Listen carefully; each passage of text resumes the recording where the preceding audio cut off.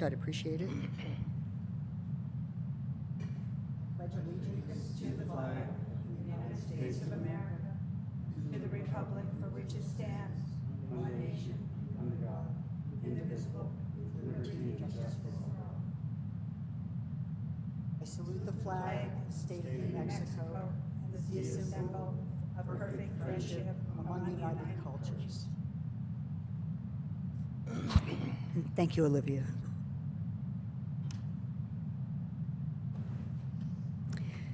Let us take a moment to focus on our responsibility and work as public servants.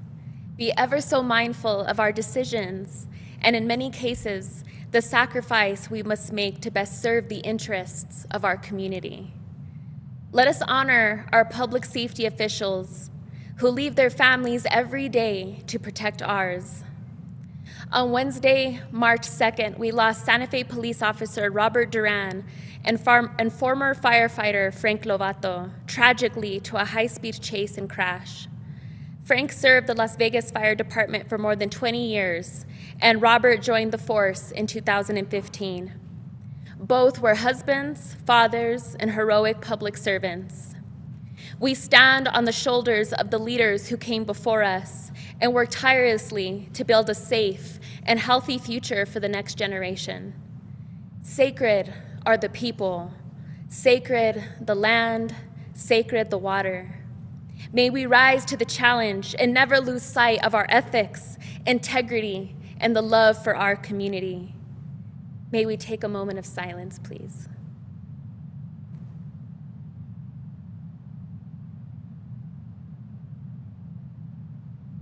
Thank you. Thank you. And thank you for doing that.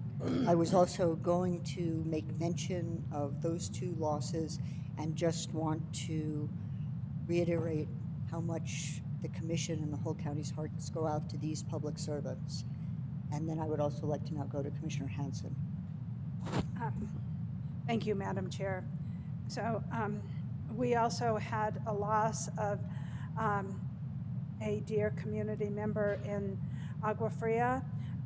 Major Mark Gonzalez served our Agua Fria community for many years and in many ways.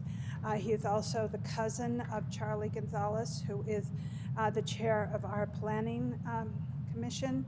And both Sarah and I had the honor of meeting him a number of months ago when we were out in Agua Fria working on some issues. And so I want to express my condolences to the entire Gonzalez family and also to the all of Agua Fria village. It is a big loss for them. And he was young. I think he was in his 60s, and it was a surprise to everyone to lose him. So I just want to take a moment of silence for him. And also a very colorful and interesting character who lived in this community for the past 25 years, Stan Rosebud Rosen. He was a great union and labor leader, active in all kinds of projects. I feel honored that he supported me for my run for commission. And he also supported me in many of my endeavors, and he is really missed in this community. And there was a beautiful story today in today's paper recognizing him. And then I also want to recognize Tom Law, who died a number of weeks ago. He is the father of a number of he has a number of children here, Solar, Pilar, Sunday Peaches, and Jesse Law, who lives in Commissioner Hamilton's district, and I think Pilar lives in my district, and I think they're spread out through many of our districts. And I have known him since the 1970s. He was kind of an icon of the Back to the Land movement. as a young hippie, and he was on the cover of Life magazine, meditating in the 1970s. He lived in Truchas with his wife at that time, Lisa Law, and and then he was married in New York City, and he lived there from mid 80s, and so I just want to It's sad. send condolences to all of those people. Julio, yes. And so I ask that we take a moment of silence. So I have in our traditional building, Science Beth. Thank you. Saber que este I'm hearing something in my. I am too, but I have no idea what it is. Camera's not muted. Okay, well, they seem to be muted now, so I suppose that's good. So that takes us to approval of the agenda. Manager Miller, are there things we need to make note of? Yes, Madam Chair, Board of County Commissioners, the original agenda was posted on Tuesday, March 1st at 5:23 p.m., and then the amended agenda with the following amendments was posted on Friday, March 8th at 4:55 p.m. And that is under Section 2, Item C, the canvassing, the canvas board packet materials were updated.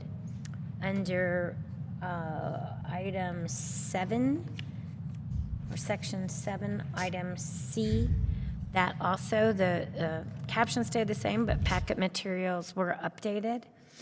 Also, under matters from the county attorney, Item 12A, items 2 and 3 were added. And under matters from the county attorney, item 12C, the packet materials were updated. And those were the amendments to the agenda posted on Friday. Excellent, thanks so much, Manager Miller. So, Commissioner Hanson? Madam Chair, I would like to ask under public hearings, we could move item 13B to be the first item to be heard under public hearings, since it seems to be of the short duration.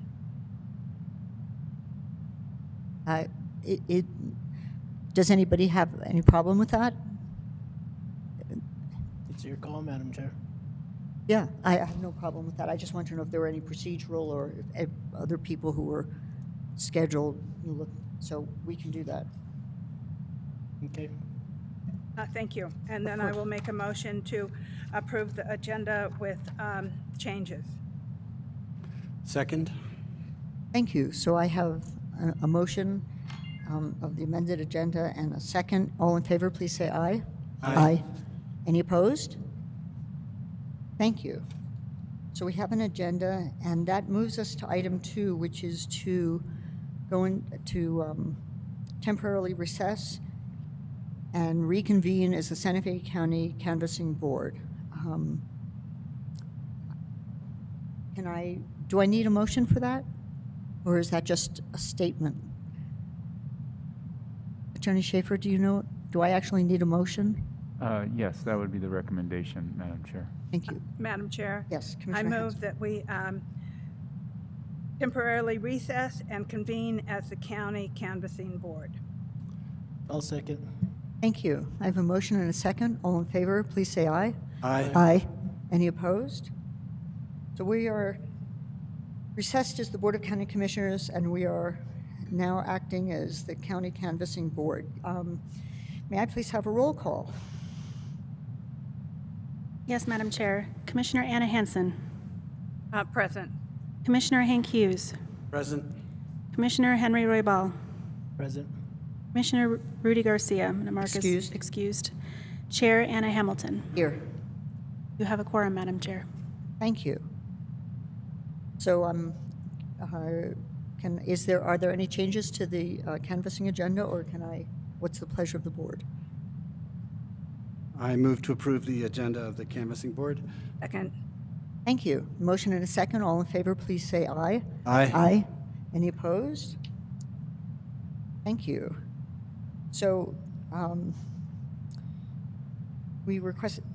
we're on item C, which is request approval of the March 1st, 2022 Espanola Municipal Election Report of the canvass. And Madam Clerk, are we going to you?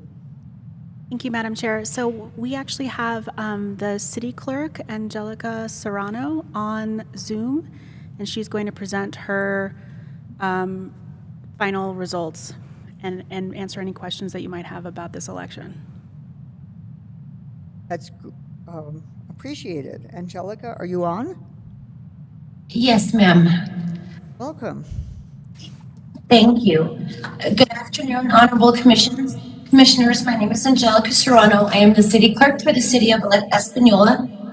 Alongside me, I have Melissa Velasquez, deputy clerk, and Tyler Dominguez, our records clerk. We had a successful 2022 municipal officer election, and today I'm here to present you the unofficial results for our mayoral candidates. Mr. Javier Sanchez, during early voting, received 294 votes. John Ramon Vigil, 405. District 1 Councilor Aaron Salazar, 131. John L. Ritchie, 51. District 2 Councilors, Richard R. Martinez, 48. Nanette D. Smith Rodriguez, 172. District 3 Councilor candidate Denise Benavides, 105. District 4 Councilor candidate Justin J. Salazar Torres, 129. Our absentee ballots, mayoral candidate Javier Sanchez, 25. John Ramon Vigil, 43. District 1 Councilor candidate Aaron J. Salazar, 12. John L. Ritchie, 7. District 2 candidates Richard R. Martinez, 5. Nanette D. Smith Rodriguez, 19. District 3 candidate Denise D. Benavides, 8. District 4 candidate Justin Salazar Torres, 11. Whole Adult Ministries, this was during election day. Mayoral candidates Javier Sanchez, 164. John Ramon Vigil, 111. District 1 candidates Aaron J. Salazar, 9. John L. Ritchie, 4. District 2 candidates Richard R. Martinez, 8. Nanette D. Smith Rodriguez, 7. District 3 candidate Denise D. Benavides, 126. District 4 candidate Justin J. Salazar Torres, 73. Lucero Center, Election Day Voter Convenience Center, mayoral candidates Javier Sanchez, 253. John Ramon Vigil, 241. District 1 candidates Aaron J. Salazar, 106. John L. Ritchie, 46. District 2 candidates Richard R. Martinez, 62. Nanette D. Smith Rodriguez, 111. District 3 candidate Denise D. Benavides, 54. District 4 candidate Justin J. Salazar Torres. And I sincerely apologize, I did not include the municipal judges in any of those. I can go back and review those, I apologize. Early voting, municipal judge candidates, Jose Pedro Trujillo, 333. Joseph W. Madrid, 342. Absentee ballot, municipal judge candidates, Jose Pedro Trujillo, 30. Joseph W. Madrid, 39. Municipal Adult Ministries Community Center, municipal judge candidates, Jose Pedro Trujillo, 119, Joseph W. Madrid, 153. And I'll start with Lucero Center again. Mayoral candidate Javier Sanchez, 253. John Ramon Vigil, 241. District 1 candidates, Aaron J. Salazar, 106. John L. Ritchie, 46. District 2 candidates, Richard R. Martinez, 62. Nanette D. Smith Rodriguez, 111. District 3 candidate, Denise D. Benavides, 54. District 4 candidate, Justin J. Salazar Torres. Municipal judge candidates, Jose Pedro Trujillo, 230. Joseph W. Madrid, 256. And we had a total votes cast of 1,546 with a voter turnout of 26.4%. I do have one provisional ballot, which is considered to be qualified, and with your permission, would like to open the provisional ballot and count the votes within at this time.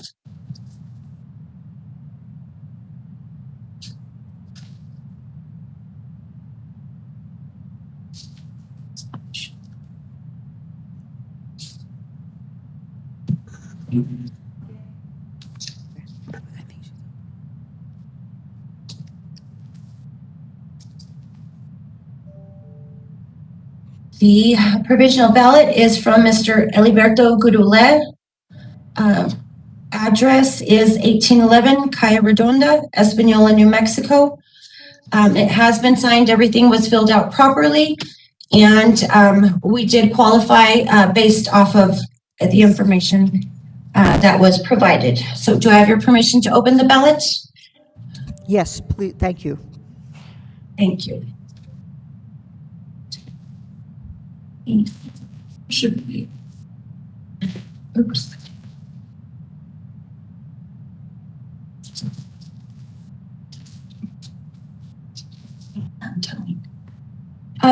Deputy Clerk Velasquez will be hand tallying these votes.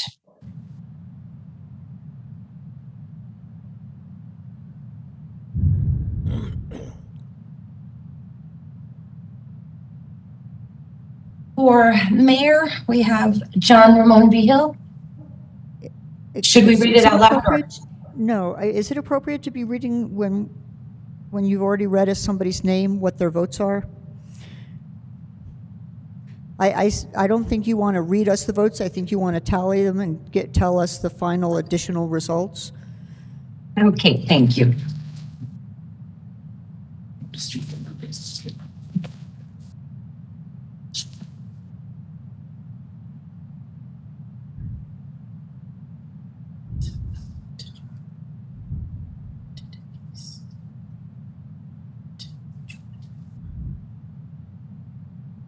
Okay, so that changes Is that the only total. provisional? Oh. Yes, ma'am. Ah, okay, thank you. Okay, we won't keep you too long. Do you have any further questions for us or for We'll myself? check, thank you. Commissioners, are there any questions? Commissioner Hanson. I apologize. I've been having computer problems. Can you just give me the total votes for the mayor and the city councilors, because I couldn't follow that. It is attached. It is attached? Okay, I'm sorry, I couldn't even get to my computer, so. Yeah. Okay, let me It is, open. yeah. I thought I looked at them, yeah. And our clerk has them if you want to take a quick look. Has them printed.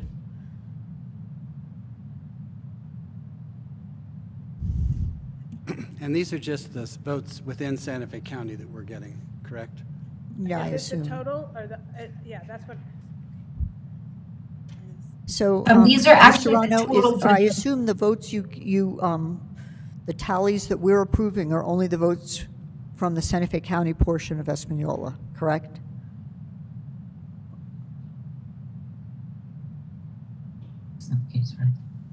No, ma'am, it's because of the fact that we sit on the two counties, I have to canvass within Rio Ripa and Santa Fe County, and it's a total vote, or total votes for both counties. Okay, thank you. We do have the breakdown, however. I just, do you formally present these to the other canvassing board as well? Yes, ma'am, we presented them yesterday. Without the provisional ballot, because the provisional ballot was within Santa Fe County, and we Okay. needed to open it in front of your canvas. Of course. And so, if I'm not mistaken, and Attorney Schaefer, maybe you can clarify, I think technically we approved the Santa Fe County portion of the vote. Is that not correct? Or maybe I should ask the clerk.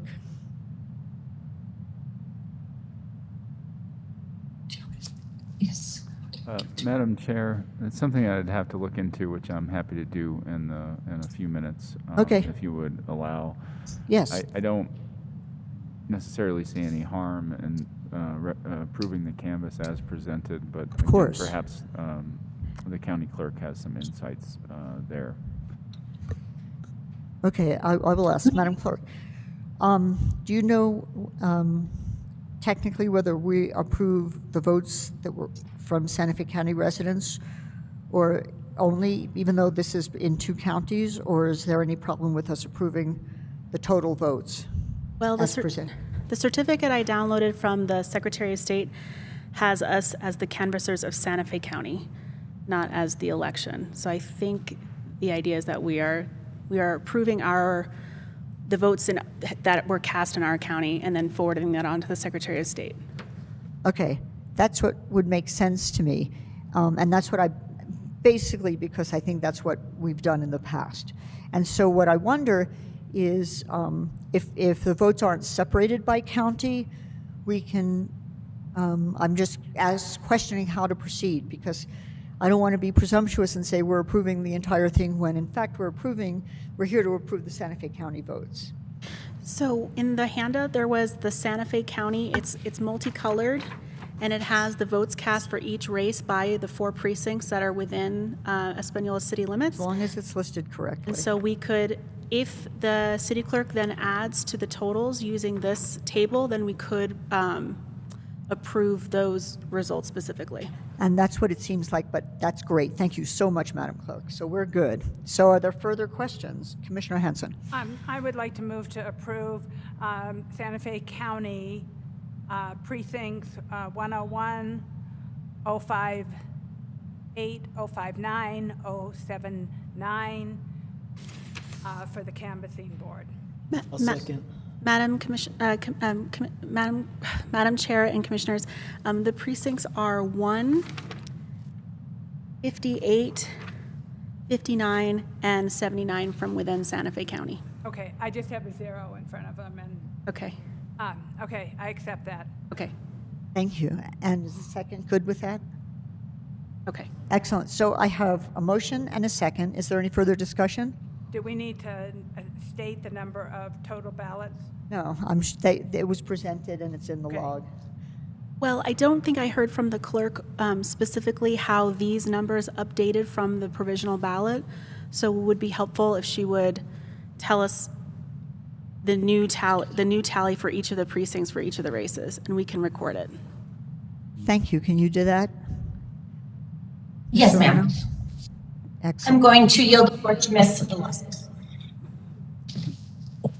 And Good if you don't afternoon. mind introducing yourself, that would be great.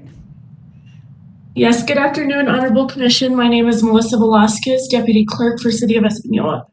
And I will be going over the provisional ballot that was added. And this was exclusively for the Lucero Center on election day, the only provisional ballot which we received. So the totals are for each candidate are for Mayor Javier Sanchez, 736. For John Ramon V. Hill, 801.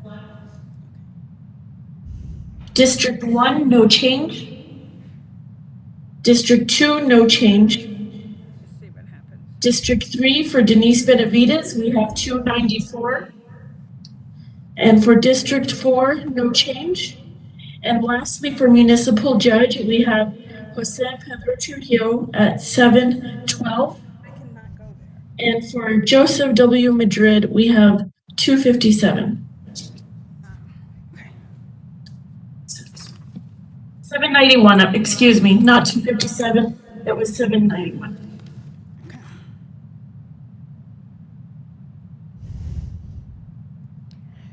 Excellent, thank you. So for the first and the second, does your motion stand with the corrected totals? Yes. Okay, yes. Is there any further discussion? So I have a motion and a second. All in favor, please say aye. Aye. Aye. Any opposed? Thank you very much, and thank you for your presentation, Clerk Serrano. Thank you. Thank you. Have a good day. You as well. So I'll make a I- motion for thank us to you. adjourn as the canvassing board and reconvene as the Board of County Commissioners. excellent. Yep. Thank you. I have a motion and a second. All in favor, please say aye. Aye. Aye. Any opposed? Thank you. So we are now back in session as the Santa Fe County Board of County Commissioners. And that takes us to item 3, which is approval of the meeting minutes from February 8th. Are there any changes, or what's the pleasure of the board? Madam Chair? Commissioner Hanson. Yes, I presented my changes to the stenographer, and so I'd like to move to approve with changes.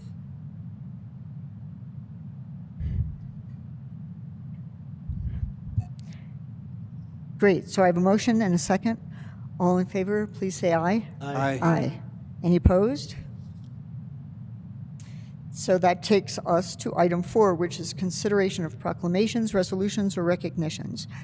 4A is request approval of the proclamation proclaiming March 10th as Tibetan Freedom Day. Commissioner Hanson.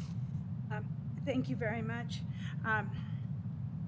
I am honored to bring forward this proclamation.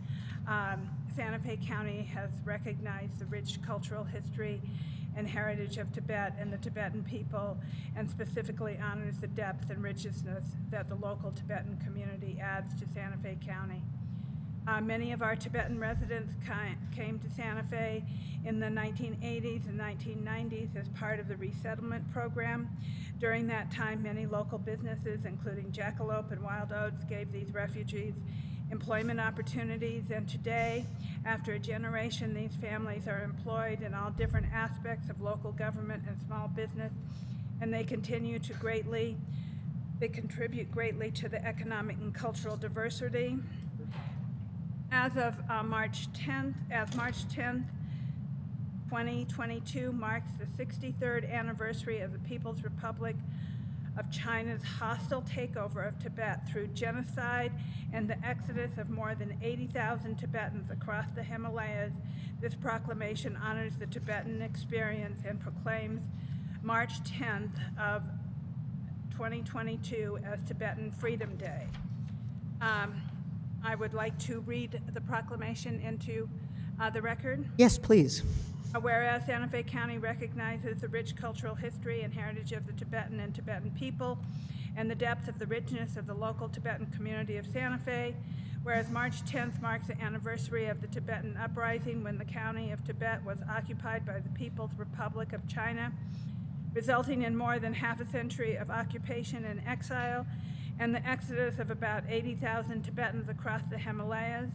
And whereas Santa Fe County supports the conclusion of the United States Congress that under the established principles of international law, Tibet is an occupied country whose true representative is exile, the Tibetan government based in India, headed by Sikyong Pemsa Tsering. And whereas The Tibetan people acknowledge and honor His Holiness the Dalai Lama, recipient of numerous awards from many governments and institutions, including the Nobel Peace Prize, the United States Congressional Gold Medal, as the spiritual and temporal leader of Tibet. And Santa Fe County encourages the People's Republic of China to enter into discussions with His Holiness the Dalai Lama and the Tibetan government to solve the questions of Tibet based on the will of the Tibetan people and to ensure respect for the fundamental rights of the Tibetan people. Now, therefore, be it resolved that we, the Board of County Commissioners of Santa Fe, do hereby proclaim the 10th of March, 2022 as Tibetan Freedom Day. I believe that Pemse from the Tibet Center is with us online. I can't go to that screen on my computer at the moment. I did, but I don't see him, but if he comes up to speak, Pemse, are you available? And if so, can you unmute yourself and would you care to address us? We'd be honored. I don't know who's running the, Daniel is.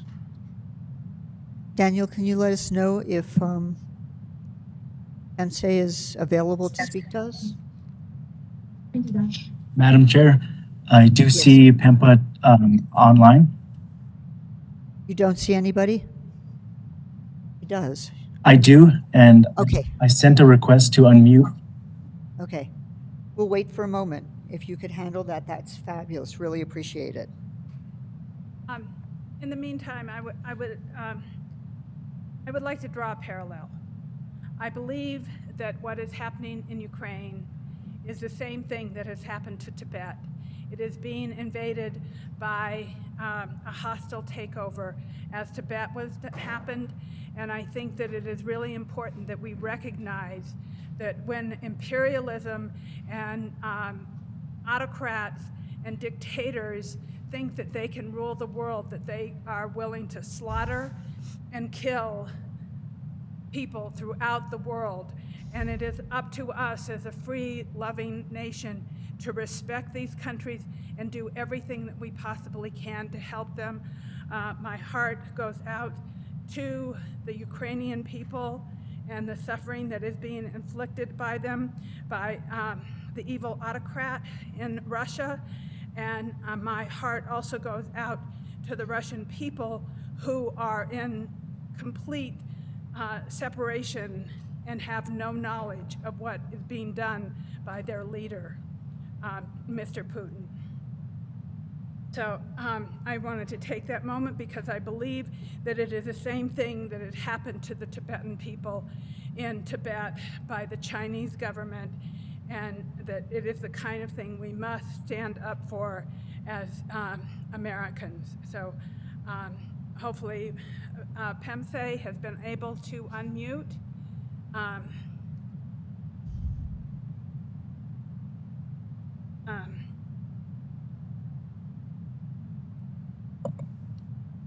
Madam Chair, Commissioner Hanson, I have been unable to successfully unmute Pempa. But Sarah Smith is trying to contact him using other means, and I can continue to try on my end.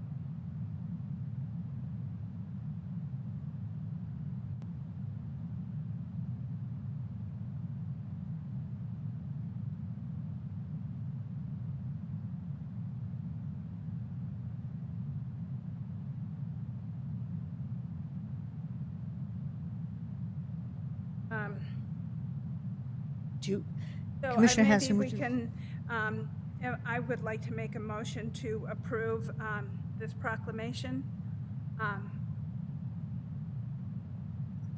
I would love to second it if that's legit. Yes, of course. So is there any further discussion? Yes, Commissioner Hughes. Well, I just want to say that I agree with everything Commissioner Hanson said about the freedom of Tibet being very important. The parallel with Ukraine is certainly a tragic reminder of what happens when autocratic leaders think that they can get away with anything. And I certainly agree that we should stand up, at least with our words, as much as we can for people who need our help around the world. Thank you. Excellent. Other discussion? Madam Chairman, Commissioner Garcia? just for the record, I just want to know that I am here. Yes, I was going to mention that. Thank you very much. Good. Thank you for being here. And Commissioner, thank you for bringing that up because, as we see in the news media every day and every night when I don't sleep, as into what's happening in that area, it's unfortunate what's going on and where it's going. And I think our president and his administration are doing the best they can do. And it's just unfortunate, but Commissioner, thank you for bringing this forward because this is something that we need to look into and support what's happening in that part of the country. Thank you. Thank you, Commissioner Garcia, and thank you, Commissioner Hughes and Commissioner Hamilton and Roy Ball. I think it's important that this isn't directly affecting our county, but at the same time, we have a really strong Tibetan community here who, one of the great, it was the Tibetan New Year on March 3rd. Hello. And, hello, Pemse? Madam, Yes, Commissioner Anna, how are you? Thank you so much. I'm so sorry. I was on the phone. Yes, bringing fireplace, that's all we have. Can you hear me? Yes. Queen Street. Thank you. Thank you. Please, it's at 3.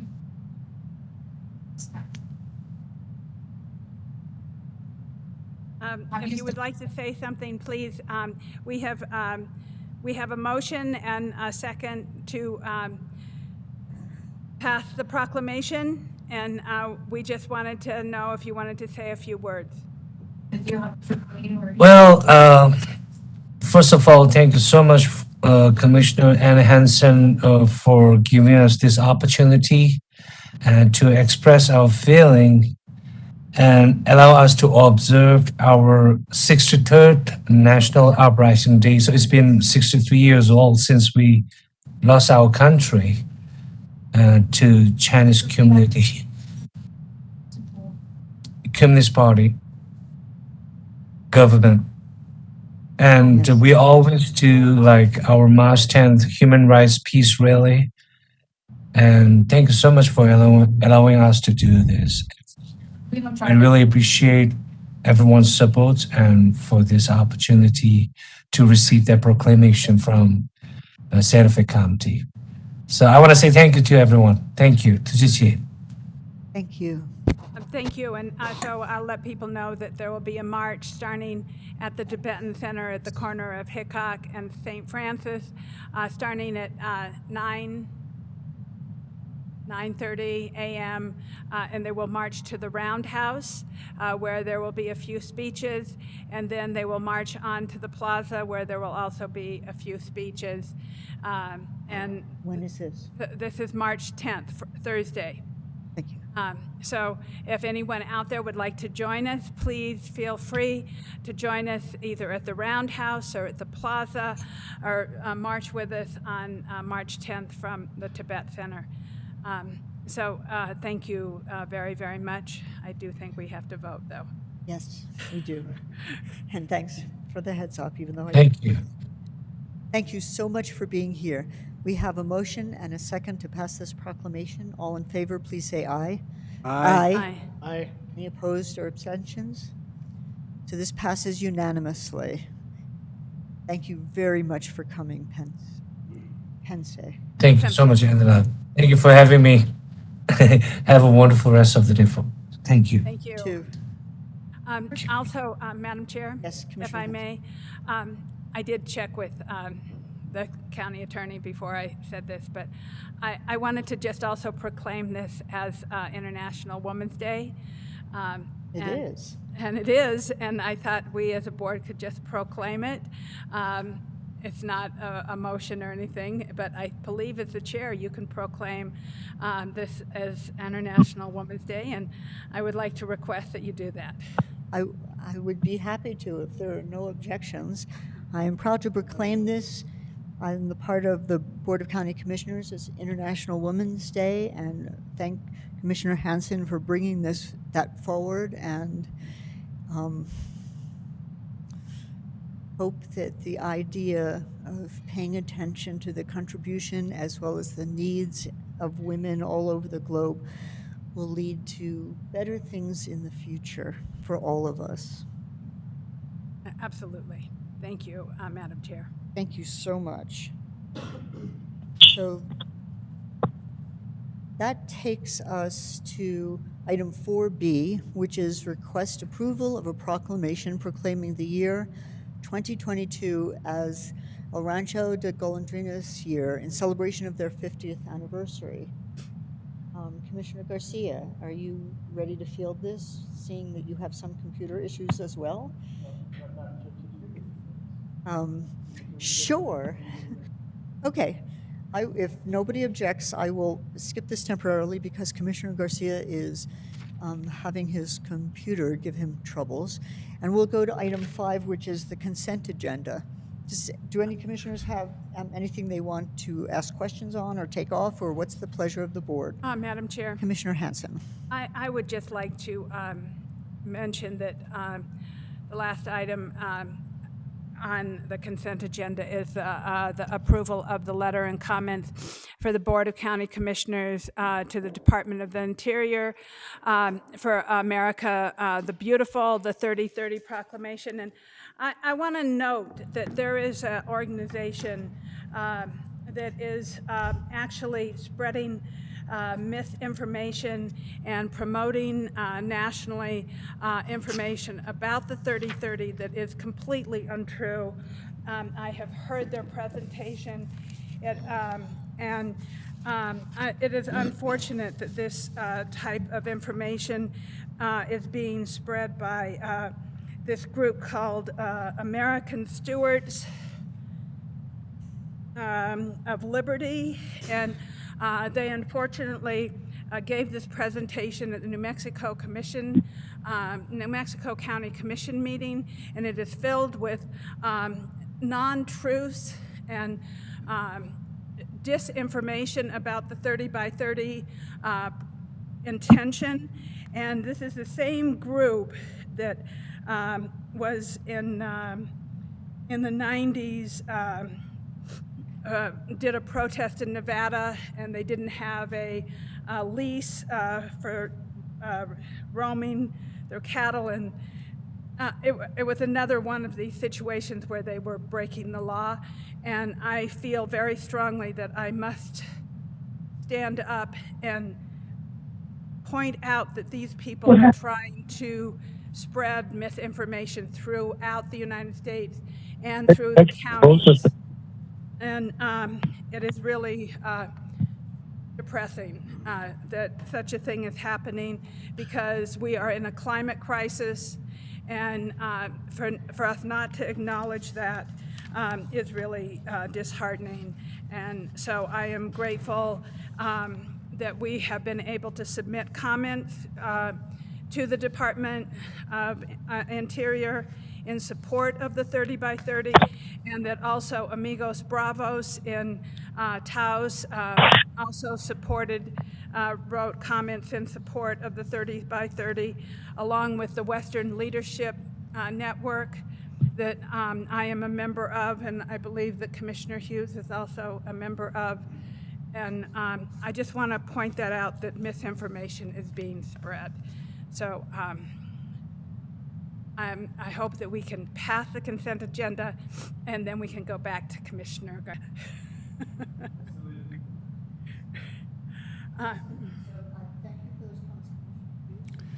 Yeah, I just want to, and helpful rather than spreading misinformation. Thank you. Thank you, Commissioner Hughes. So are there any other questions or items or that people have about the consent agenda, or what is the pleasure of the board? Madam Chair, I would like to move to approve the consent agenda. Thank you. And I'll second that. Thank you. I have a motion and a second. Is there any further discussion? If not, all in favor, please say aye. Aye. Any opposed? Thank you. And so now indeed we will go back. Commissioner Garcia, are you good? No, not yet, no. Madam Chair, may I offer you a resolution number? Oh, thank you. You see? I only managed one meeting without forgetting. I'm ready. Resolution number 2022-013 for item 5B. Excellent. Got it. Thank you very much, Madam Clerk. Thank you, Madam Chair. Would it help? Okay, well, there's no reason not to go on to item 6, which is appointments to the Transportation Advisory Committee, Districts 2 and 3. And who is covering this? Welcome. How are you? Your name wasn't listed, so I wasn't. Hi, good afternoon, Commissioner, Chairman Hamilton, and members of the Commission. Yes, the item before you is appointments to the Transportation Advisory Committee, District 2 and District 3. So just a little background, the Resolution 2015-13 established the Transportation Advisory Committee. The committee meets quarterly and looks over matters regarding transportation from the Planning Division and the Public Works Department. Currently, per the resolution, the TAC is comprised of 13 members, and we currently have 7 representatives on the TAC. So we have 4 vacancies, and we are proposing to fill 2 of them today.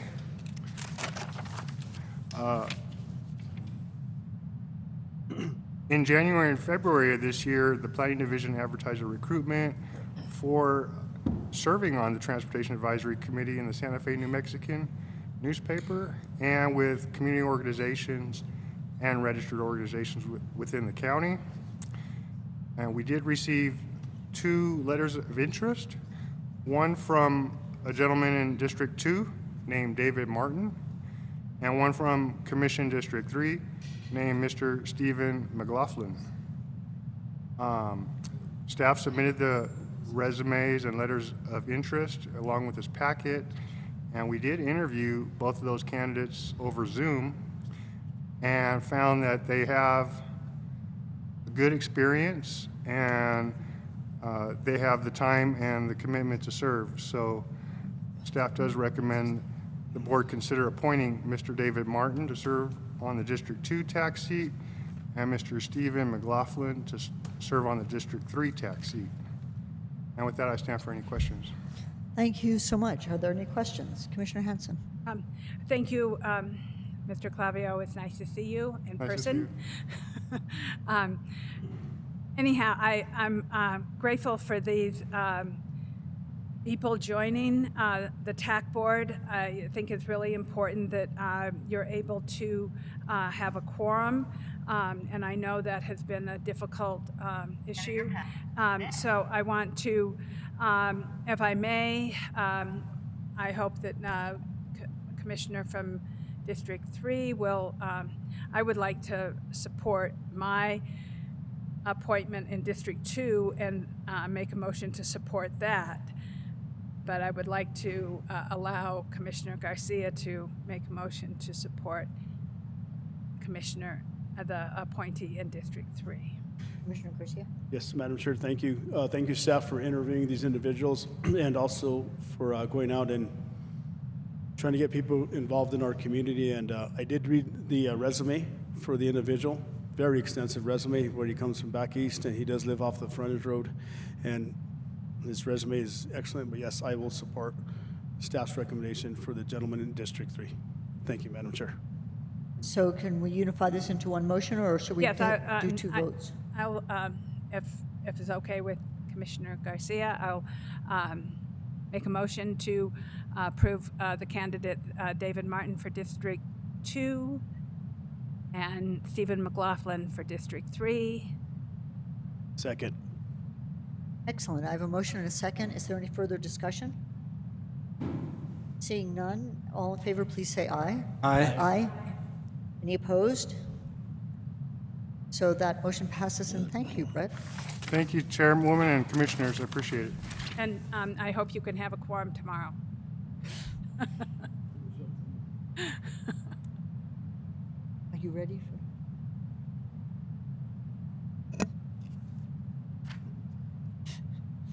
I don't, okay. So this takes us, we're going to start down the list of miscellaneous items. That's item 7. 7A is approval of Amendment 7 to the agreement with La Familia Medical Center, increasing compensation, et cetera, et cetera. And I believe we're supposed to have Jennifer Romero, but is that true? Are you online, Jennifer? Or Bill, who is doing Good afternoon. 7A? Hello, thank you. Madam Chair and Commissioners. Welcome. And I believe Bill Taylor is on as well. But this agreement will increase the La Familia contract, bringing the total dollar amount to $3,512,125, which requires BCC approval. Thank you, Mr. Taylor. I just, of course, skipped to the very end to look at who is approving, so my apologies for skipping over your name. Do you have stuff to add to this?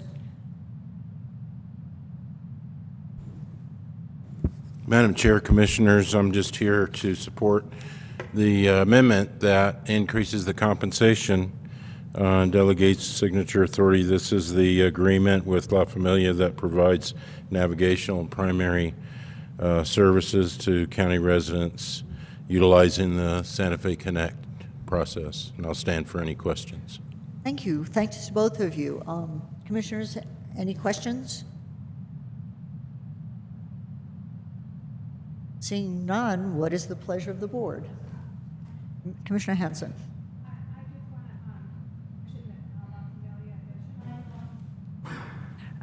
Madam Chair, Commissioners, I just wanted to mention that La Familia is in District 2, and in the recent past, I have gotten a request from one of the doctors there who works there to possibly have solar installed on the La Familia building, since it is a county-owned building. So I wanted to just mention that. I certainly support this amount of money for additional amount of money for everything that we do at La Familia, and I will make a motion, but I also wanted to let the board know that they are very interested in having solar on their facility, and this was just brought to me recently. So with that, I would make a motion to approve amendment number 7 to agreement number 2018-0047 with La Familia Medical Center, increase the compensation an additional amount. Excellent. I have a Second. Thank you. I have a motion and a second. Is there any further discussion? Madam Chair. Yes, Commissioner Hughes. Yeah, I just want to say I'm really glad we're doing this. I've seen in my other work the good that comes from the Connect program and the navigation services and the flexibility of providing people what they need right now to make their lives better and continue on and make their health better. And in terms of La Familia is very important. So I'm happy to second this. Excellent. Thank you. Is there further discussion? If not, I have a motion and a second. All in favor, please say aye. Aye. Aye. Any opposed? And just to note for the record that Commissioner Garcia had stepped out for just a moment. So that takes us to item 7B, which is request approval of amendment number 1 between Santa Fe County and Wordsworth, extending the term for an additional 4 years and delegation of signature authority to the county manager. Bill Taylor. Thank you, Madam Chair, Commissioners. This amendment number 1, we entered into agreement with Wordsworth in 2018 for a 4-year, straight 4-year contract. And it's been requested, and we support amendment number 1 that'll extend the contract with Wordsworth for an additional 4 years. Of course, they provide us the services for stenography and transcription services. With that, I'll stand for any questions. Excellent. Madam Chair. Commissioner Hughes. Yeah, I certainly appreciate the good stenography, and also I move to approve this item. Excellent. Second. So I have a motion and a second. Any further discussion? Yes, I just want to say I Yes. want to thank WordWorks for all their great contribution to keeping records for us and doing our minutes. Yes, I would definitely agree with that. Really appreciate the accurate and wonderful work, even if their name is a tongue twister. I had a motion and a second. Is there a further discussion? So all in favor, please say aye. Aye. Aye. Any opposed? Thank you. That passes. So, Commissioner Garcia, have we approached the time? Sure. Okay, so we're going back to item 4B, which is the proclamation regarding Las Golondrinas. Commissioner Garcia. Thank you, Madam Chair. Thank you, my colleagues. A proclamation 2022 as El Rancho de los Golondrinas year, which is their 50th anniversary. And can we make sure Mr. J.J. Gonzalez is on the... I believe he is. I got a message. Daniel can check, but I got a message from Tina. So I'm going to introduce this Madam Chair. resolution. And Yes. Madam Chair, Commissioner Garcia, it does look like they are online. They are both under Daniel Goodman's account. Okay, awesome. Thank you. Thank you, Madam Chair. Thank you, my colleagues. Whereas El Rancho de los Golondrinas, New Mexico's premier living history museum, was an important paraje, which means a stopping place. A stopping place along El Camino Real, the royal road that extended from Mexico City to Santa Fe. Whereas the museum was established in 1972 by Lerona Curtin and Y.A. Palomino, who had the vision to both donate the land and establish a living history museum, and who has family remains involved with its operations today. And whereas El Rancho de los Golondrinas welcomes more than 50,000 visitors a year from all 50 states and from around the world, including 20,000 New Mexico school children through its programs each year, instilling pride in their history and heritage and understanding of their place in the American story. And whereas El Rancho de los Golondrinas is dedicated to preserving the history, heritage, cultures of New Mexico. And whereas El Rancho de los Golondrinas is celebrating its 50th anniversary of dedication to the history, heritage, and cultures of New Mexico, with 50 events for 50 years, including festivals, volunteer work, and a 5K run, and more. And we can see Exhibit A for the full list of events. Now, therefore, be it resolved that we, the Board of County Commissioners of the Santa Fe County, do hereby proclaim the year of 2022 as El Rancho de los Golondrinas year, approved and adopted and passed on this 8th day of March 2022. Thank you, Madam Chair. One of the things I would just like to say about this is, and maybe Mr. Gonzalez, is people may or may not realize El Rancho is, when you look down La Cienega, and Commissioner Hansen and I share this district, when you look way down that canyon, people came up from Mexico and they actually stopped at this place, and this was the last stopping point, so you could actually refuel your wagons. There was no gas back then.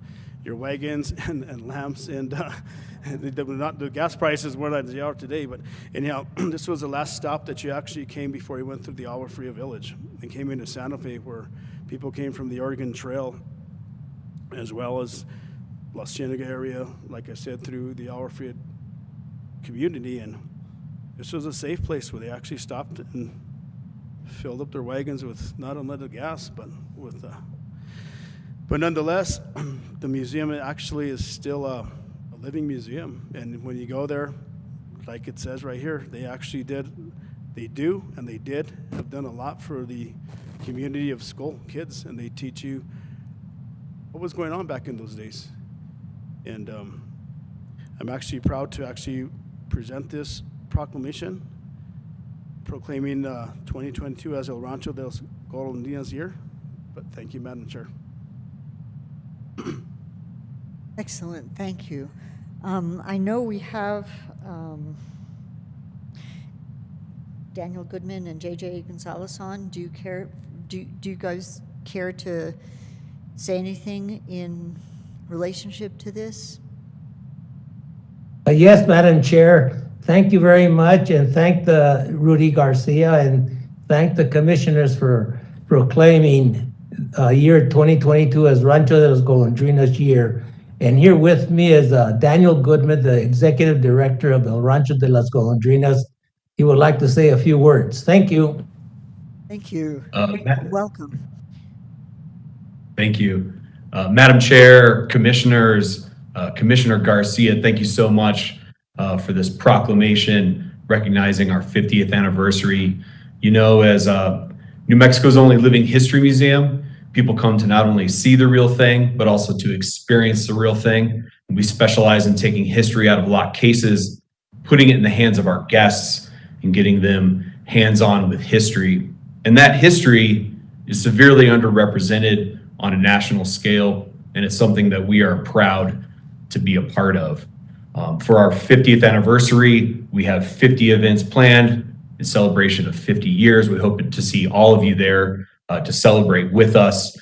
This proclamation is an honor and is a great way to kick off the celebrations of one of Santa Fe's cultural institutions. So thank you all. Excellent. Thank you so much. Do the commissioners have things to say? Commissioner Hanson? Yes, thank you, Commissioner Garcia, and nice to see you, JJ, and everyone. I love El Rancho de las Golondrinas, and I think that these kind of historic monuments that we have in our community, which are really living historic monuments, not just, they are still an operation today. And that is what is really important about having the celebration. I mean, we might be celebrating 50 years of this, but this place has been in existence for a very long time, as Commissioner Garcia said. And not too long ago, Senator Heinrich and I visited the Martinez Hacienda, which in Taos, which was kind of the next stop up from El Rancho Las Golondrinas. And so it is a connection that we have to realize existed here many hundreds and hundreds of years ago, and how important those connections were for the people who were coming to live here, and the services and that they provided. You know, like it was a place where you got food and supplies, and you got your horses shoed, and you had the blacksmith, and you know, it was the center of activity, and they're so important. And I think most of you know what a history buff I am, and how much I believe in the history of northern New Mexico. And so I think this is such an important proclamation. So thank you, Commissioner Garcia, for bringing this forward, and thank you, everybody, for supporting it. Thank you. Thank you very much. Yes, Commissioner Garcia. Thank you, Madam Chair. Mr. Goodman, as well as Mr. Gonzalez, we've talked about this. We had a lengthy meeting last night in the La Cienega community. And I will be talking with Manager Miller, as well as our Public Works Department, as well as our local sheriff, as into what we can do to help out, whether it's traffic control or what we actually need to do to assist in the different events that are happening. But we will talk with our sheriff, Mr. Mendoza, and as well as our Public Works Department. But the County Commission will work with you guys as into what we need to do. Thank you all. Thank you. So is there further discussion? Yes, Commissioner Hughes. Well, I'll just add very quickly that I've been to many events at Las Golondrinas, and I enjoyed every one, and I'm so glad we're able to help them celebrate their 50th anniversary. Absolutely, I would definitely second that.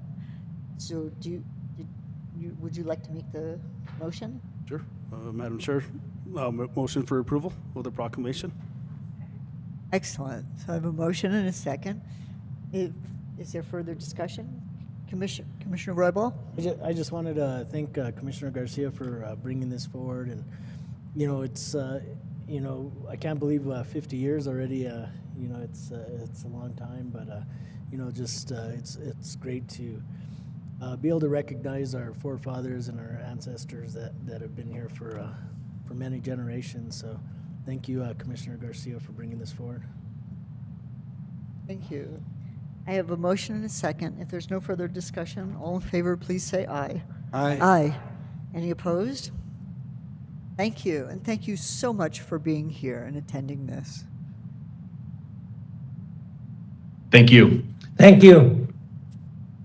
So that takes us back to item 7C, which is a resolution regarding the notice of sale for general obligation refunding bonds. And we're going to Yvonne Herrera. Thank you.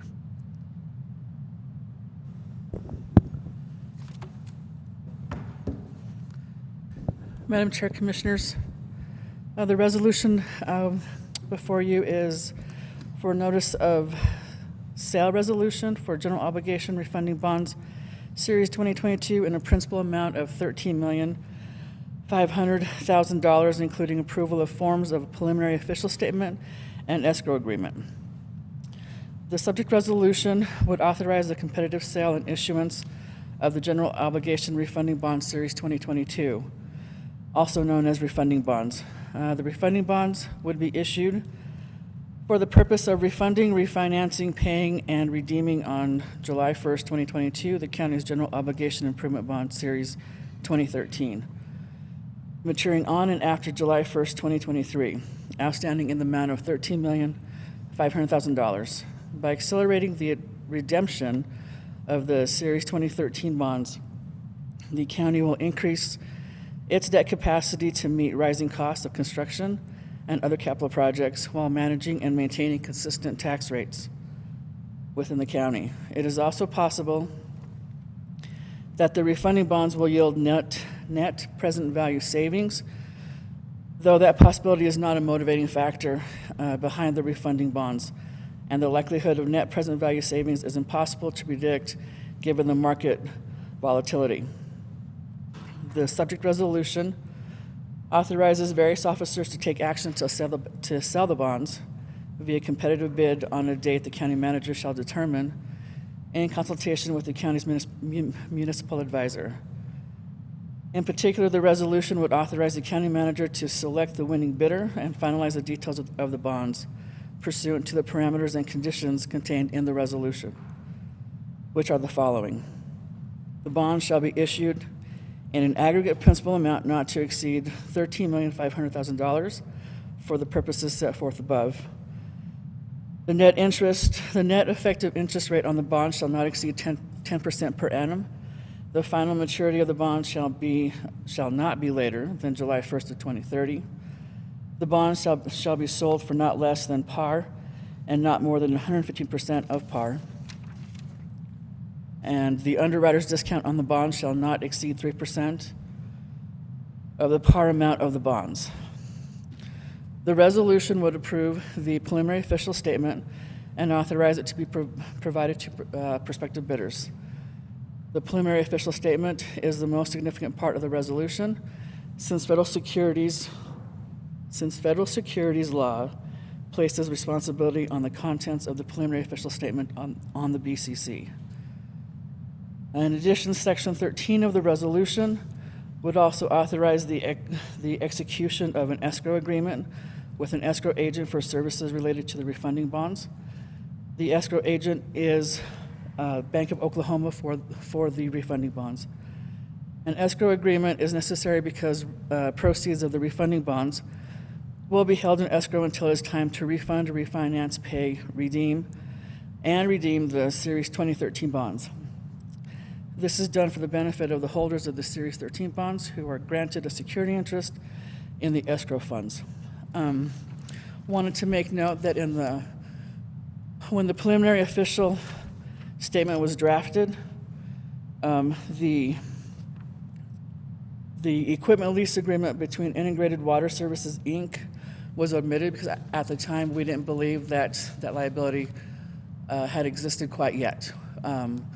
The generator, at the time, we believed the generator was not fully installed. We've discovered that, I believe, that the generator has now been installed, and we have received the first invoice to be paid, and therefore the statement that we issue for the bonds will include that lease liability. And with that, Chair, I stand for any questions. Excellent, thank you, and thank you for that special note. Are there any questions from the board? Commissioner Garcia? Thank you, Madam Chair. Thank you, Mrs. Herrera. Explain to me about this generator thing. Tell me about that again. What is it? What's going on?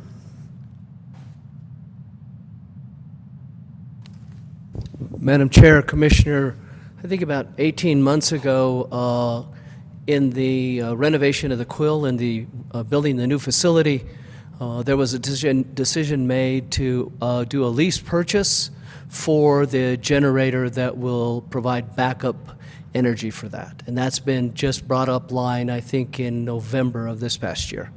And that actually was processed with the help of the county manager, and the county attorney, and there was an ordinance passed with regard to that.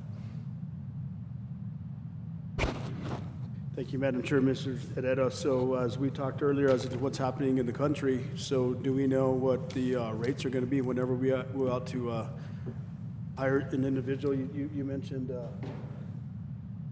the Bank of Oklahoma, which is, I guess, that's our escrow agent. But do we have any idea what the interest rates are, where we're at these days?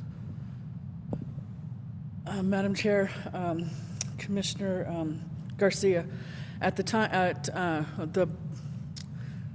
the county's financial advisor believes, well, at the last meeting that we had, he thought that the rates had kind of leveled off, but because of what's happening with Ukraine, we decided to kind of wait to see what would happen with the rates, thereby giving the county manager the authority with the advisement of RBC Capital, I believe, to determine when to do the bond sale based upon those rates. But right now, just because of the market fluctuations, we just don't know what's going to happen yet.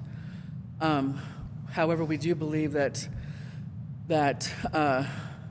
issuing the bonds is still in the best benefit of the county because it helps us with our debt capacity and to help with our tax rates to keep them level, so that they don't rise or lower with the market, with the valuations. Excuse me. No, thank you, Mrs. Herrera. So as you know, we were in the investment committee meeting last week, and we talked about all this stuff, the county's investment, how we're investing our funds, basically. And so yes, we're going to give the Manager Miller, she knows this system better than probably any of us actually sitting up here. But so we're actually going to give her the authority to, depending on when the market's going up and down, when she feels it's comfortable to go sign these bonds, then we're giving her the authority by approving this, correct? Madam Chair, Commissioner Garcia, yes. So based upon, we also have a time limit in regards to the bond rating that we'll have with Standard & Poor's. We'll have 60 days, I believe, from that to do the bond sale to keep that same rating and not have to pay for it again. So there is a set time frame, but yes. Thank you, Madam Chair. If there's no other further questions, I move for approval. I'll second. Thank you. So I have a motion and a second. Is there any further discussion? Commissioner Hughes? Yeah, I just was wondering if you could explain to me again exactly what the advantage to the county of reselling these bonds is. Is it because we don't want the tax rate to go up or down? We want to keep it level? Is that what's the main reason? Manager Miller? Madam Chair, Commissioner Hughes, so we have a goal of keeping our property tax mill for debt service. So we have two. We have the operating mill and we have the debt service mill.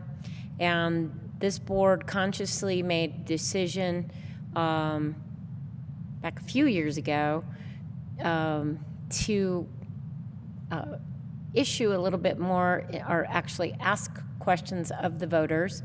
In particular, an additional question for $5 million for health facilities, which was our behavioral health crisis triage center here in Santa Fe and the health facility in Edgewood, knowing that we could potentially have an increase in our debt service rate to 2.12 mils. But we then, once all those questions were passed, we always target our debt service payments in conjunction with our estimated valuation to stay at 2.12 mils. By doing this refunding, so one thing the state tries to make sure that we target at least a 3% net present value savings over the reissuance. We still, and our financial advisor, even with the rates kind of doing the strange thing they're doing right now, still thinks that we'll get that 2 to 3%. When we started this, we thought we'd get about 5%, but he said it's probably more likely to be 2 to 3%. But in addition, you can go below the 3%, that's the targeted amount of net present value savings by DFA, if you are doing debt management, and that is managing your tax rate and your debt payments. And so this refunding helps level out our payments, gives us more capacity in a new question.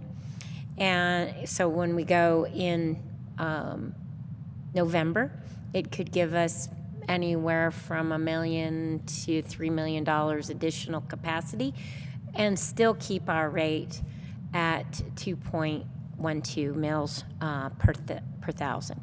So it's a combination of, yes, we always try to get a savings by doing it, but also by managing the debt payments, by paying some off early and having a flatter debt service payment, it will keep our rate at 2.12 and allow us for the estimated capacity that we had anticipated having in November of 2022 of at least $20 million, if not a little bit more. Okay, thank you. Excellent. Thank you, Commissioner Hughes. Is there any further discussion? If not, I have a motion and a second. All in favor, please say aye. Aye. Aye. Any opposed? Thank you. Thank you, Ms. Ferreira. So that takes us to item 7D. Madam Chair, Oh, yes, I do. can I Thank interest you in a resolution number? Yeah, especially if it doesn't cost me too much, other than embarrassment that I never remember to ask. Low price today. This will be resolution number 2022-014. Great, thank you. Of course. So now we're on to 7D, which is a request to enter into an MOA with New Mexico State University to establish a partnership for preparing and submitting a grant application to fund small businesses in performing an energy efficiency assessment auditing program, an energy efficiency revolving loan program, and an energy efficiency workforce development program. Do we have Alex Fitzgerald on the line? Madam Chair, Welcome. Commissioner, I am here. Thank you. Thank you very much.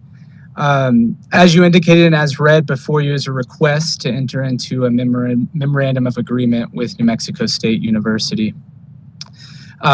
This will really formalize a partnership between Santa Fe County and NMSU for the purposes of preparing and submitting the grant application for funding, a small business energy assessment and auditing program, energy efficiency revolving loan fund program, and energy efficiency workforce development program.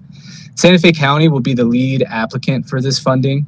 New Mexico State will be a collaborating partner in the review and final preparation of the grant proposal. And upon funding, Santa Fe County will be the fiscal agent of the funding, and New Mexico State University's Office of Pollution Prevention will serve as a contractor for conducting energy efficiency assessments for Santa Fe County businesses, hosting internship opportunities, and providing final reporting on the program. So with that, I'll stand for any questions. Excellent, thank you so much. Are there questions? Hi, Alex. This looks great. Thank you for working on this. I think that anytime we can engage our local businesses and our local educational facilities in creating energy efficiency and sustainability, that is really important. So I want to thank you for working on this and bringing this forward, and I'll make a motion to approve, and for sure let there be discussion, but I think this is a great project, so thank you. I'll second. Excellent, so I have a motion and a second. Is there further discussion, including questions for Alex? No? Chair. Yes, oh, I'm sorry, Commissioner Hughes. I'll just say it sounds like a very nice project. Excellent. Yes, it sounds very timely as well. Madam Chair, just one of the things that in a partnership with New Mexico State University, as we may or may not know, but we actually do have a partnership as into when we run our county fair. And there is a state statute, correct me if I'm wrong, Attorney Schaefer or Manager Miller, but all 33 counties actually have a partnership with New Mexico State University when it comes to funding the county fair and agricultural items in every county. But this is actually, like you said, another great agreement that we have that's working with New Mexico State University. Thank you, Madam Chair. It's interesting, thank you. Further discussion? Seeing none, I have a motion and a second. All in favor, please say aye. Aye. Aye. Any opposed? So, not unexpectedly, this passes unanimously. Thank you so much, Alex, for bringing this Madam Chair, forward. Commissioners, thank you. So that concludes item 7. Item 8 is presentations, and we have a presentation from Public Works on the northeast-southeast connectors. And everybody's probably noticed that they've already distributed the printed maps for us to use during the presentation. So thank you, Mr. Huron. You're welcome, Madam Chair, Commissioners. We have about a 15-minute presentation for you. I will start it, and then Ivan is going to run a PowerPoint for you. We ask that you hold your questions to the end so that we can get through the presentation. I'll start with an overall summary of the Northeast-Southeast connector. The proposed Northeast and Southeast connectors have been planned by Santa Fe County and approved by the Santa Fe MPO to relieve traffic congestion on Richards Avenue and to provide additional roadway connections to and from the Santa Fe Community College District. The Northeast and Southeast connectors are proposed as limited access controlled facilities, designated as future arterial connector roadways, and lie within an area of Santa Fe County which has experienced tremendous growth within the last 20 years and will experience a lot more when this road is completed. The total project length is 3.88 miles of new infrastructure developed consistent with context-sensitive solution principles, which are principles that are based on community input and community involvement.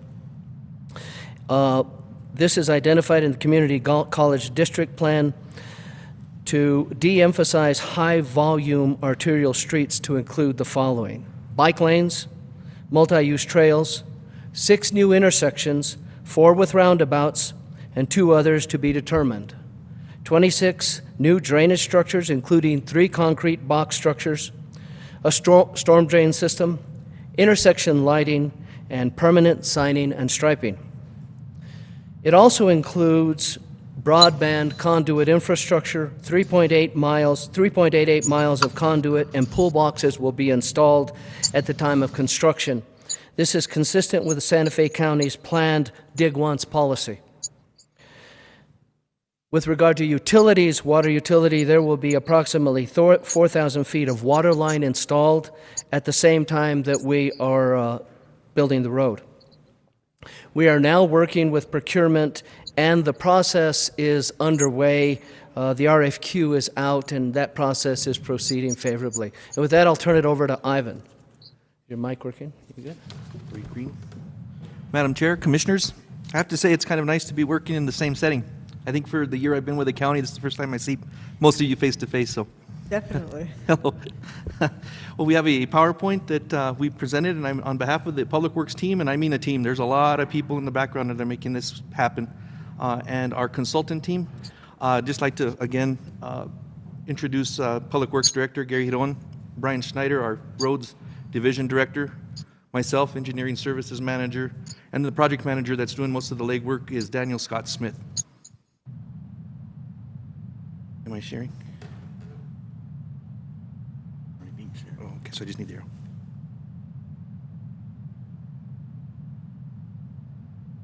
And our design team, so I can introduce them, is our prime consultant is Souder Millen Associates. You may all have heard the SMA acronym. They are our lead engineering firm. Supporting them is T2 Utility Engineers. They have done the subsurface utility engineering. That's the engineering required to identify any utility conflicts in the area. Ecosphere Environmental Services is doing the environmental follow-up and supporting our public involvement activities. Geotest Inc. is a local geotechnical engineering firm who's done a lot of soil borings and have provided the surfacing, the thickness of the asphalt, etc., base course recommendations. Mike Henderson Consulting was the group that did the traffic data collection. They set traffic counters in multiple areas within the area. And ERMSI is our traffic forecasting and modeling subcontractor. They took the data that was provided by Mike Henderson, they incorporated it into the Santa Fe MPO model, and they forecasted what the traffic volume might be in the year 2040. And that helped us determine the intersection design.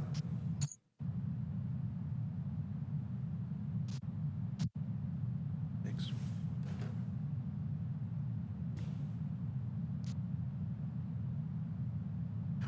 Just to give everybody an idea of where the project resides, the vicinity map up is the orange roadway that goes left to right is I-25. And it's in the Santa Fe Community College District, where it's highlighted with the red boundary. Some of these are drone photos that we wanted to share with you. These were drone flights that we took when we started design of the project. The view is looking to the horizon is the city of Albuquerque. The main roadways to the right of the photo are I-25 northbound. And then that kind of curvy road is the existing Rabbit Road heading into Oshara. Similarly, this is another drone photo that's loading. This is just another vantage point. It's a little bit further south. It's looking again towards Albuquerque in the horizon, and it's showing the Arroyo Hondo. In that middle of that photo, you might be able to see a large overhead power line. That's the P&M easement where the northeast connector portion of the project parallels. But this is our largest drainage crossing of the project. And this is the last of our aerial photos. This one is further south. What you're seeing to the left is the access road to the booster station, and the spur trail is the lighter gray road or trail. Both of these will be in the alignment of the Avenida Extension. So those will be replaced. The spur trail will be replaced as part of the project. In terms of roadway, the map to the left will be consistent through the number of slides as we show you, but in terms of the roadway design, we want to kind of identify what we call the northeast, southeast, and Avenida Sur segments of the project. The first is the northeast connector. That's the route that parallels I-25, goes west to east, east to west. It'll connect the existing Dinosaur Trail on the west to Rabbit Road on the east, and it'll include 2 intersection points, which we'll describe a little bit later. The southeast connector is the route to the right of the map, and it goes north-south. It's approximately 1.5 miles in length. The portion that looks really straight is paralleling that P&M easement that I spoke to earlier, and where it starts to turn a little bit and come to further south is where it'll parallel the spur trail. And then Avenida Sur, we call this the Avenida Sur extension. It starts at Richards Avenue, where currently is a three-way intersection, and there's a trailhead parking lot to the east. Avenida Sur will then just move east for about, almost approximately a mile in length. So those are the way we call it, northeast, southeast, Avenida Sur. I'm getting used to playing the presentation here. Again, in terms of traffic design, we kind of give you an idea of the modeling portion of the project. But like I said, traffic counts were taken in numerous areas along Richards Avenue and Rabbit Road, Dinosaur Trail, Avenida Sur, to give us an idea of what we can expect in terms of volume, not only when the project's constructed, but overall in terms of its life. They call it a design year, and in this case, the design year is 20 years from when we started the design, plus or minus, so it's that year 2040. Once the traffic counts the data's gathered, is then we forecast those, like I said, into the year 2040.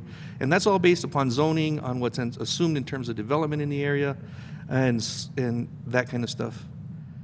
And then the big part of the picture is to take those forecasted volumes and integrate it with the MPO traffic volume for the area. So it's not only looking at the area specifically, it's looking for the whole network in general, the street network on the south side of I-25. And then in terms of intersection design, as Director Ronan mentioned earlier, there's 6 intersection points along all 3 segments of this project, 4 of which are proposed as roundabouts. The project is being bid as with a base bid and bid alternates. The 4 intersection locations that we're showing in the presentation are part of the base bid. They are designed as roundabouts, and they will be lit. 2 other intersection points, which are further south on the southeast connector, are designed in two fashions. One as a T intersection and an L intersection, and then both as roundabout intersections. Depending on bid amounts and budget, our hope is that we'll be able to award roundabouts at all 6 locations. That's why these are broken out separately, just to give us a... Tell them the location of the 2. Oh, okay. The 2 that are not part of the base bid are at College Heights, and the other is at the intersection of Avenida Sur and the southeast connector. Some of the things that we look at, and this is kind of getting in the weeds, but I thought it was interesting to share, is the graph shows what the parameters are of the design of the roundabout itself. The guideline we use are typically developed by FHWA, and the design vehicles are a bus and a larger vehicle. This is a bus, kind of like City Trails bus that we're showing here. These roundabouts are designed to allow that vehicle to maneuver through the roundabouts in the travel lane. So they won't be leaving the asphalt portion of the roundabout. The larger vehicles, like a freight or whatever might be commercially delivering goods to the area, that will be also able to maneuver the roundabout, but it would need to utilize the concrete apron of these roundabouts. That's normally towards the inside of the circle, outside of the pavement, so their tires will track onto it, but they will be able to maneuver through the roundabouts. This is a diagram that typically is included in a report for somebody who's reviewing the design parameters of roundabouts. The red dashed lines represent the fastest path a vehicle may take to maneuver through the roundabout, and speeds are calculated to determine how fast they would maneuver through the roundabout. The goal is those movements balanced within the roundabout itself. And in this case, the average speed that we assume that a person trying to travel through the roundabout quickly is averaging about 22 miles an hour. But the goal, like I said, is to make sure that those movements are balanced, meaning that everybody can maneuver about the same speed. Drainage design. We have this being an area that has been developed. There's quite a bit of drainage infrastructure that's required as part of the project. There is a storm drain, we call it mini storm drain, that's required at the intersection of the northeast connector at Richards Avenue near Dinosaur Trail. And the reason being is that there's runoff that comes from the north side of I-25 down Richards currently, and it's intercepted by the roundabout, so we needed to capture that and convey it off-site. There are 3 large concrete box culvert locations, which are again identified in the blue. The largest being the crossing of the Arroyo Hondo, which is to the south, the furthest north on the southeast connector. And then there's 23 additional culvert pipe crossings. They're scattered throughout all 3 segments of the project. Geotechnical design. This is an area that has had some experience of settling soils. So the geotechnical explorations were quite extensive.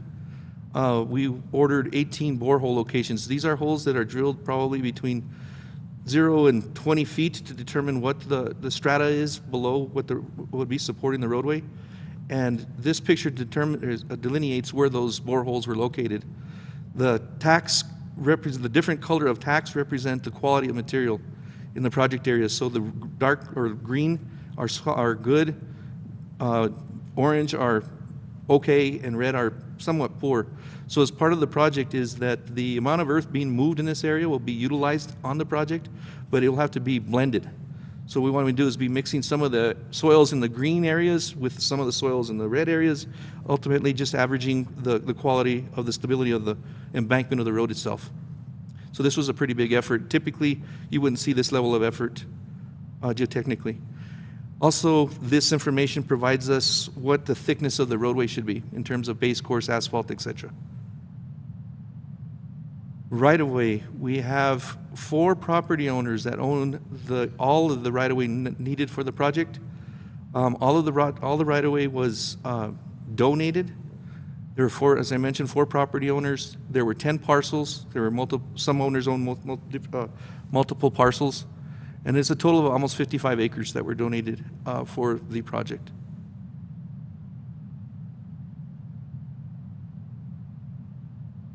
Lighting design. There will be overhead street lighting, and it'll be centralized, like we mentioned earlier, at the intersection locations. So the 4 roundabout locations that are part of the base bid will be lit, and then the other 2 that are bid alternates, if they are awarded as roundabouts, will also be lit. So the 6 major intersections will have overhead street lighting.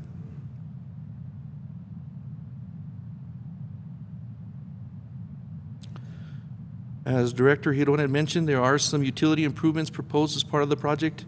There is a 12-inch water line that will be constructed from the southern portion of the southeast connector heading to the north, and it'll terminate just north of the College Heights intersection. I believe there's discussion to carry that even further north, but as of today, that hasn't been moved forward. And this just identifies where that water line will go. Again, as Director Hiron had mentioned, there are broadband infrastructure that's proposed as well, and that'll parallel all 3 roads for the total length of 3.8 miles. So that'll be there for the use of internet providers to utilize.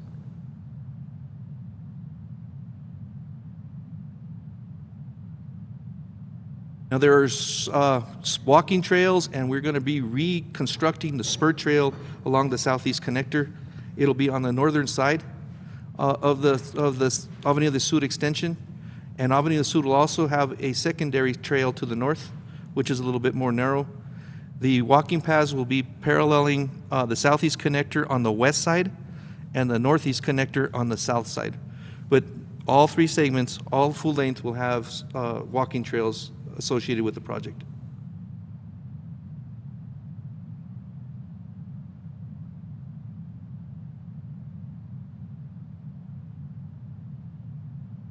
Now there is a trailhead that's impacted, I think I mentioned it earlier, at the intersection of Richards Avenue and Avenida Sur. It's on the lower left currently, and that will be relocated to the center, to the right center, where it says new location, near where the spur trail will cross the southeast connector.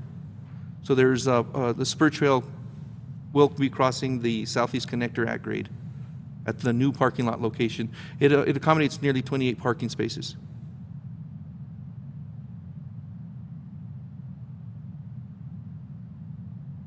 As we mentioned earlier, there was some subsurface utility engineering. This was very important for us to understand what existing utilities may be impacted by the infrastructure of the project.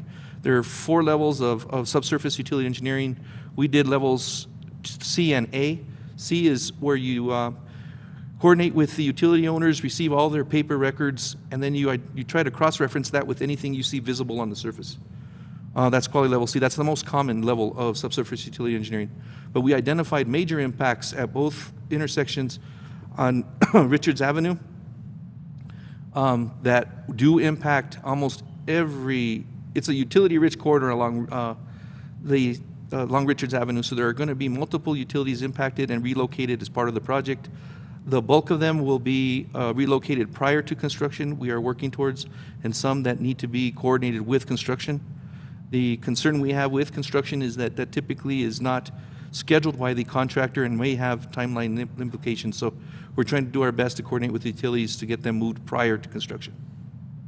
And again, these are the two areas of major concern, are the two roundabouts along Richards. And if Daniel can help us, we have a three-dimensional model that we prepared for the project. And this will be driving you through. So orient you will be driving from Dinosaur Trail, Richards Avenue. We'll be heading west towards Rabbit Road. And these show virtually all the improvements proposed in the project three-dimensionally.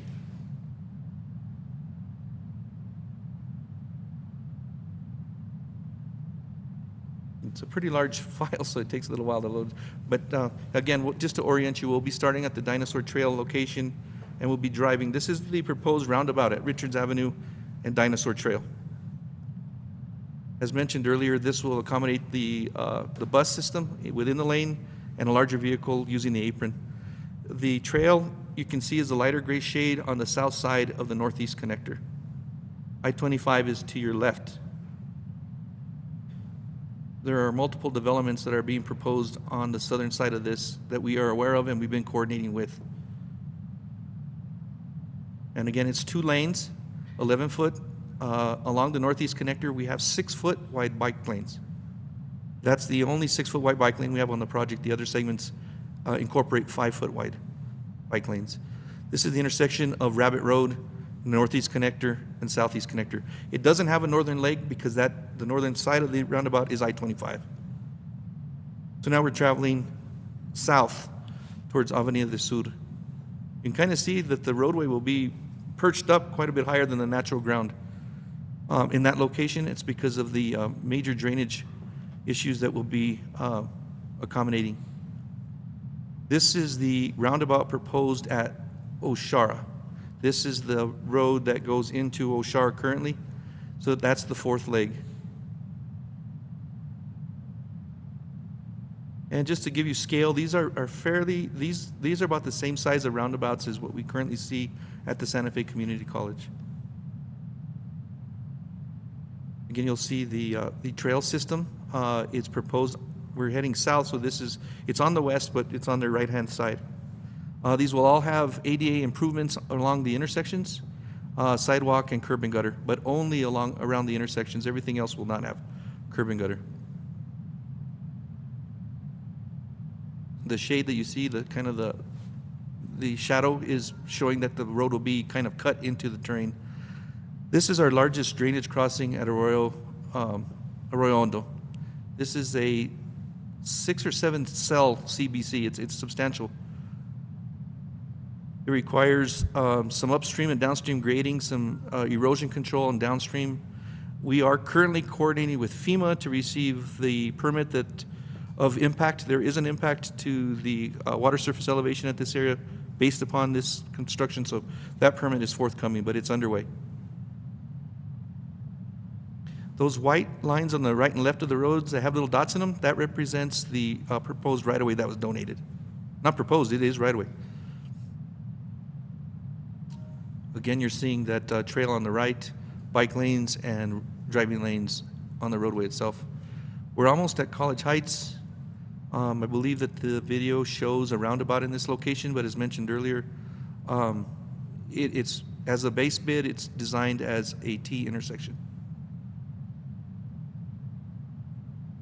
This is also where the proposed water line will terminate as of now, and potentially would be extended further north. These roundabouts were designed for the 4th leg to be accounted for or accommodated later in future if there's ever development to the east. These also show the overhead streetlights that we discussed earlier. and they're centralized right around the intersections. Now we're heading south to the Avenida Extension. Soon we'll be able to see the proposed parking lot that is part of the project as well.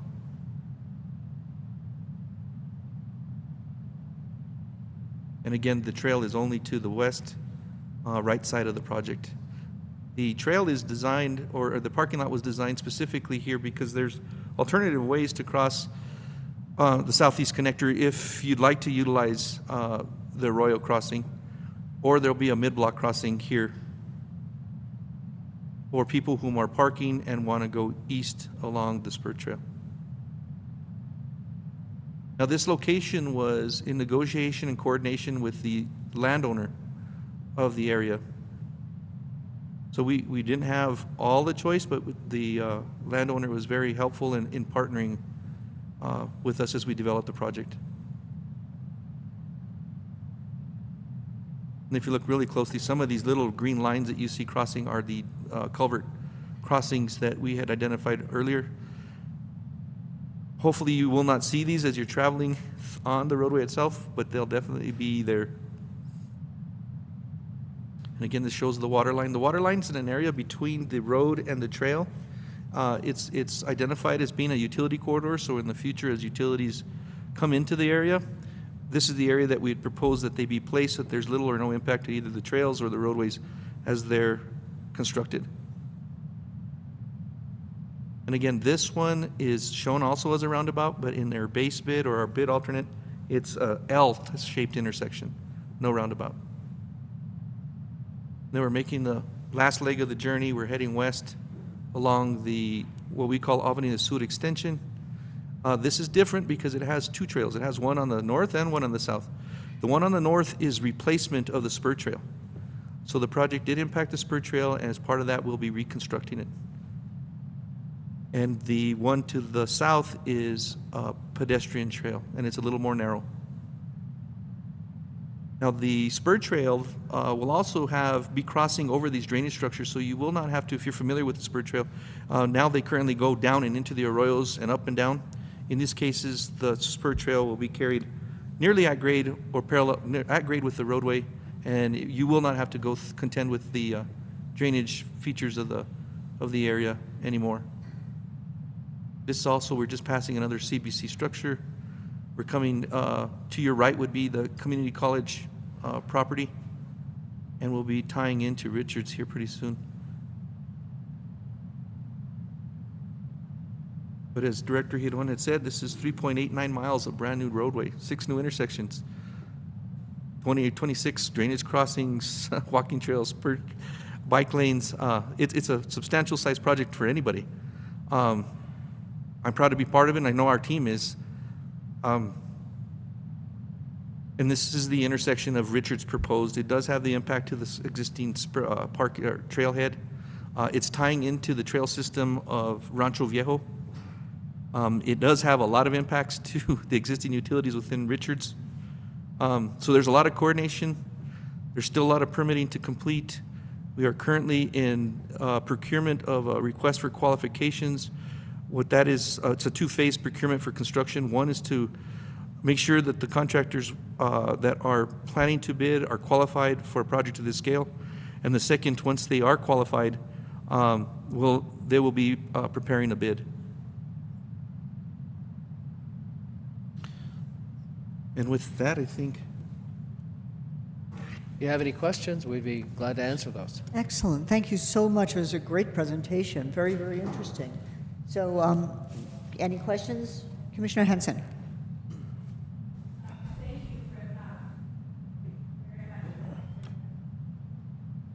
Thank you very much for the great presentation. I just had to turn on my mic, which I seem to always forget, but thank you to so we're only putting conduit in for broadband, is that correct?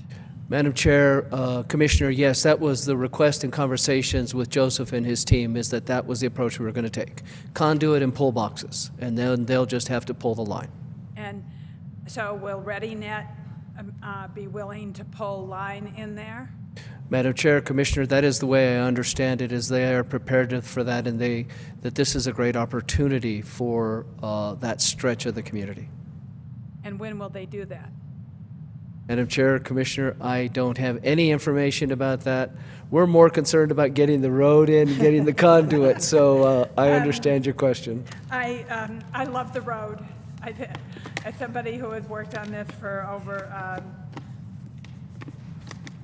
18 years, I am very, very happy to see it.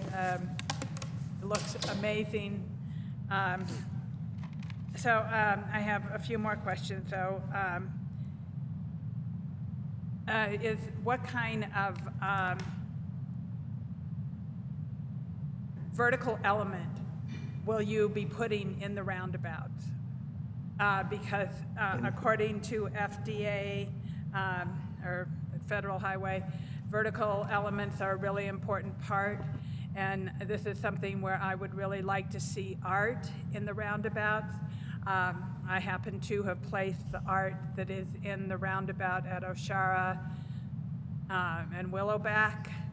And I think that it is a community college district, and I think that having art there is a really important part of that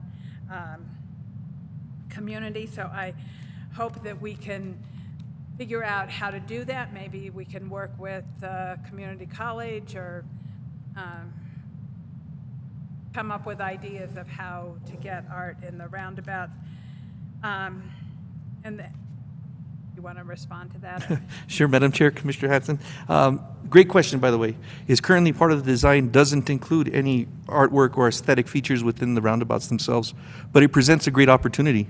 And I think that we are anticipating nearly a 2-season construction period to complete the project. So there is a timeline that with this opportunity, maybe we can converge that interest with the project. So maybe thinking about putting a pad in the center for, the ability to have a piece of art in the roundabout would be something that we could think about.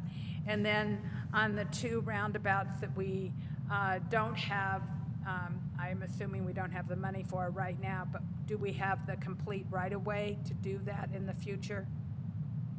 Madam Chair, Commissioner Hanson, yes. We did acquire the needed right-of-way for roundabouts. Okay, then one of the things that I think that's important in this area is horse trails. So when we're raising up the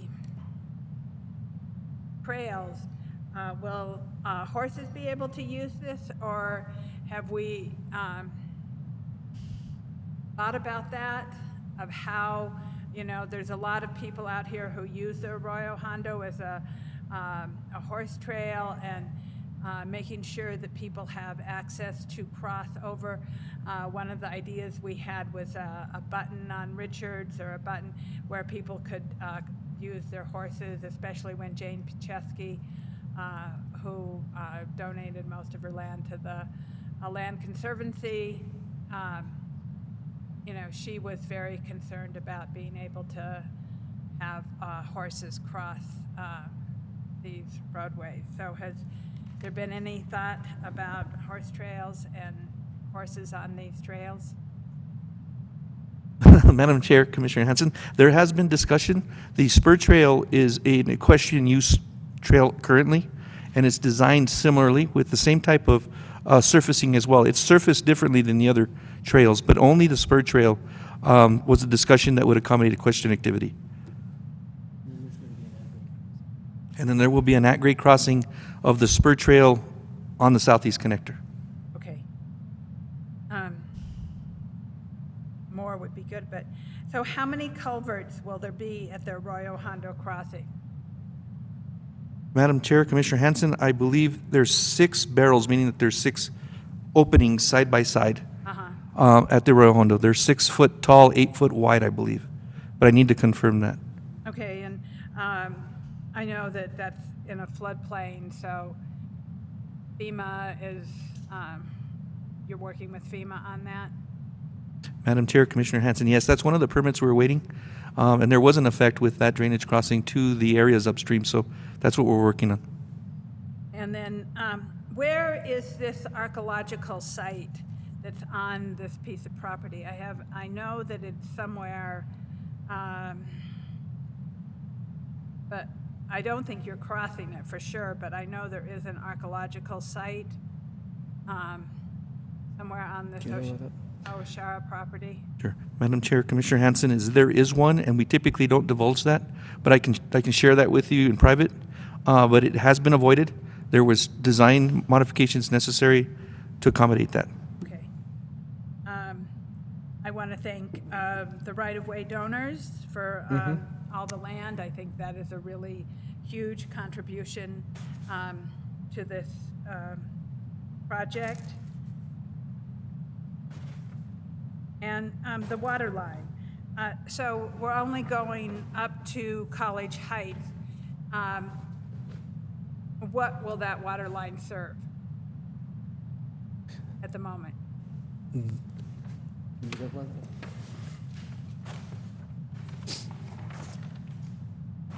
Madam Chair, Commissioner Hanson, right now it's intended to service that area, get it into the Rancho Viejo tank service area, and for future developments. As Ivan mentioned during the presentation, there are future developments. I think there's a future development on the commission agenda later tonight along this corridor that would do any future extensions into their property to service that area as well as extend it to the end of their property. So they would extend it? Yes, that's correct. So we'll take it to College Heights, and then any further development on the Oshara property, they'll have access to that water line. Madam Chair, Commissioner Hanson, that is correct. Okay.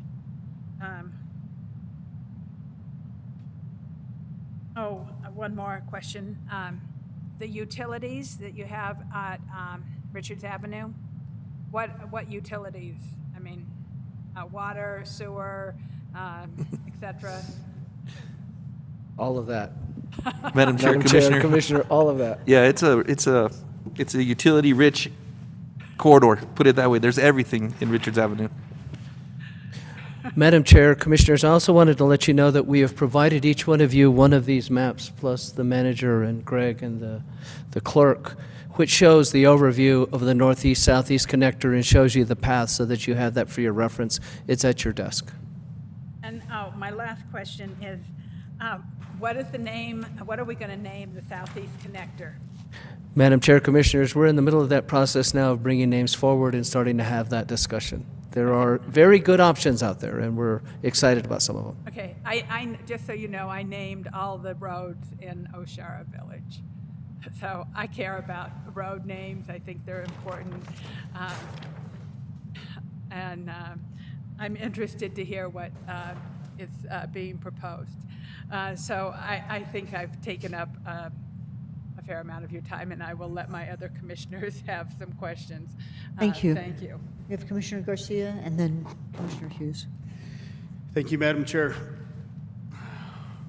First of all, Gary and your team, Ivan, what a great presentation. And I'll give you some credit because people up here don't know, they may or may not know, that you actually are the one that designed the under St. Francis and Surrealist Road, right there by that rail car. You actually did all that. Whenever the city was moving money around this stand, you actually came and you worked for an engineering firm. You designed that. But great job and great presentation, you and your team. Thank you. A couple of questions that I have is spur trail for me and Ron. Ron that actually built the spur trail. At least we're now connecting all these angles that what's happening there in the community college district. Thank you for that. One of the things I have is regarding the budget. Is the DOT going to help us out with some funding, or we're no longer with the DOT anymore? Madam Chair, Commissioner, we have received a grant from the DOT of approximately $2.5 million that'll be applied to this project. Thank you. And then also in regards to, I'm not an engineer, but this was brought up at our community meeting last night in Las Cienega. They either the southeast or the northeast connector, that straightaway, I know we have roundabouts, but that just seems like a huge airport road drag strip. So if you can just please look at that, because we all of us commissioners get questioned about speeding, and we're the county commissioner, we're not the actual law enforcement out there with the radar gun. But if you can just, yes sir. Madam Chair, Commissioner, We're hoping that we get favorable bids and that we'll be able to do all the roundabouts. That's our priority. And these, obviously, those are ad alternates only for that reason, not because of importance. It's just a funding issue at this point. And then once again, as the commissioner brought up Jane Paczewski's property, that piece of property is a property that she actually donated to a preserve, an open space area. So how we can actually just make everything work together. You guys are working on it, but like I said, a great presentation because that's very important in that area. Good. Madam Chair, Commissioner Garcia, that's a good question, and I don't think I touched on it in the presentation, is the intersection of Dinosaur Trail, the jug handle, and the traffic signal. That traffic signal will be decommissioned. It'll be removed when the roundabout at Richards and Dinosaur is opened. There will be a right-in, right-out entry for the Conservancy, and it'll be disconnected from the northeast. So there will be access at that location, but it will not be signalized. So thank you for the question, Commissioner. No problem, thank you. Because as we look at it from like you said, 2044 traffic study, is that whole corridor from the Arroyo, which is the 500-year floodplain, as you know, but there's going to be traffic through all the way east and west, right, and north and south. And one of the larger projects that I'll be up front and is going to be regarding the on and off ramp at I-25 and Richards Avenue, because that is something that, in my opinion, needs to happen, and we need to go through the MPO and figure out if it can and how that will happen. That's Mr. Hidon, he knows, he's Mr. Secretary there. He knows how that worked back in the days, as well as Madam Secretary over here as well. But Madam Chair, I'm Commissioner, way over there, right? So we tried very hard back in the day, and so I agree with you that probably needs to happen in the future. So those are just things I'm just thinking over the mountain, even though camp's here, but I'm already over there. Sure. But nonetheless, what a great presentation. Thank you, Ivan. Thank you, Mr. Hidon and your team. Brian, thank you, guys. Thank you, Madam Chair. Thank you, Commissioner Garcia. Commissioner Hughes. Thank you, and I'm so glad to see this project moving forward. When I was running for office in 2020 and would talk to people in that area, one of the questions people would ask me is, when are you going to build that road? When are we going to get all this traffic off of Richards Avenue and onto this other road? Or if they were in Oshara, when are you going to have it so people don't have to drive through our village to get to the college? So I'm really glad to see this moving forward. And along that line, when you said 2 construction seasons, you mean you would start in 2022 and finish in 2023? Is that what you're looking at? Madam Chair, Commissioner, yes, that is what we're intending. Okay, great. And the other thing everybody asks me about now is dark skies. So I just wanted to ask how you're planning to address our dark skies preservation with the lighting at the roundabouts. Madam Chair, Commissioner Hughes, that's a good question. Is the lenses that are used on these overhead streetlights are called cutoff, and they direct light directly downward. So there is no illumination that goes outward, and they are night sky, would you say, favorable? Okay, well, people will be glad to hear that. Thank you. And then the last question is, where you show the road going into Oshara Village, is that going to become a county road, or is that a county road? You sort of show partial construction, I think, into Oshara. Madam Chair, Commissioner Hughes, I believe all the infrastructure proposed of this project will, at completion of construction, will be maintained by the county. All right. Should confirm that with Director Hirondo first, though. Madam Chair, Commissioner, we'll get back to you with the answer to that specific question. Okay. Well, thank you very much. Good presentation. I appreciate it. And I really like the 3D model. Give us a good sense of what's going to be there. And Madam Chair, Commissioner, if I could add something as well, is that as we move forward and get the design complete, that there will be a planned community meeting that will be virtual, and we're planning on hosting up to 200 folks so that we can have this conversation with the community and share these plans that you've seen today with them, probably in a little more detail. That's a great idea. Is there, and we really appreciate the presentation, are there further questions? Actually, Commissioner Roybal? I just really want to just express my gratitude for the presentation. Great job. And just also thank you for the monthly updates that we get on the projects in our district. I know there's quite a few that we've talked about in the area. There's Feathercatcher that we're looking at. It's a pretty major project that we do have funding for, so I know there's quite a few projects. So I appreciate that, and we can discuss those ones more for those updates. So thank you guys. Thank you very much. Thank you for the presentation. It was really excellent. Thank you all. Thank you. So that moves us to matters, to item 9, which is matters from public concern. Daniel, do you know if we have anybody who has signed up to speak to the commission on matters of public concern? Madam Chair, yes, we have Barbara Torres. Oh, great, thank you. Mr. Torres, do you want to unmute yourself and speak to the commission? And we're going to generally impose a 3-minute time limit on speakers.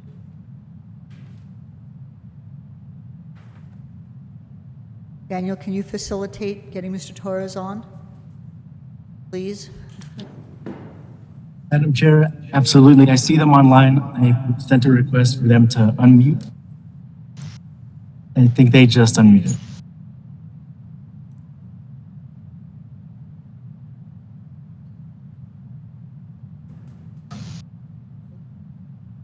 Hello. Hello, welcome, Mr. Torres. Go ahead. Yes, I kind of apologize here because I thought this was going to be a meeting concerning our issues with the South Meadows open parkland that you guys are trying to sell to HomeWise.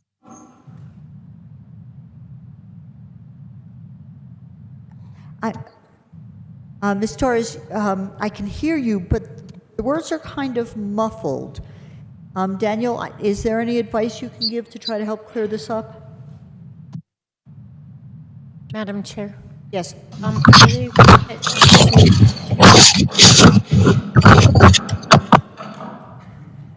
believe that she was asking if this was a place of a comment relative to the South Meadows property. There is no planned public comment on the South Meadows property. It is in the city's land use process and under contract with HomeWise. So obviously people have a right to make a public comment, but there was no, I think there may have been some misdirection that we were having some kind of public I understand comment period relative to the South Meadows property, but we are not. I understand. Ms. Torres, did you catch all of that? You're welcome to make Yes, any comments. Did. Okay. I just, I guess, I'm very disappointed in the way you guys handle it all. It's heartbreaking because we were promised for years that was going to be an open space park,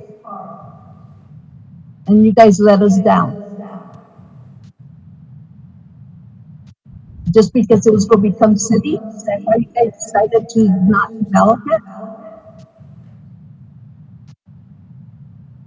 Because we have access, we've been working on it, and we're just waiting for you guys to give us the gold so we can start developing it. And you just never let us know. We got a wide opener when we saw that big yellow sign from HomeWise with that DNN meeting thing. It's heartbreaking. It's really heartbreaking. You guys, I don't feel that you guys follow proper procedures on how it was handled. Because it says there that it was part of COPAC, that it was, if it was parkland, it was part of COPAC, and it was supposed to give us 2 public meetings before you guys would sell anything. We never heard about it. We were never told about it. We were given you our opinion then.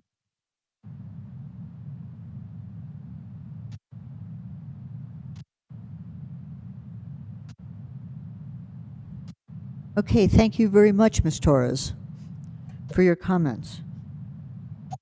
Is there anybody else online who cares to speak to the commission during matters of public concern?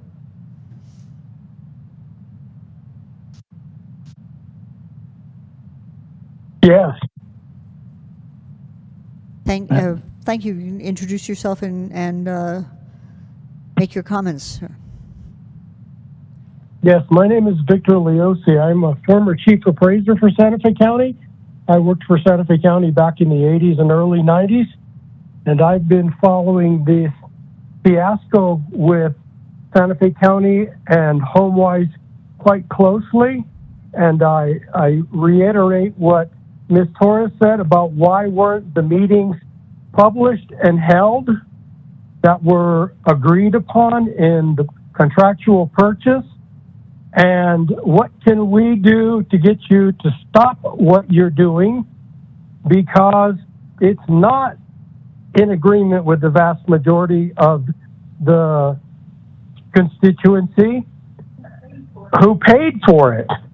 We all who live in this district were part of the subtaxing district that used to be referred to as the Lower Agua Fria taxing district. I don't know how it's structured anymore because I've been gone for too long. But when the bond was issued, we were told, one, that the land would be parked in perpetuity. And I don't understand the difference between the taxpayers' understanding of the word perpetuity and what apparently seems to be the new definition of the word in perpetuity by the county. Perpetuity to me means forever. So how is it something that was posted in a bond issue that was going to be held as open space in perpetuity is now available to be offered under contract without even speaking to the people who paid for it? I am one of those people. I've lived in that taxing district for 40 years. And I would like an answer to that question.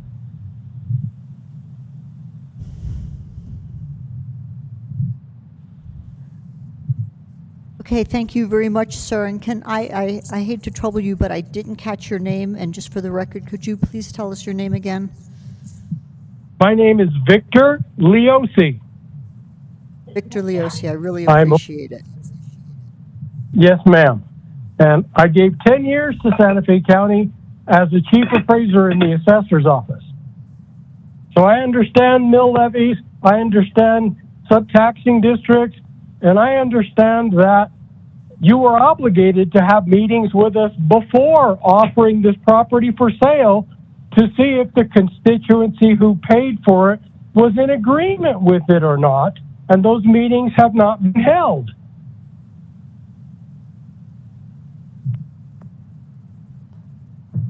Okay, thank you very much, sir. I want you to know that numerous people have turned requests over to the state auditor and the state attorney general to investigate this situation because we are completely dissatisfied with the way it's being handled. And by the way, it has nothing to do with the availability of affordable housing. It has to do with offering parks up for sale, which were paid for by taxpayers, and then being offered to private constituencies without even giving proper notification. Okay, I really appreciate your comments in the time frame that was allotted.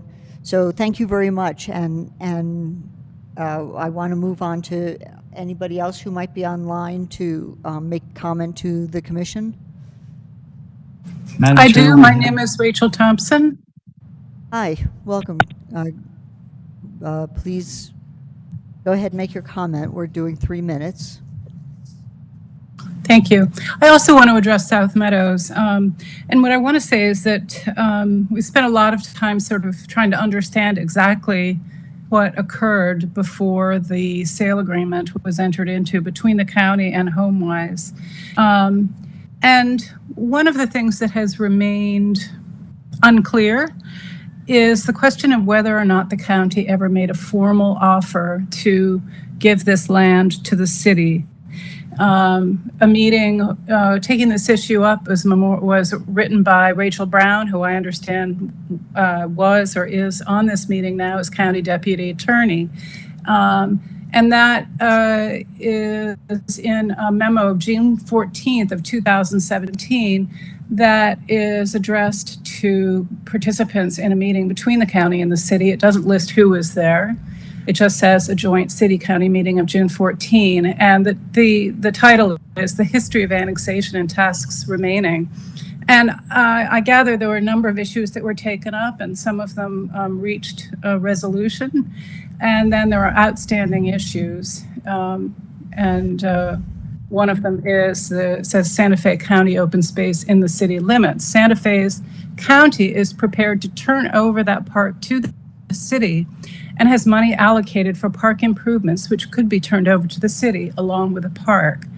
And somehow nobody, either on behalf of the county or on behalf of the city, seems to be able to determine whether, I don't know what constitutes a formal offer, but whether a formal offer was ever made and therefore rejected by the city. And this has achieved some importance in the current proceedings, and it would be extremely helpful if somebody at the county could make that clear or produce documents that make that clear, because it seems to be a matter of fact and one that should not have to kind of hang indefinitely as something that may or may not ever have happened. I just don't imagine that these things happen without some sort of a documentation.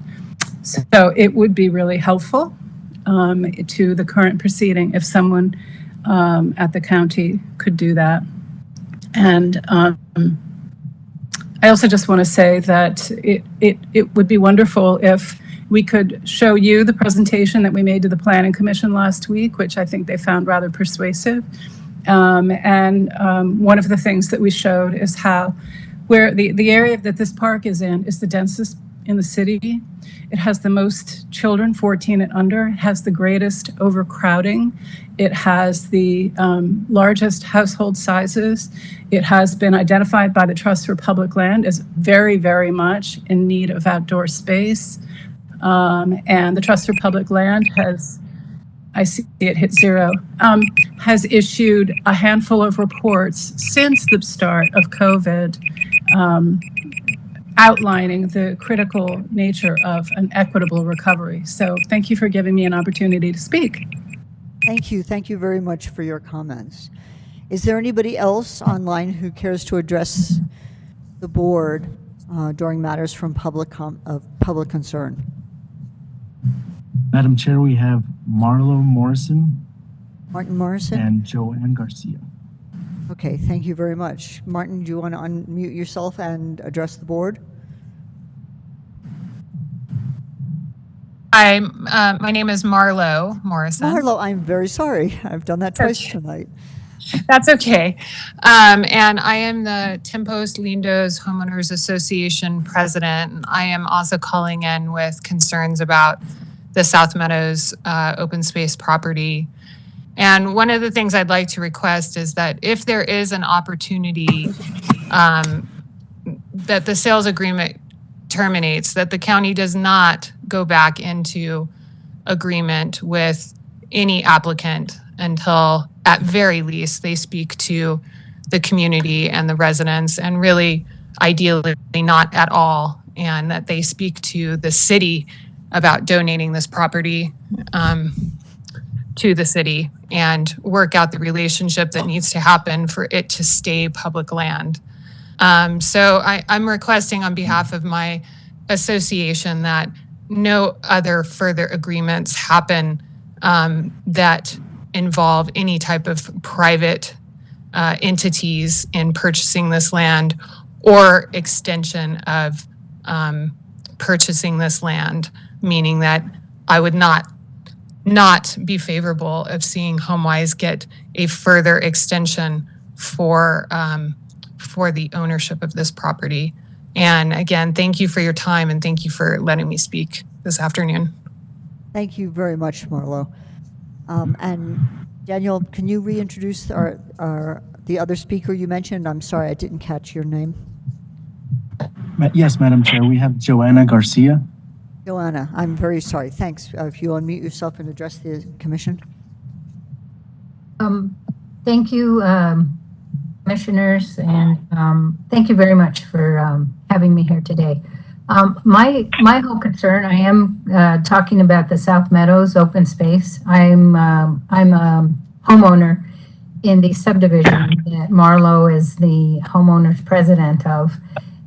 This open space was dedicated, and by some technicality of the bond being paid off, open space department decided that they were going to sell it because it was disposable, but we never received any notice, so we couldn't speak at any meeting, Board of County Commissioner meeting that was had to sell the property.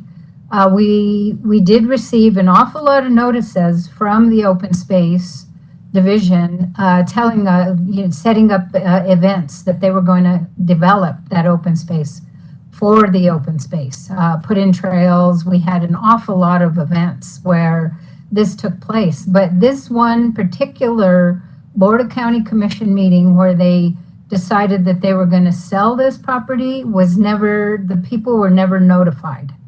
And so I'm asking that the Board of County Commissioners put this on the agenda and bring it back so you can hear what the people have to say about this open space. We were under the impression that it was dedicated open space parkland, and that's what we want to keep it.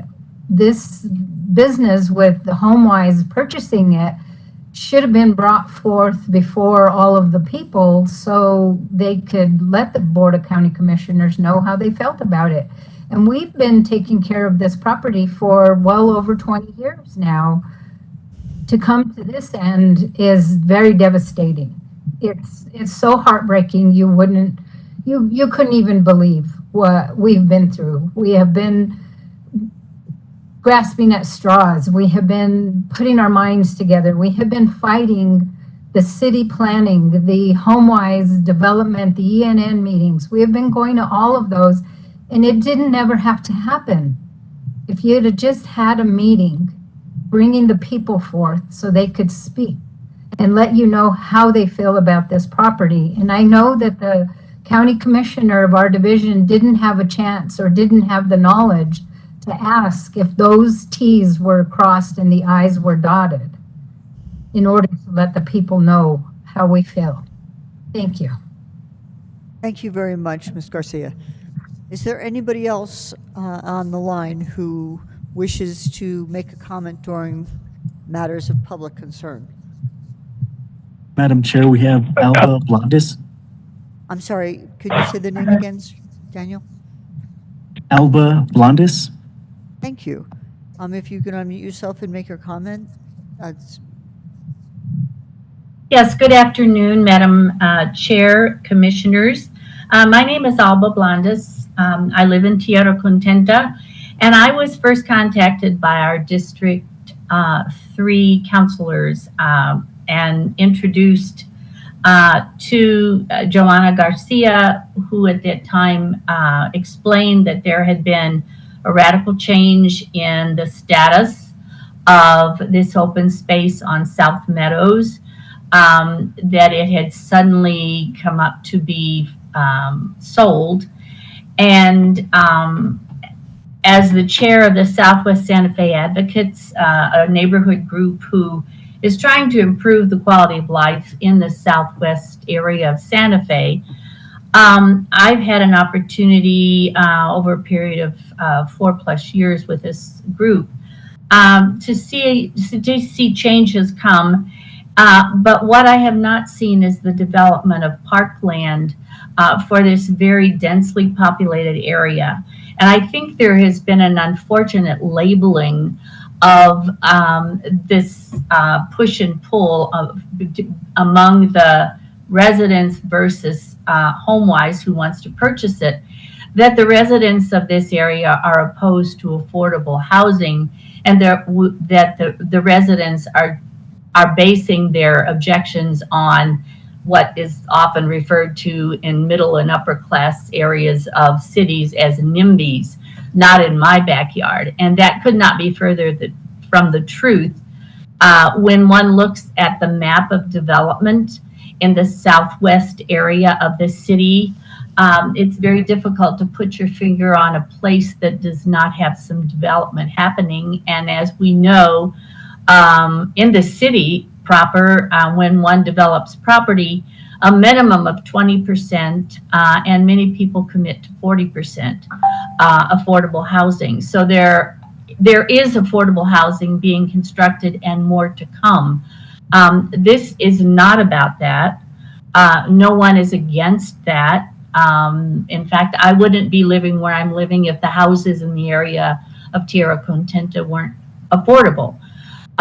What this is about is providing families, children in particular, a place for field trips, for education, a place to go and learn about nature, for adults to walk, to have time in quiet. And so I'm particularly perplexed as to why nobody seems to own this property. Of course, the city doesn't, and the county did, but now it doesn't because it's in the city. So I hope that this issue can be resolved to the greater good of the residents of the southwest area of Santa Fe. Thank you so much for your time. Thank you very much, Ms. Blondes.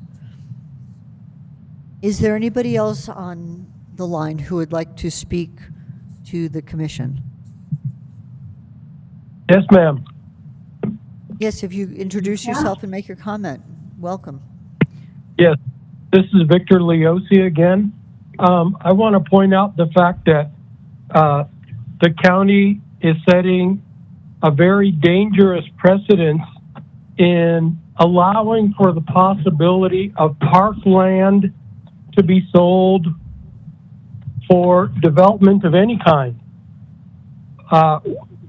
It sets the kind of precedent that says, why them and not us in the future? I think it's very critical that the county hold back on selling this property, that they hear what the residents of the area really have to say about it, that they oblige us with the meetings that were required, and that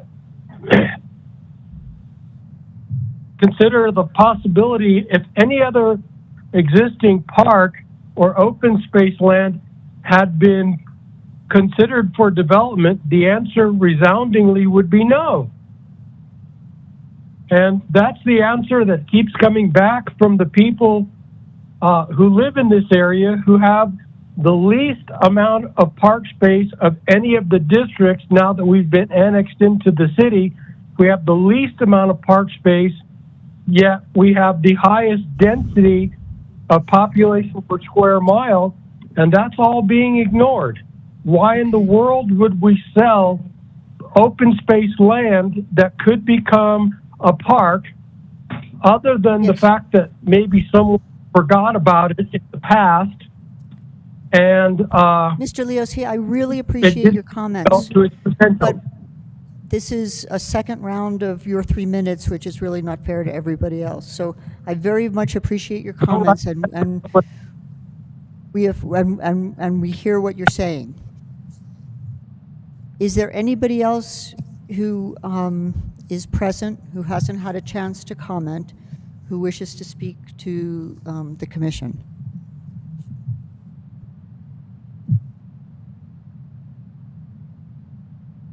Daniel, do you know if there's anybody else on who is present to speak to the commission in matters of public concern who has not spoken yet? Madam Chair, I'm not seeing anything indicating that someone would like to speak during public comment. Thank you so much, Daniel. So at this point, I will close matters of public concern and thank everybody for attending and for making comments to the commission. That takes us to item 10, which is matters from the county manager. Manager Miller?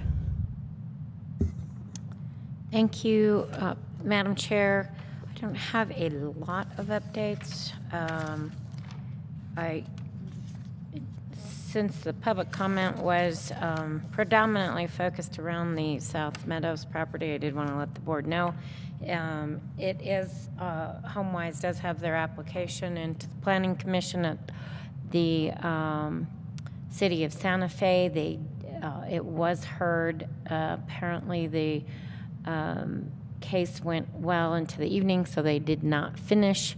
They finished the public hearing portion of it, but they did not finish the case itself, and they still have it on their agenda at their Planning Commission to continue that land use case and their zoning application. Also, relative to COVID, or I think I'll go with just general updates. We have on March 16th and 17th of next week our plan to do our strategic planning summit, if you would like to call it that, for commissioners and staff.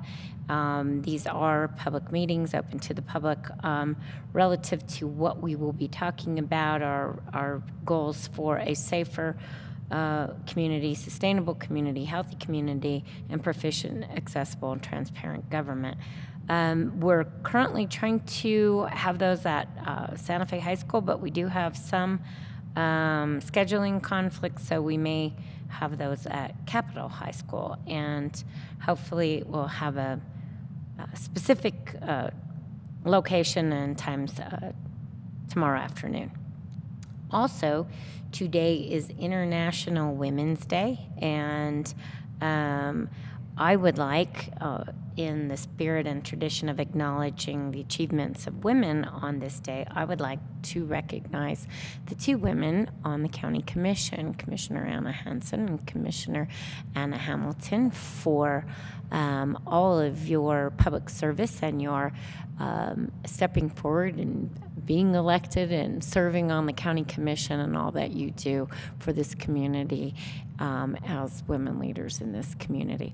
I would also like to recognize all of the women who work at Santa Fe County.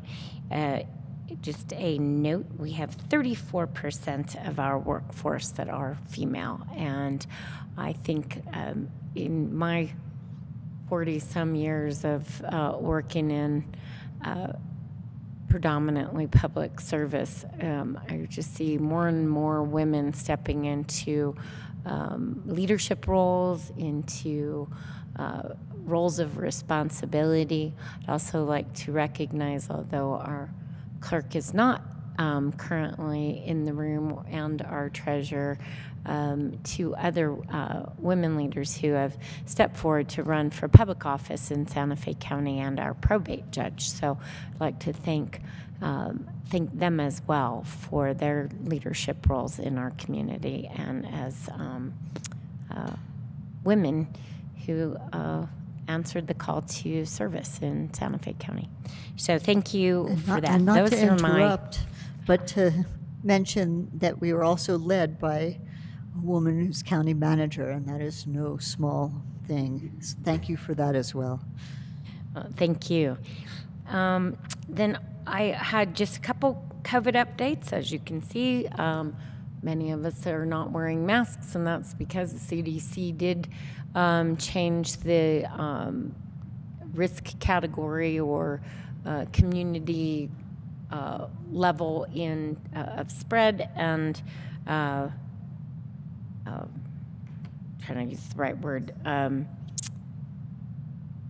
think they counted a risk level for the community was reduced from high to low on Friday. Our policies, as I said at our last board meeting, are tied to what the state health order and CDC guidelines are, and the CDC guidelines allow for vaccinated individuals to no longer require masks indoors except in particular settings. So we did send out a reminder to staff as to those particular cases in which masks are required for unvaccinated and vaccinated individuals indoors in Santa Fe County and in Santa Fe County facilities. But that means our community risk level or community level is low according to CDC. And we are adjusting our, not just our mask policies, but also our work hours and work conditions and the way that we work with each other and with the public.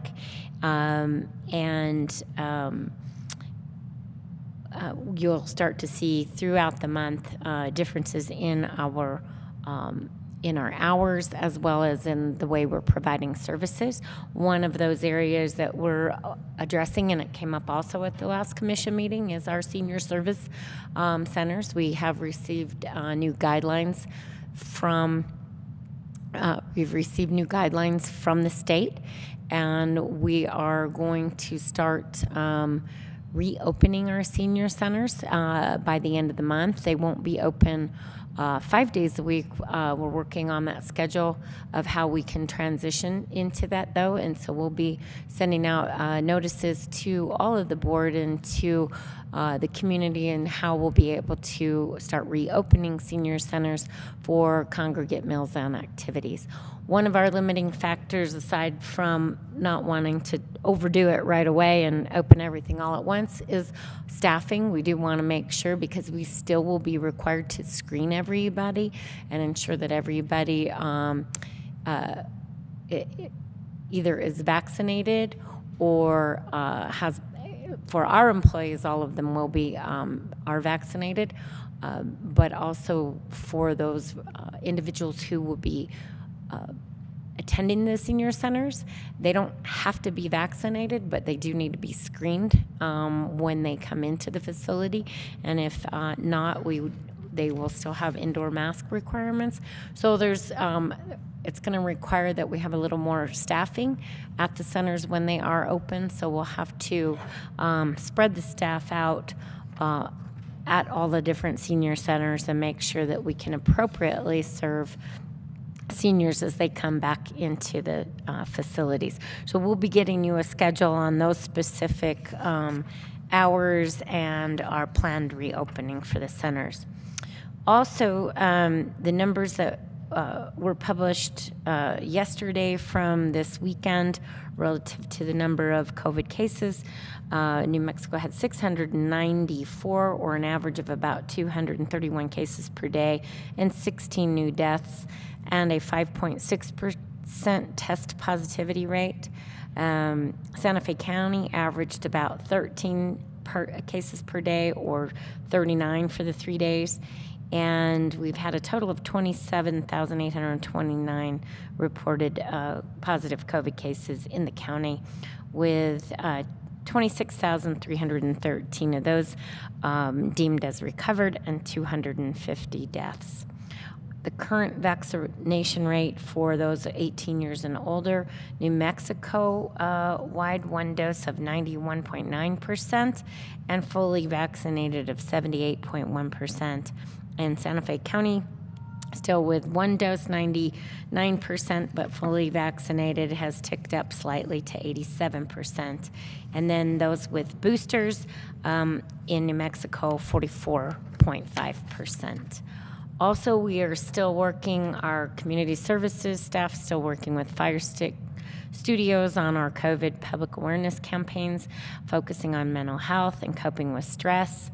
And we do have this campaign will include enhancing awareness of the value of our Connect program and other resources to the community in dealing with the stress of COVID.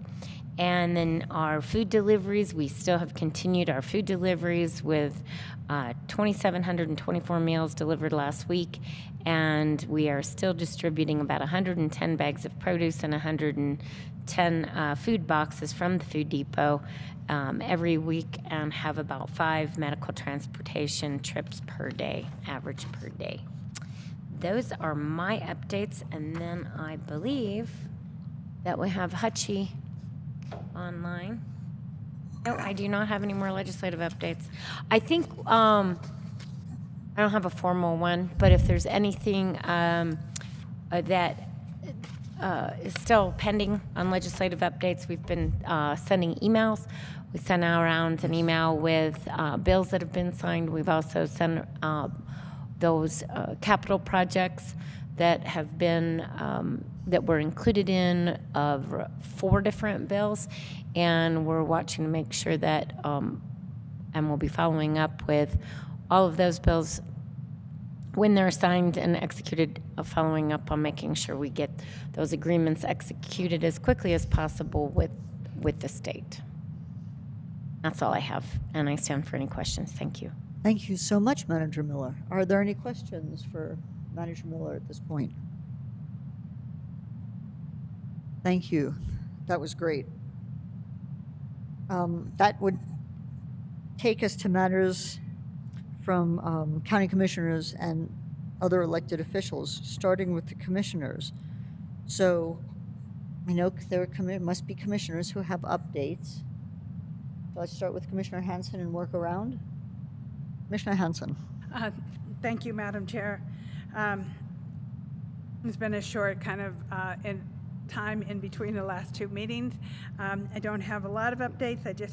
We had a really good meeting last night at the Agua Fria Village meeting that meets the first Monday of every month. And if any of you want to join us who are in the village, it's always good to see you. We are working on a Main Street application and a history resolution in the village, and also preserving homes. Reunity Resources has their farm card available, so if you're wanting to get your farm card, it's available at their site at Reunity Resources. And then I also spoke at a press conference where over 1,000 signatures were delivered to the governor on the transportation of plutonium on our highways, 599, 502, I-25, and I-40 from Pantex to Los Alamos, and Los Alamos to Savannah River. And it was very well attended, and the petitions were delivered to the governor. And I think that is all I have at the moment. So thank you, Madam Chair. Fabulous. Thank you, Commissioner Hanson. Commissioner Hughes. Thank you, Madam Chair. Just a couple things. My constituents are still talking to me about dark skies and banning plastic bags, as well as metering of private wells as issues that are important to them.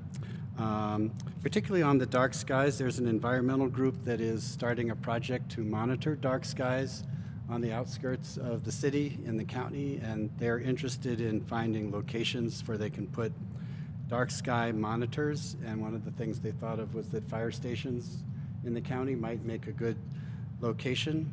So I'm going to talk to them more about that and put them in touch with the fire department to see if that's a possibility. But I think that's a very interesting project and might help us, monitor, other than, our using our own eyes to see how bright the Milky Way is. We would have some actual data to work with. So that might be interesting. But like Commissioner Hanson said, there's not much that's happened since the last meeting, so that's it for me. Excellent. Thank you, Commissioner Hughes. Commissioner Garcia. Thank you, Madam Chair. Just a little bit of condolences. A little bit of a sad note is Chris Abeta, actually, who is a longtime resident of Santa Fe, was on the community college board for many, many years. And he actually played for Lumbre del Sol, the band, and he passed away this morning. And that was actually Councilor Ramon Abeta's dad. And just want to give a little bit of condolences to the Abeta family as well as the Gonzalez family, because they're all knew Chris Abeta, but just wanted to say that. Thank you, Madam Chair. That's all I have. Thank you very much, and including for the sad news. Commissioner Roybal. Thank you, Madam Chair. I didn't have any updates right now. I do want to, I was having, it seems like there's some confusion with the South Meadows issue, and to have public comment, it seemed a little bit odd for people to talk today. So I just wanted to see if Manager Miller could keep us abreast of how that develops. So yeah, it's sort of concerning to see all of them come and address the commission when right now it's not really in our ball court at this point. So yeah, so I appreciate that. I think that's it for me. Thank you. And from District 4, I think at the last meeting, Manager Miller had actually mentioned that there was going to be a emergency evacuation exercise. That was called Smokey's Campfire. It was an evacuation exercise that was done a week ago in the La Barberia area.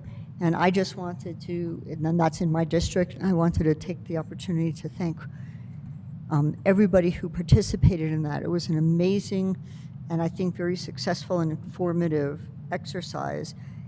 There were an amazing number of participating agencies. That level of cooperation is very heartening. And that date included Santa Fe County Office of Emergency Management, which includes Assistant Chief Vihil and Ignacio Dominguez, the Santa Fe County Fire Department, including the Station 80 career staff, our chief, Jackie Lindsay, BC Carroll, BC Valario, and Captain Fulner, representatives of members of the RECC to do the dispatching separately from regular dispatch, including our director and 2 dispatchers, Santa Fe County Public Works, including Director Gary Harone, who is here with us, Santa Fe County Sheriff's Office, Lieutenant Delgado was the main representative, Santa Fe County Fire Department, Black Canyon Hand Crew, including Walter Dashanow and Jerome Tafoya, who were their leads, Santa Fe County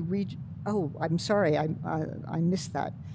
In order, the Santa Fe County Regional Emergency Communications Center, Buster Brown, who's our new director there. Hondo Volunteer District, Chief Terry Prothero. Glorieta Pass Volunteer District, Chief Jane McSweeney.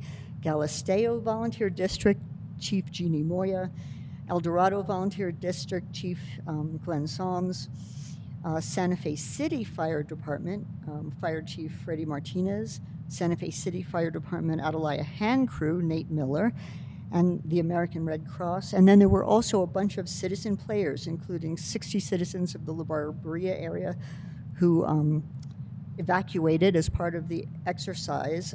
Overlook Road was managed by Jesse Law, who contributed a huge amount to this exercise. The Barberia, Steffi Groh, Happy Trails, Mike and Pam Ryan, the New Mexico Department of Health Access and Functional Needs Coordinator, Lauren Diaz Azevedo, sorry, Lauren, Santa Fe County Communications Director Carmelina Hart, and incredible support in communications and documentation from Daniel Fresquez, Tina Salazar, and Sarah Smith. And then finally, our Santa Fe Fire Department fleet, Dennis Patty and Phil Sanchez. So it was successful, and I think sets a great precedent for doing more of this kind of work where we can evaluate and establish our emergency needs and improve our operations from that. So thank you to that, and that's all of my updates. Longer than usual, but.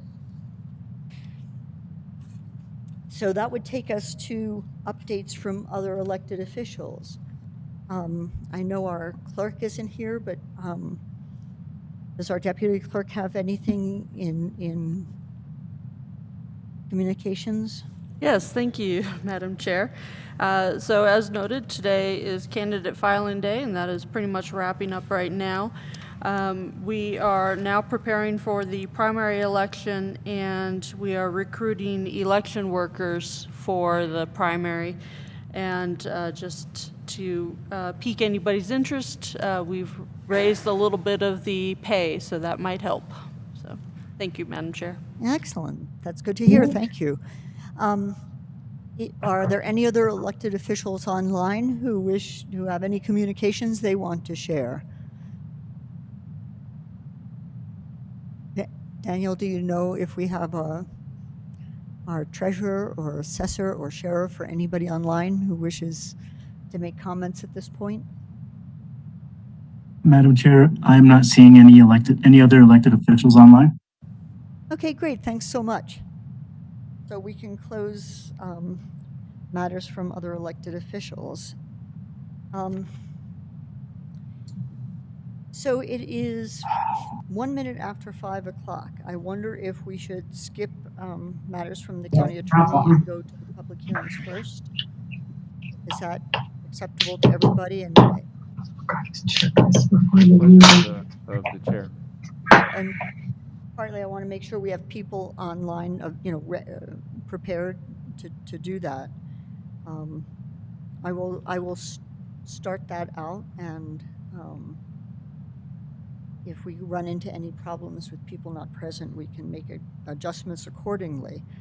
So per request, we're going to go to item 13B first. Madam Chair, if I could, it may be worthwhile to just take a few minutes break so everyone can stretch, but also allow everyone to get set up. Oh, what a great idea. Thank you very much. Let's take, does 10 minutes do it for everybody? A 10-minute break. We're in recess and we'll be back at 12 minutes after 5.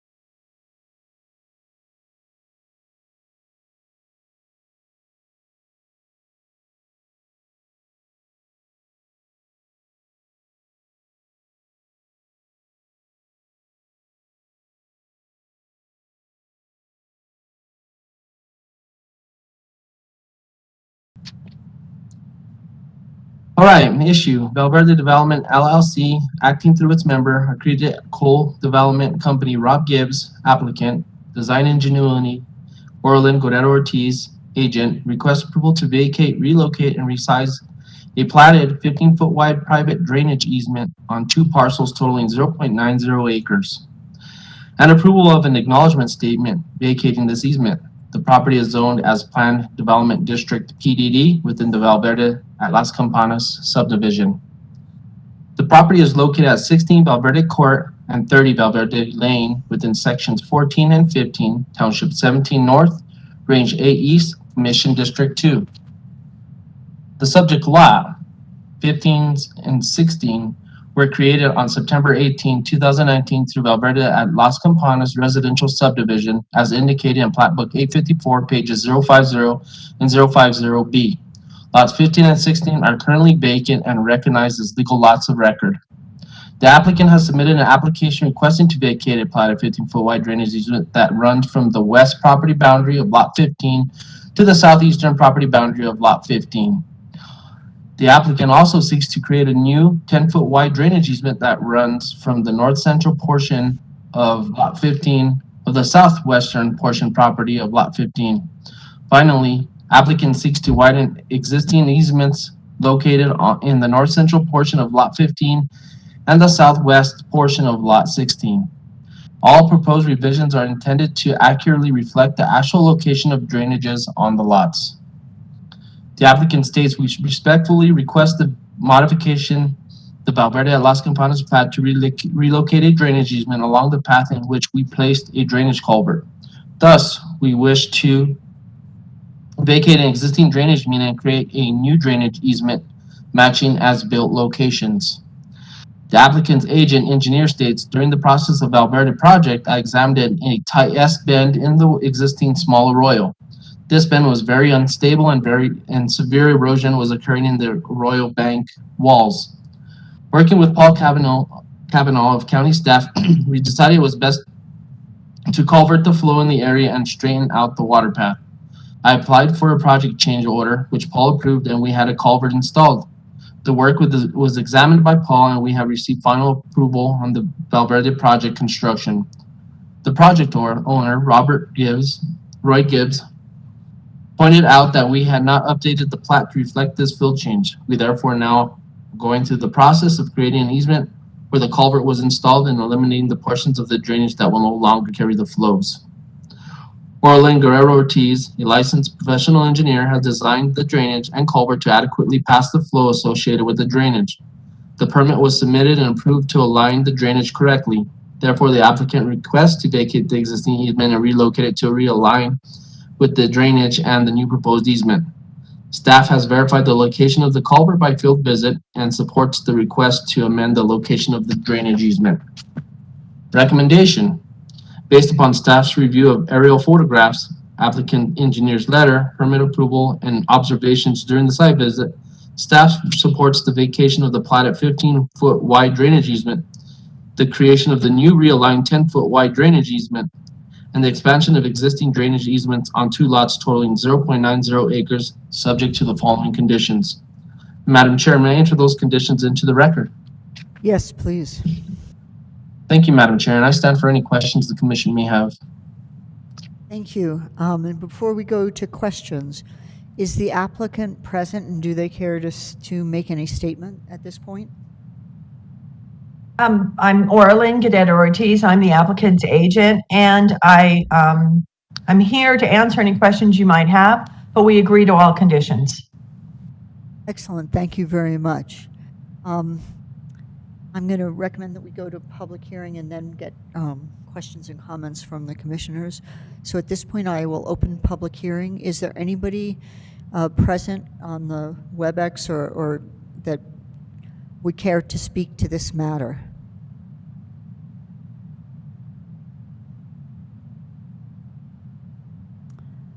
Daniel, do you see anybody online who may care to speak to this matter?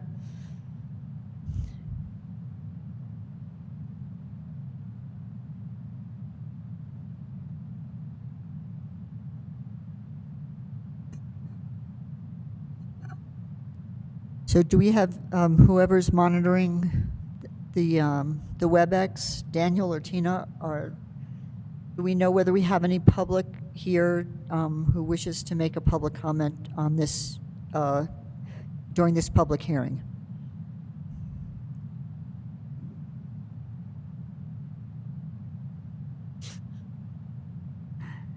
Well, I will close public hearing at this point, although, yes, if there is a problem and we simply had a connectivity problem, I will certainly reopen it. But at this point, I will go to the commissioners and see if anybody has questions. Madam Chair, I have a question. Commissioner Garcia and then Commissioner Hanson. Thank you, Madam Chair. So this is actually vacating just a drainage easement and access? Is this actually vacating utility easement as well? Gas lines, water lines? Madam Chair, Commissioner Garcia, this is just the drainage easement. Just the drainage easement. Thank you, Madam Chair. Thank you, Commissioner Hanson. Thank you, Madam Chair. Thank you, John, for excellent presentation. And since this is in my district, I would like to make a recommendation to approve the vacation and the easement with all staff conditions, if there are any, and move forward. Thank you. Is that a motion? Yes. Okay. Thank you. Second. So I have a motion and a second, and I know this is a little unorthodox. We'll have discussion in a minute, but I'm just double checking. Do we have anybody from the public, or Daniel or Tina? Do you see anybody who was unable to connect earlier?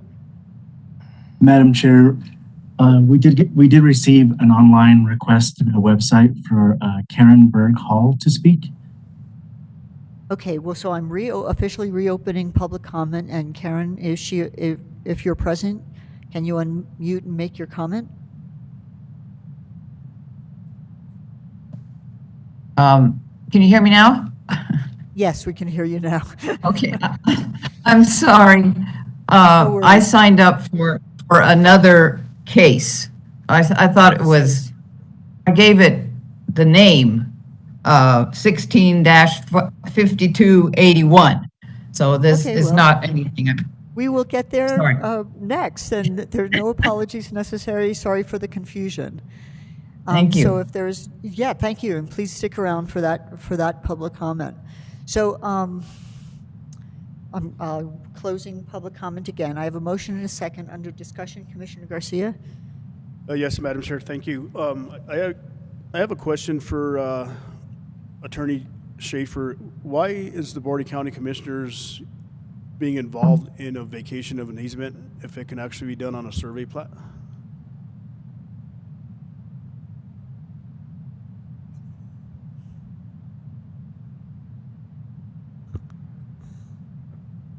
Mr. Chair, Madam Chair, excuse me, and Commissioner Garcia, it's because the easement, as I understand it, was part of the final plat for the development, and so state law and the SLDC both provide for the Board of County Commissioners to approve the partial or complete vacation of a final plat that was approved by the board. So that is why this came back to the board.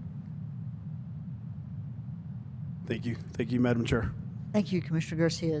Are there any other questions? So I have a motion and a second. All in favor, please say aye. Aye. Aye. Any opposed?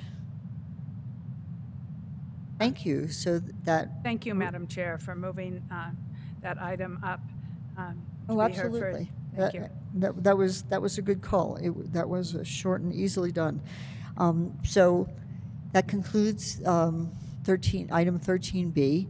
We'll move back to item 13A, which is indeed case 16-5281, Arroyo Hondo de Santa Fe, Oshara Village Phase 2. And we will go directly to Jose Larrañaga. Are you on with us? I am, Madam Chair. Welcome, Jose. Thank you. G. Richards Property LLC applicant, Jenkins Gavin Incorporated agent, requests approval of a preliminary subdivision plat and development plan for 250 residential lots on 111.12 acres.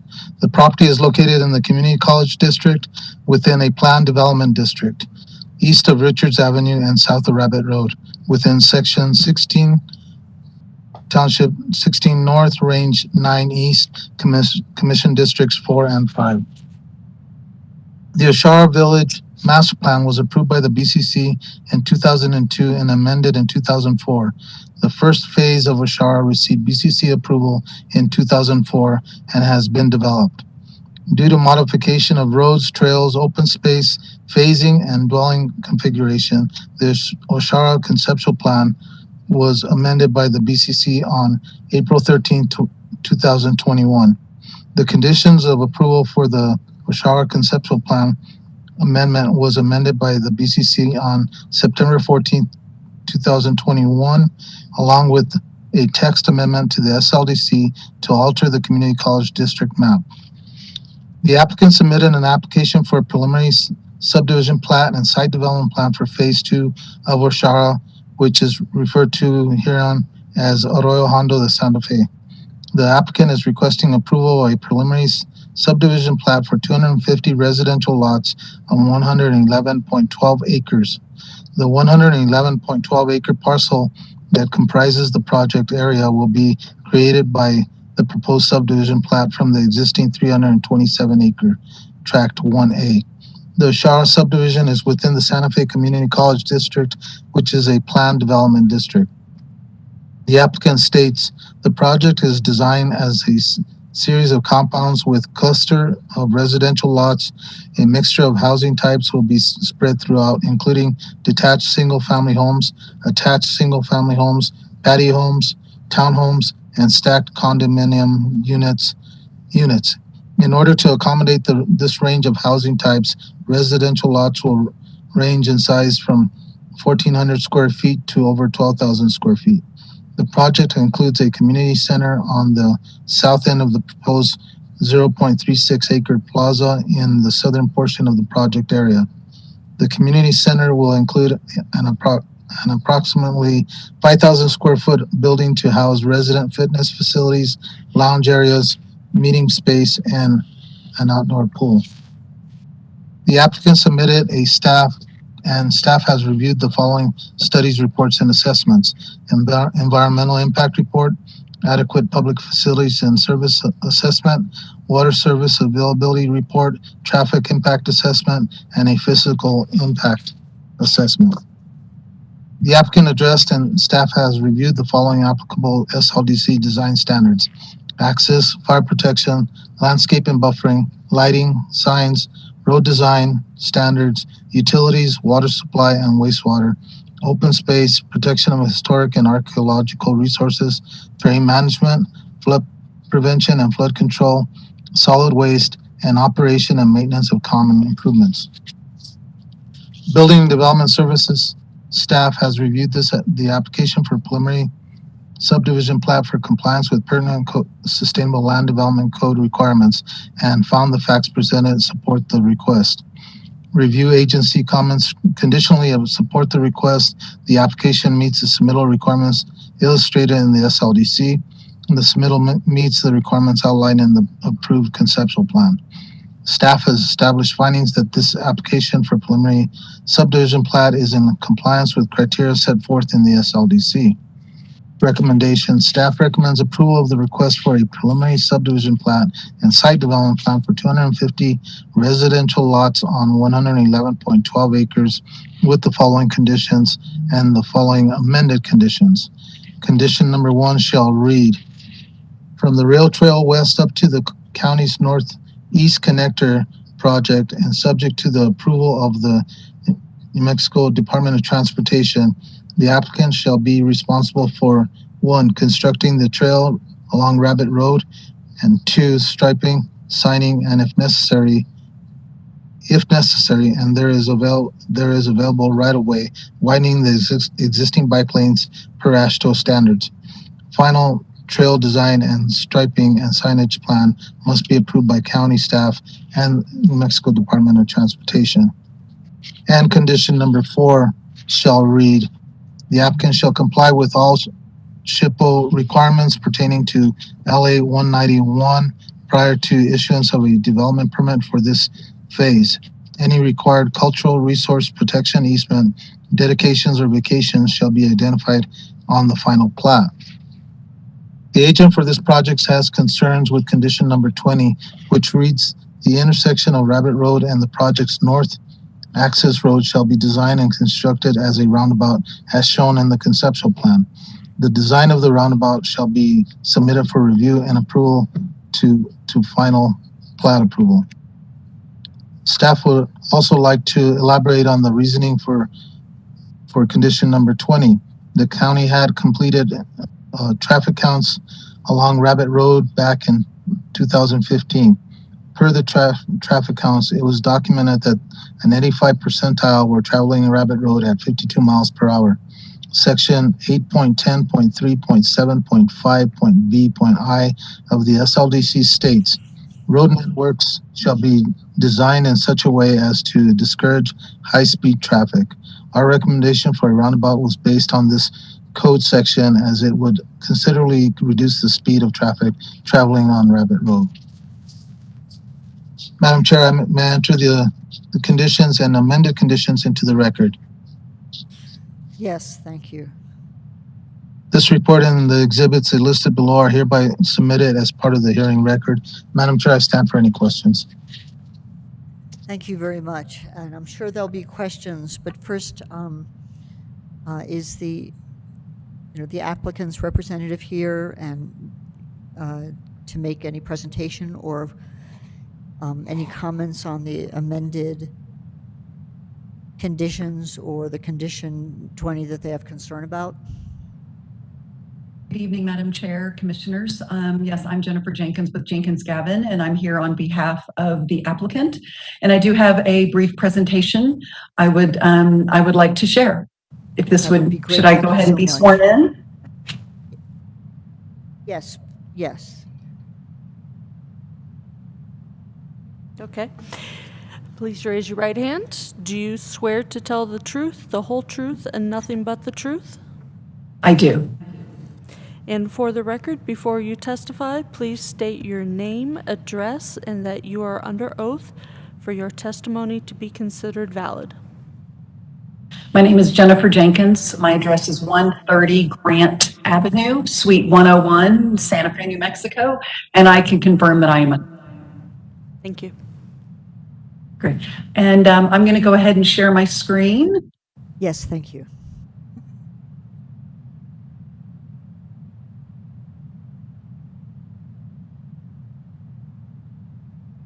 So as Jose said, I am here this evening on behalf of Arroyo Hondo de Santa Fe, which is phase 2 of the Oshara Village Master Plan. Pardon me, I'm going to get rid of some things off my screen here. Apologies. Okay. So the owner of the property is G.E. Richards Property LLC. I am Jenkins Gavin is the owner's representative. Land planning services provided by Lauren Trick Architects, engineering by Souter Miller and Associates, and traffic engineering by Civil Transformations.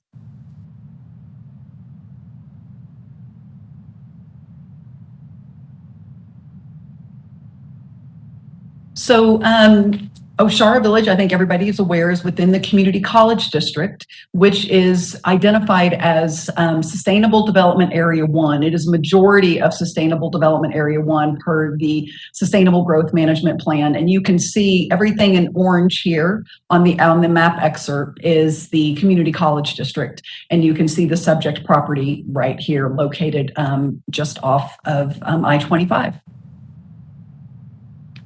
And again, this is the Community College District zoning map, and you can see the subject property here.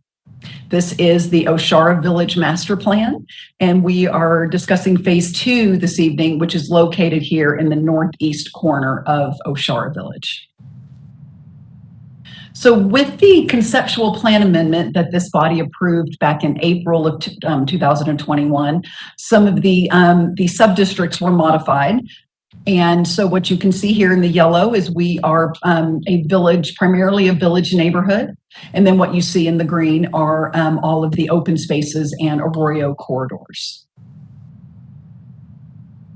So this is our vicinity. So here in the southwest corner of the O'Shara Village Master Plan is phase 1. And now we're leaping across to the northwest corner for the development of phase 2. This is Rabbit Road that comes down and serves O'Shara Village phase 1. Whoops, pardon me. And then out to Richards Avenue. And this is going to be the alignment of the new Southeast Connector. That is the county project that is, I believe, going out to bid this month, which is very exciting. And then, of course, we have the Santa Fe Community College here a little bit further to the south. So this is the conceptual plan amendment that was approved back in April that relates to the adjustments for the sub-districts within this phase. And the preliminary plat application that we had before you this evening aligns very closely with what was presented at that time. And these are the overall phases for O'Shara. As I mentioned, we have phase 1 down in the southwest corner, phase 2 is up here in the northeast corner, and then phases 3, 4, and 5 will kind of continue in a clockwise fashion as the project continues to develop into the future. So here is the existing conditions. You can see Rabbit Road coming across the north boundary and then working its way south into phase 1 here. And this is I-25 and of course city jurisdiction, city neighborhoods on the other side of I-25. And this is the Arroyo Hondo that traverses the southern portion of the phase. So this is our proposed site plan. As you can see, it really comports very much with the conceptual plan that was approved back in April. So we have 2 points of access. This is the future southeast connector. This is the northeast connector here. So at this roundabout, this is really what we consider our front door, if you will, into the project. And then we have a main roadway that kind of snakes through the project. And then we have a secondary access that we are proposing as a T intersection at Rabbit Road at this location. The lots themselves are developed as independent compounds. And so you can see the beauty of this is that it really creates a really nice, intimate sense of community. And it's a great way to cluster the homes in order to maximize access to trails and access to open space. So we really have worked very hard to make sure that open space and trails are accessible from practically every single lot. And so we have these lovely little intimate residential compounds, and then we have our open spaces and our trail system and the trails connecting out to the future Arroyo Hondo Trail as well. Here along the main access drive into the project, we have our plaza park area and our community building that is going to have community amenities for the neighborhood. And then again, really highlighting the trail connections and the open space. So as we come in with our subdivision plats, we are going to be platting this phase in independent sub-phases. So that is what is being reflected here. So our next step following preliminary plat approval for the entire phase is we will be preparing a final plat application for our sub-phase 1 located in this area with all the associated infrastructure improvements. And then we will segue from there into the future sub-phases. So we're taking down the final plats in smaller chunks. So our gross acreage is almost 113 acres. We have total of 250 lots. Of course, 15% of them will be developed with affordable housing in accordance with county regulations for a total of 38 affordable homes. We have a variety of housing types, including single-family detached, patio homes, zero lot line attached homes, and townhomes. We have actually achieved 60% open space in this phase when the minimum requirement is 50%. And our net density is 5.6 dwellings per acre. So as part of this phase, there is a really important public improvement that, that the applicant is funding, and that is the construction of a new sewer line that is going to run cross-country here along the south side of La Pradera, and then it's going to work its way down kind of following I-25, connecting along the south side of the Bisbee Court Turquoise Trail Business Park, connecting into the public sewer system in Colibri. And this is a really critical piece of infrastructure to build out an important portion of the county's wastewater collection system in the Community College District, which again is the county's primary growth area. So we have been working on the right-of-way acquisitions, which is moving forward really well. So as part of our initial subphase, we will be constructing this important sewer extension, which is also going to allow phase 1 of Oshara to decommission their private wastewater treatment plant and connect phase 1 into the county system. So, and this also will enable potentially for La Pradera to do the same thing, for them to decommission their private plant and connect into the county system. So from a health, safety, and welfare standpoint, this improvement is really critical. And we've been working closely with county utilities on the layout and the design and on the rights of way acquisition, and it is all moving forward quite well. So as Jose mentioned, this is our access to Rabbit Road that we are proposing as a T intersection with a dedicated left turn lane for westbound cars. And as staff pointed out, on the conceptual plan, it was depicted as a roundabout conceptually, but at that time, the traffic study had not even addressed this connection. Because originally, with the initial conceptual plan amendment that was submitted, we were actually showing 2 connections to the southeast connector, and we weren't even showing a connection to Rabbit Road. And so our traffic study that was submitted at that time didn't address it. And as part of the review process, the county fire marshal said that we needed have our second access point actually needed to be a little further away from the primary access point in order to meet emergency access considerations. So the plan was modified to show this connection to Rabbit Road, and the county asked us at that time to depict it as a roundabout.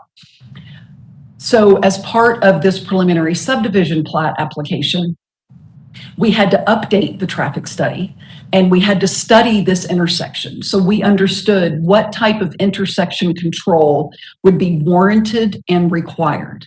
And this is an incredibly important point. In studying this, and our traffic engineer, Tim Simmons, is with us this evening, and I am going to ask him to speak to this directly. But the only improvement that the traffic study is calling for is the construction of a left turn lane. This is a minor arterial. The Rabbit Road and what will become the Northeast Connector is a minor arterial. Minor arterials are intended to move vehicles and to move a lot of them from one part of town to another part of town. That is the intent. And so the left turn lane gets left turn movements out of the lane of travel. And so we can maintain the free flow of vehicles. The traffic study didn't even warrant a right turn lane. There's such a modest impact at this intersection that that the only thing the traffic study calls for is a left turn lane. And it's very important that if Santa Fe County is going to require applicants to do traffic studies in order to determine what is the impact of a particular project on the roadway network and what improvements are warranted and called for to ensure adequate levels of service. That is what traffic studies are for. So the traffic study has to inform this discussion and this conversation. I would offer to you that investing $250,000 in a roundabout that the traffic study says is not warranted is the antithesis of sustainable land development. There is nothing sustainable about wasting resources for an improvement that the traffic study says is not necessary. As a matter of fact, in terms of levels of service, I think the commission is familiar with that term with respect to how intersections operate. In the build condition, based upon the design that we're looking at right now with our new dedicated left turn lane, in the morning rush hour, the level of service at this intersection is A. It doesn't get any better. In the afternoon rush hour, the levels of service is B. Anything above a level of service of E is considered acceptable. And I heard Jose mention that the county staff is asking for this roundabout in order to slow down traffic. The SLDC says specifically that the county is supposed to refer to AASHTO, which is the federal guide for designing roadway improvements, for design guidance. And it specifically states that a modern roundabout, this is not a little neighborhood traffic circle that you're going to put in the middle with small neighborhood streets in order to slow down traffic. This is a modern roundabout. It says specifically, modern roundabouts are not there to calm traffic. They are there for intersection control only. It's a very important point. So with that, I would ask Tim Simmons to go ahead and unmute himself, and if he would just like to add anything to what I shared regarding this matter. And Tim, you're going to have to be sworn in. Good afternoon. My name is Tim Simmons. I am employed by Civil Transformations Incorporated. The address is 2929 Coors Boulevard Northwest, Albuquerque, 87120, and I swear to tell the truth.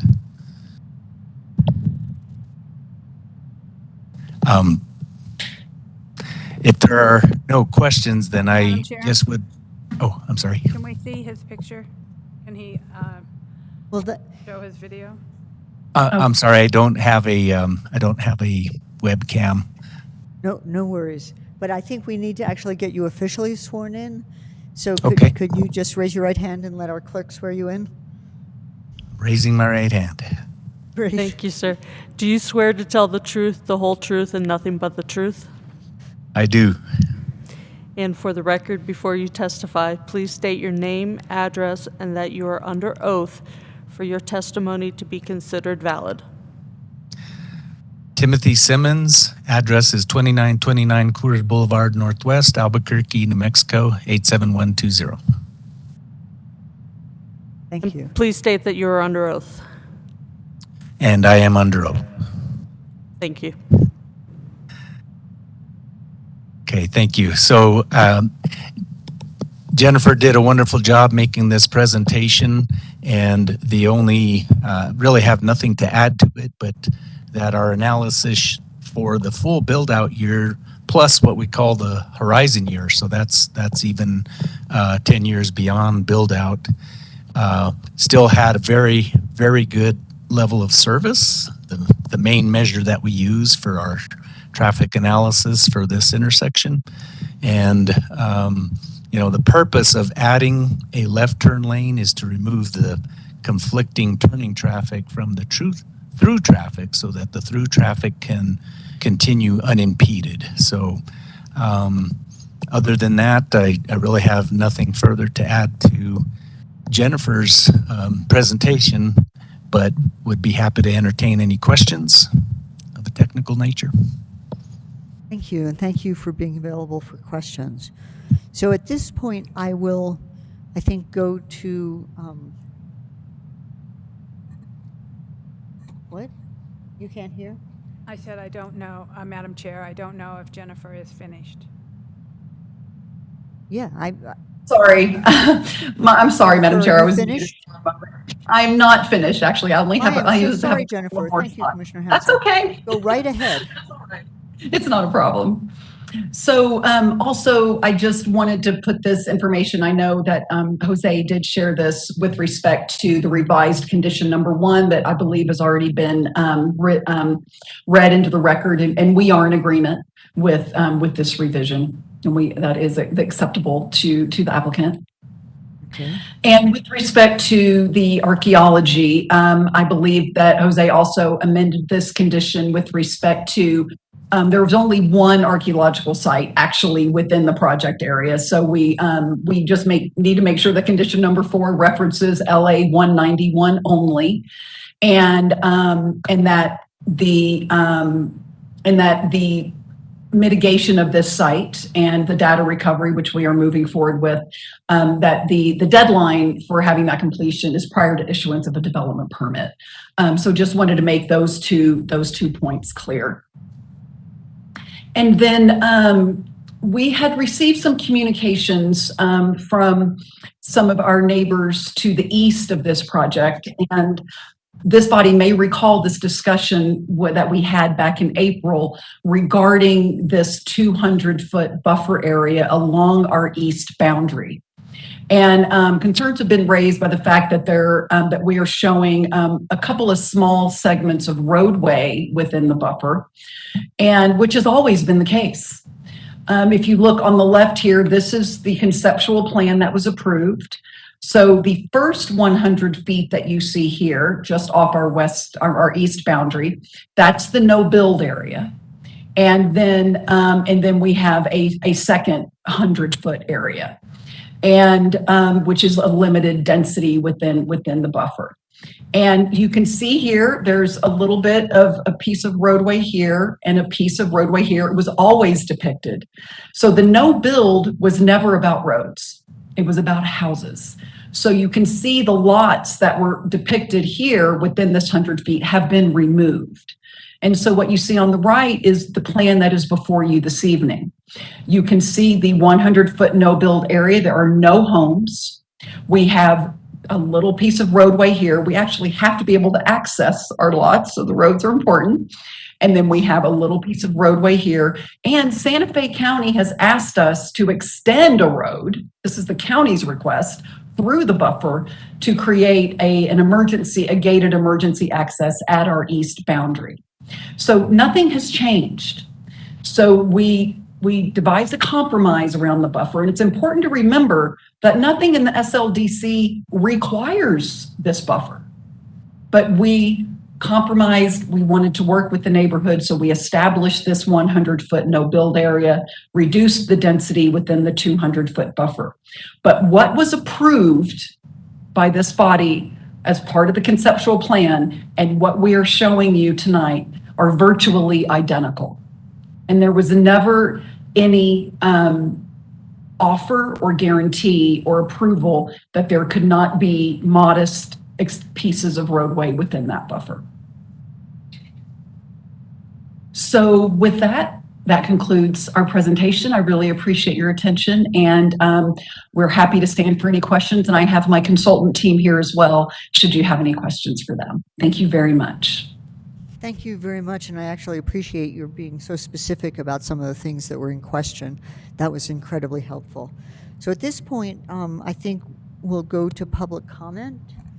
So I'm going to open public comment, and is there anybody online who wishes to address this issue? I know we had at least one person. And Daniel, if you're still on, can you Madam perhaps Chair, help manage people who want to speak? Madam Chair, we do have Karen Berg Hall, and Christopher Mitchell is raising his hand. Excellent. Karen, are you available? You can unmute and make your comment. We're going to limit public comment to 3 minutes. 4 minutes? Yes. Wait, hang on a sec. Yes, and thank you. I always forget. Karen, if you also can, before you make your comment, get sworn in. Madam Clerk? Yes. Karen, can you please raise your right hand? Do you swear to tell the truth, the whole truth, and nothing but the truth? I swear to tell the truth and nothing but the truth. Thank you. And for the record, before you testify, please state your name, address, and that you are under oath for your testimony to be considered valid. Thank you. My name is Karen Berg Hall. I live at 8 Calle Jacinta, Santa Fe, New Mexico, 87508. And what else was I supposed to say? State that you are under oath for your testimony. Okay. I'm under oath for my testimony. Thank you. So, Madam Chair and Commissioners, I am a neighbor on the east side in the Santiago subdivision. And I am representing the other members. We're 22 households, property owners, to the east of Oshara Village. We have been watching closely for years now the development, the plans of Rabbit Road and also Ms. Jenkins' plans. I don't know, maybe I'm just because I'm a lay person, I didn't understand that it was just housing that was discussed in what we are concerned about, the buffer zone. Because to me and to the rest of us, a buffer zone is to be free of all of these things so that we have some space between our development, which is 37 years old, and we're only 22 households, but we have lived here a long time. And we love this area for its rural feel. Now, this development of 250 households is going to change the landscape totally. It's, yeah, can't even imagine it. But we have been concerned about the buffer zone and the traffic on Rabbit Road that will increase. I would like to know when they measured that last on a Rabbit Road, the traffic, because now it is not so bad as we have had COVID for 2 years. But when school opens up again, it is really bad. So I just don't know when this last measurement was done. We also are concerned that there's no divider between our subdivisions. And we would like for you to consider having a fence or a wall. I mean, this construction is going to be going on for many years. And there will be a lot of noise. And now that I see there are roads, there will be lights at night. There will be, sounds of cars in the morning and the night all day. So these are our two concerns, the buffer zone and the border wall. We would like the buffer zone to remain. We first heard that it was, years ago, 200 feet. Now it's been reduced to 100 feet. And that is not very wide, especially when you have roads and then houses that are, tall. So we won't be able to see the Hamus any longer. We would just be locked in by this. Anyway, those are our two concerns, that we keep the 100-foot buffer zone clear of roads and buildings, and that we get some kind of divider, a border wall of some kind. So thank you for considering our worries and perhaps helping us with that. Thank you very much for your comments, Ms. Hall. Daniel, who is our next speaker? We have Christopher Mitchell, and then next we have Lisa Armijo. Okay, great. Christopher, if you could unmute yourself and get sworn in. Christopher, please raise your right hand. Can you hear me? Yes, we can hear you. Can you, if you could get sworn in, and then you can make your comments. Fine. Okay, go ahead. Thank you. Do you swear to tell the truth, the whole truth, and nothing but the truth? I swear. And for the record, before you testify, please state your name, address, and that you are under oath for your testimony to be considered valid. I am under oath for my testimony to be considered valid. My name is Christopher Mitchell. My address is 14 Calle Jacinta, Santa Fe, New Mexico 87508. Thank you, sir. Santiago subdivision. So please proceed. The developer has continuously tried to reduce or eliminate the buffer zone between Oshara Phase 2 and Santiago subdivision. Originally, it was 200 feet wide, and this was approved by the committee in 2017.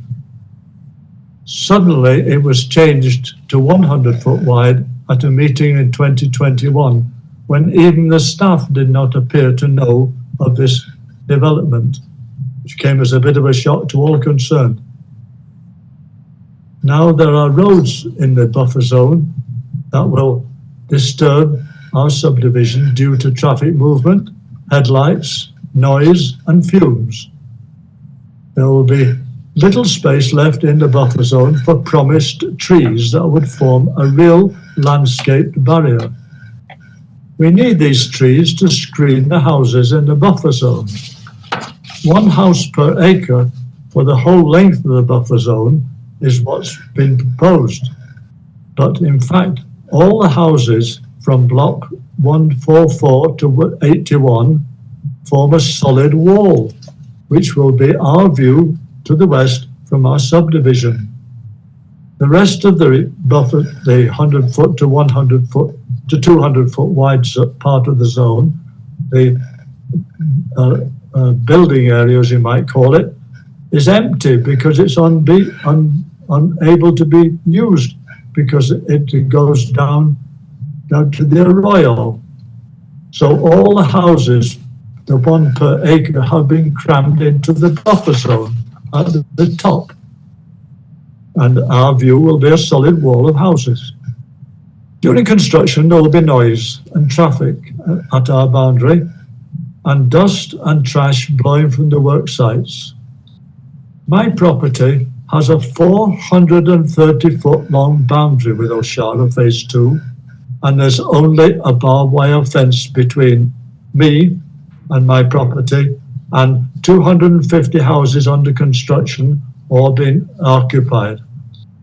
This will allow people and access to the subdivision, especially now as there's a trail down in the buffer zone all the way down the side of the property.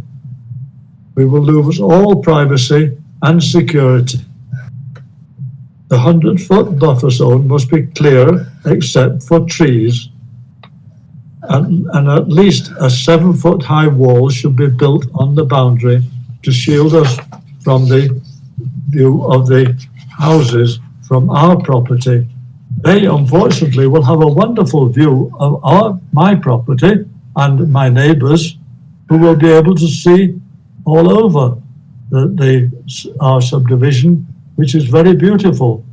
And your subdivision will be very much tied up with blocks of houses, cheek by jowl, and form a screen across the view that we once had or once will have across to the Hemmers Mountains and the beautiful sunsets. That's all I have to say, and I hope that the committee will this time force the contractor and the developer to honour their previous agreements and have a proper buffer zone full of trees and show some new landscaping. Thank you. Thank you very much, Mr. Mitchell. Daniel, could you introduce our next speaker? Yes, Madam Chair. Next, we have Lisa Armijo and then Beth Detweiler.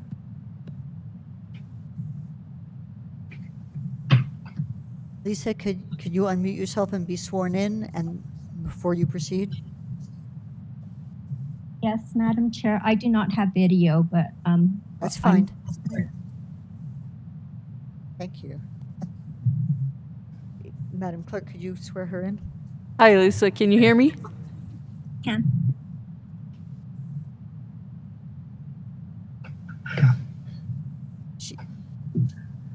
Lisa? Mute yourself now. Yes, you're very quiet, but if you either maybe speak up or turn up your speakers, that would be helpful. Okay, can you hear me now? Yes, thank you. Thank you.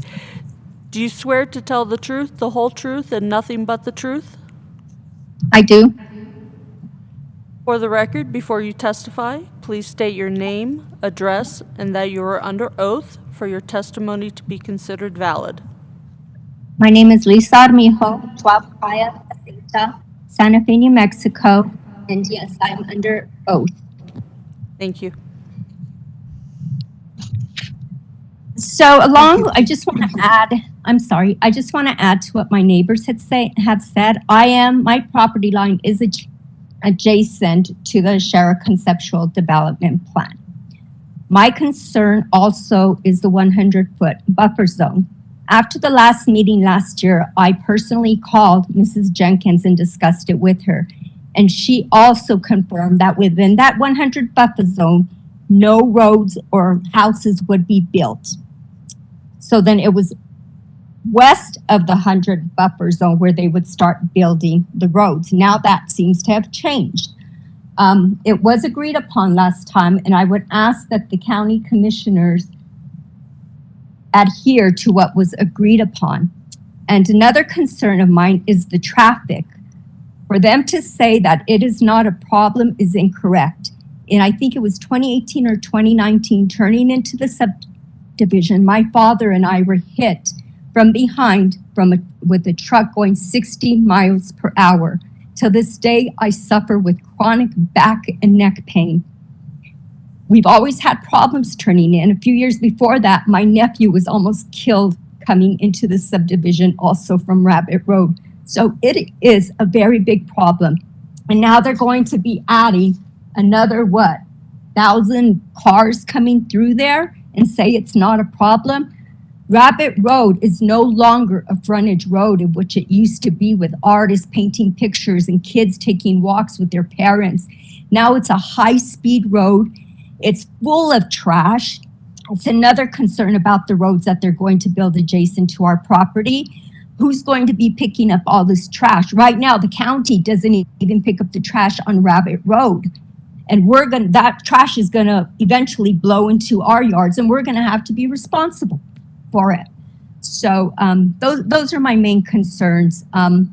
Yes, it breaks my heart to know we're gonna lose our beautiful views that we moved out here for. And I guess that's all I have to say. Thank you so much, Ms. Armijo. Daniel, can you please introduce our next speaker? Yes, Madam Chair. Next, we have Beth Detweiler. Hello, can you hear me? Yes. Hello? Yes, hello, Beth. Can you get sworn in, please? Yes. Beth, do you swear to tell the truth, the whole truth, and nothing but the truth? I do so swear. For the record, before you testify, please state your name, address, and that you are under oath for your testimony to be considered valid. My name is Beth Detweiler. I live at 11 Craftsman Road in Santa Fe County in Oshara Village, and I do so swear. Thank you. Thank you very much for hearing us, and we appreciate the opportunity to give this public testimony. I have lived in Oshara Village since its inception about 13 years ago, and am solidly in favor of the development of this Arroyo Hondo de Santa Fe Oshara Phase 2 as it is presented. I think that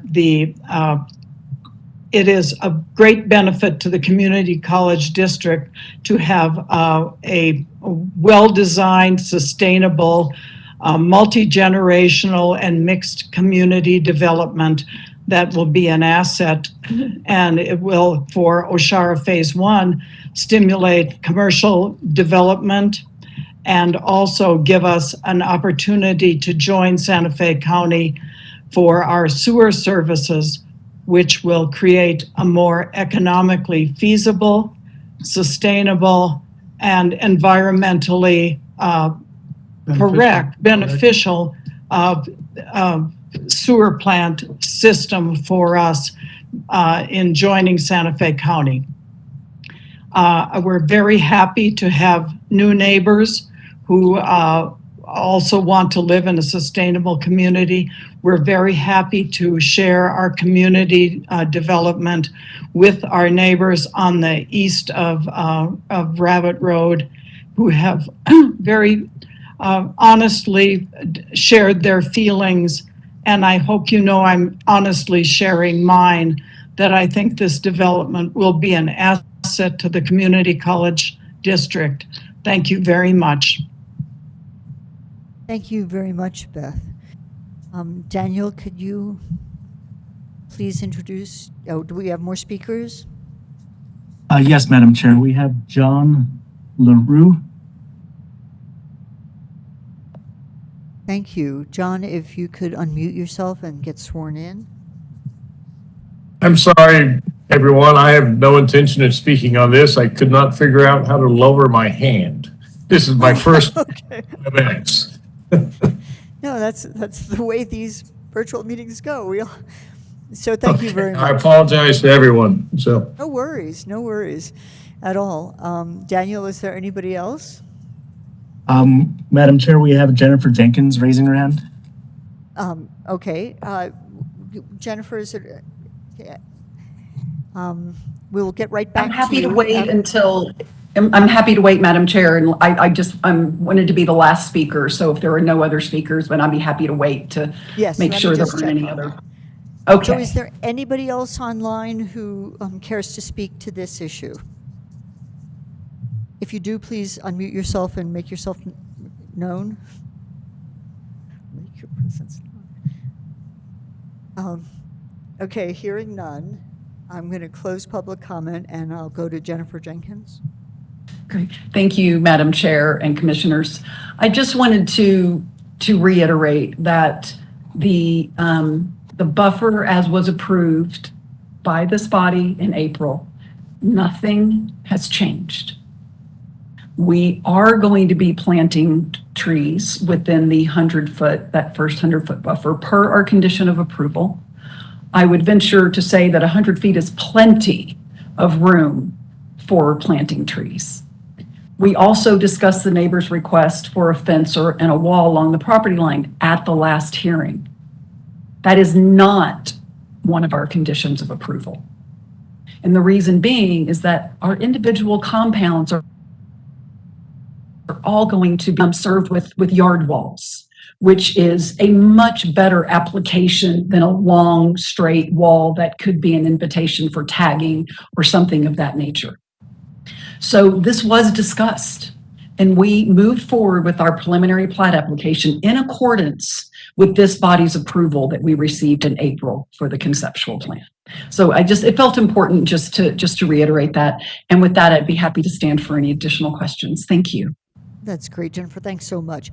So at this point, I'm going to go to the commissioners. Do people have questions for Jennifer? Commissioner Hanson? And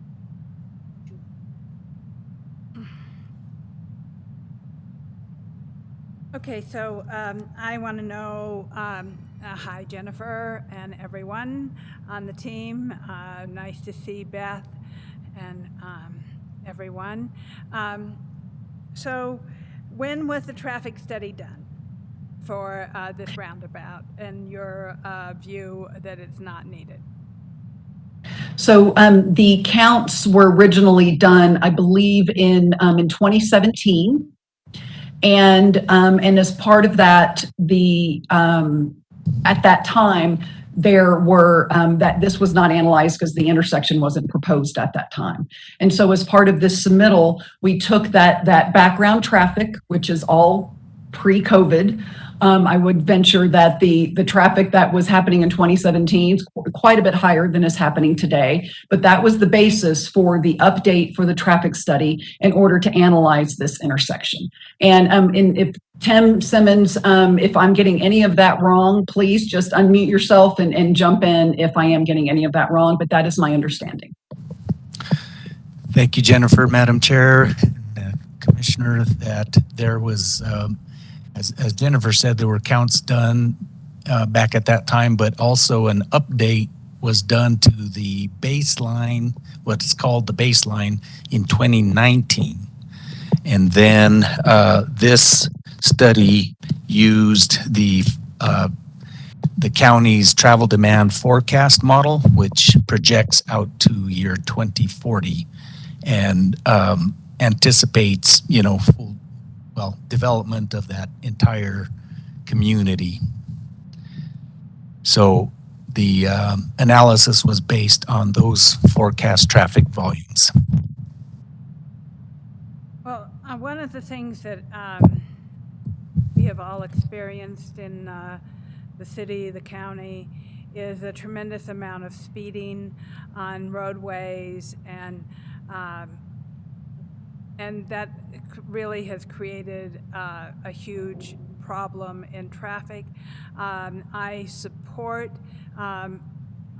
staff in the fact of their request for a roundabout here.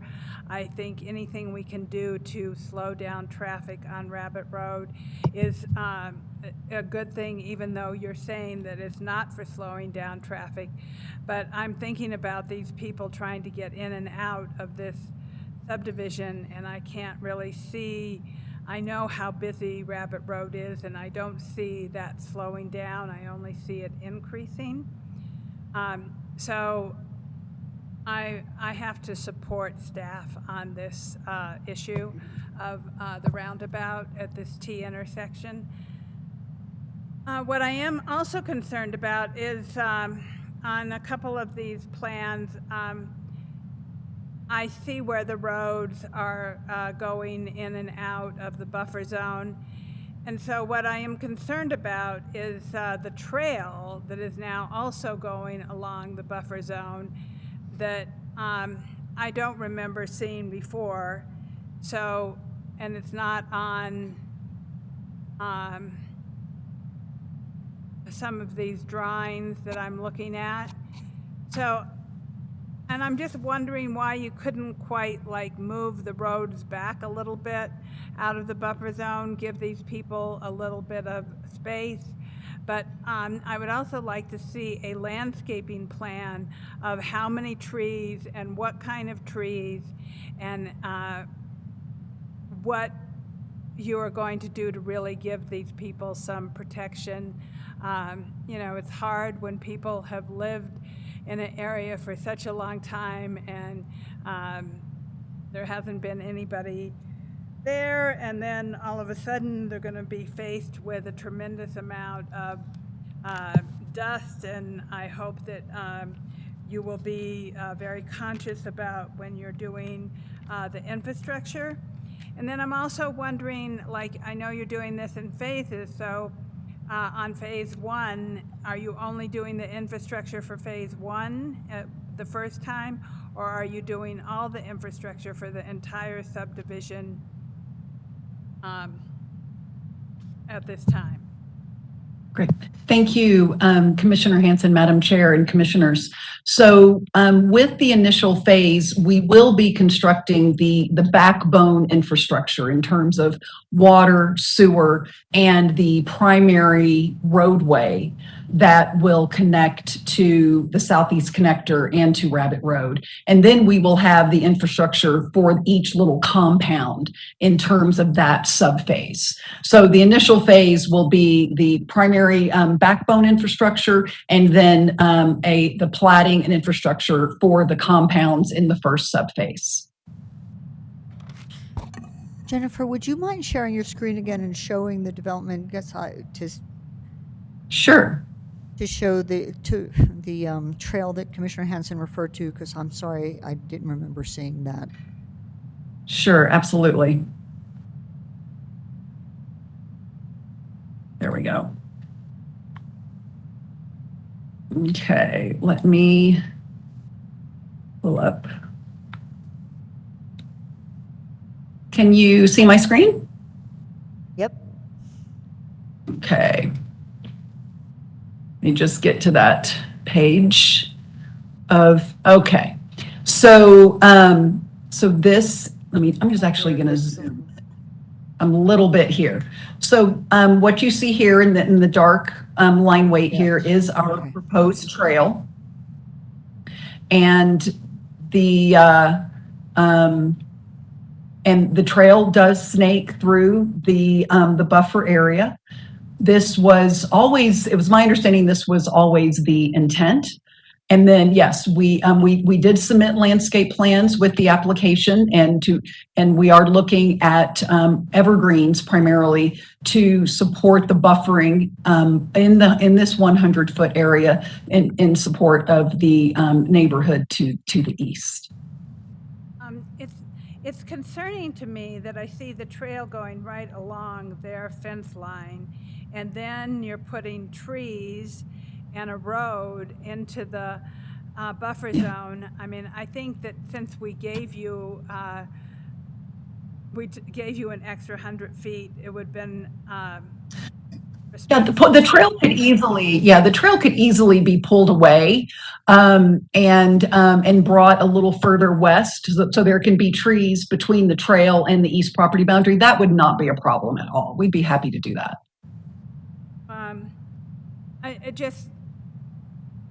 I'm trying to visualize the trees and the neighborhood, and then this connection that you have with this one roadway.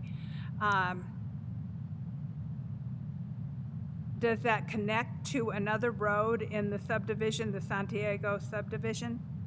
No, this connects just to the east property boundary, and what it connects to is actually undeveloped property at this time. This was just intended to allow for something potentially in the future as an additional emergency access point.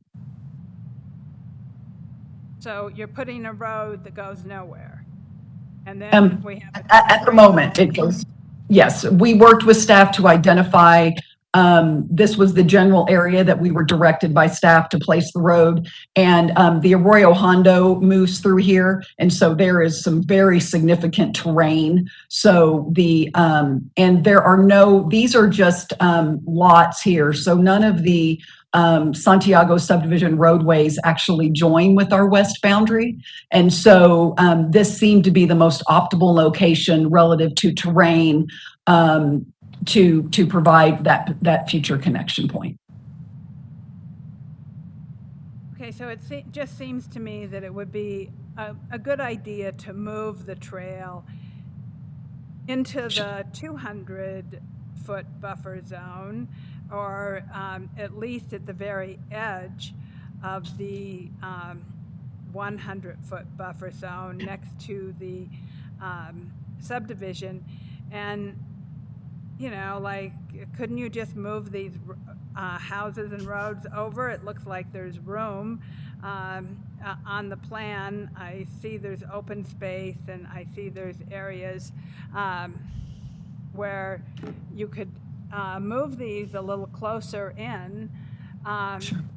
I'm just trying to be sympathetic and understand, because I, in general, think this is a good plan. I'm just concerned for these neighbors in the Santiago. As I've said, I support the roundabout on Rabbit Road. The conduit for the broadband, what are you putting in broadband? Are you putting in, is that part of your Dig Once policy, that you'll be putting broadband in the ground? Thank you, Commissioners, Commissioner Hansen and Madam Chair. Honestly, I do not know. we have not gotten that far in terms of our reaching out to the telecom providers here in Santa Fe to determine what is available and what is going to. We obviously want the most optimal and the best service and the highest speeds that we can offer the neighborhood. And all of our dry utilities will be, so our power, gas, telecom will all be in a joint trench. So we definitely a dig once situation, and but we will be pursuing the best service we can in terms of the telecom providers. So I'd like a little more reassurance about the broadband. That conduit and that will be and services will be in the dig once policy. I'm sorry to hear that you're using gas. I was hoping this would be more of an electric subdivision. Senator Heinrich is really hugely supportive of electric and electrification. And do you have plans to solarize these houses? Or I know that we have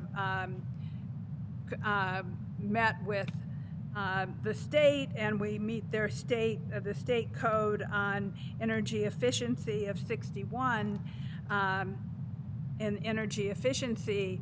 So I know you will be building to that.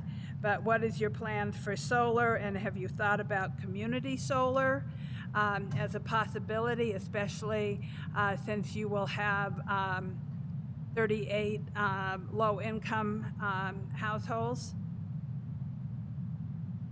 Thank you, Madam Chair, Commissioners, and Commissioner Hanson. We at this point we are not considering community solar, but as far as the design of the homes, the plan is to design the homes so they are kind of solar ready. So any individual homeowners that would elect to put solar panels on their home, that the home is designed in terms of how the electrical network within the home is designed to accommodate that. And we do have Lauren Trick, who is our planner and designer with respect to the site and the homes. He is on the call, and I would invite Lauren if he wanted to offer any additional commentary on this line of questioning. I'd be happy to invite him to unmute himself to chime in. Can you hear me? Yes. Yes, thank you. Well, I think that you summarized it very well. The houses are designed to be solar ready. It's likely that as part of achieving the ERI rating of 61, many of these houses will incorporate photovoltaic system right from the start. It was not our intention to create common area photovoltaics, but rather to use our roofs from the individual homes for location of those systems. But otherwise, I think you summarized it very well. And Lauren also, actually, does Lauren need to be, I have a question for Lauren actually. So does Lauren need to be sworn in real quick? Yes, I'm sorry. Thank you for asking, Jennifer. Lauren, of course. If you're there, can you please be sworn in by our clerk? I am here. All right, Lauren, please raise your right hand. Do you swear to tell the truth, the whole truth, and nothing but the truth? I do. And for the record, before you testify, please state your name, address, and that you are under oath for your test. Yes, it's Lauren Trick, 115 High Road, Santa Fe, 87507. And yes, I swear to tell the truth. Thank you. So, Lauren, can you speak to a little bit, Commissioner Hanson asked a question about the roadways and the compounds that are along our east boundary. And I know we have some fairly significant terrain constraints in that area. Can you just speak to that a little bit with respect to that design? Could you put up your plan? Sure. Yeah, absolutely. Okay. So the buildable terrain is the ridge that runs along the length of our loop center road. And as the the terrain goes further north from that ridge, it drops into an open space, which is a drainage area, and the same to the south. So I know Commissioner Hansen said there's plenty of room, we can push things over. That's in fact not true. The land that is highly developable is what we're building on. What we're trying to do is stay off of the fragile sloping land, the fringe land, as it's called in our community college district ordinance, and limit our density to those areas. So we're actually, by taking that second strip of 100 feet out, taking some of the most developable land out of the plan. I think that we've always tried in this amendment to keep the roads to a minimum in that first 100 feet. I think it's a very good point to talk about moving the trail closer to our street and have it meander but stay away from the neighbor's fence line. That's a very good comment. Great, thank you, Lauren. Thank you, Lauren. It's nice to see you always. Then I want to ask about the playground, or are there any parks in this area? And are you going to put a playground in somewhere? Is there going to be something near the community center? Am I still on? Yes. So we have a variety of open space amenities. The community center itself, which has swimming pool and play area, the trails, of course, and then the open space in the drainages is meant to be more of passive open space. The space between the compounds, and this is the reason that this trail system is so important, is that the space between the compounds is interconnected. It's not residual open space, it's a continuous system meant so that people can take loops when they're walking and not walk down dead ends and back. So that's a very prime component of our open space infrastructure. Is there more than one plaza, or is there only one plaza? There's meant to be a plaza in each phase. And so there's one plaza in this plan, but as you saw from Jennifer's overview of the conceptual plan of Oshara, in each one of 1, 2, 3, 4, and 5 phases, there is a plaza. And so on those plazas, what's going to be there? Grass, open space, trees, any playground equipment, etc.? Well, they're meant to be more urban spaces as opposed to playgrounds, which we're trying to locate that sort of open space closer to the broader open space system. The plazas are meant to be urban. So yes, as you said, grass, trees, park benches, that sort of thing as an anchor to the center of each neighborhood. And so like picnic benches and will be part of the plazas? Exactly. Okay, I'll let somebody else ask questions. Thank you very much, Madam Chair. Thank you, Commissioner Hansen. Commissioner Garcia. Thank you, Madam Chair. Just a quick question for Attorney Schaefer. This is preliminary plat approval, so will the County Commission still look at final plat approval?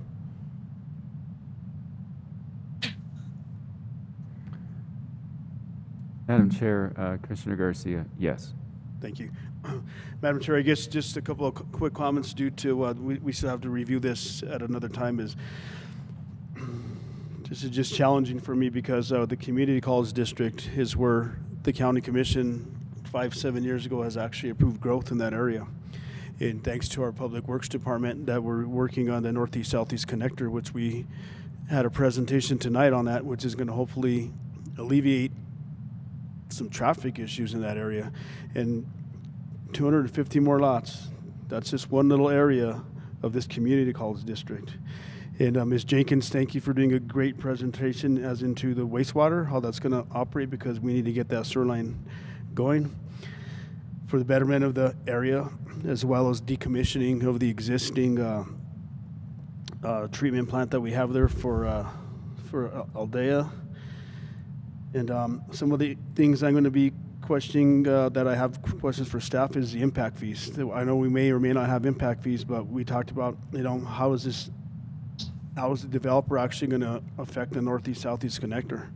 Also, in regards to the sheriff's department, we talk about, in your presentation there, they talked about vehicles.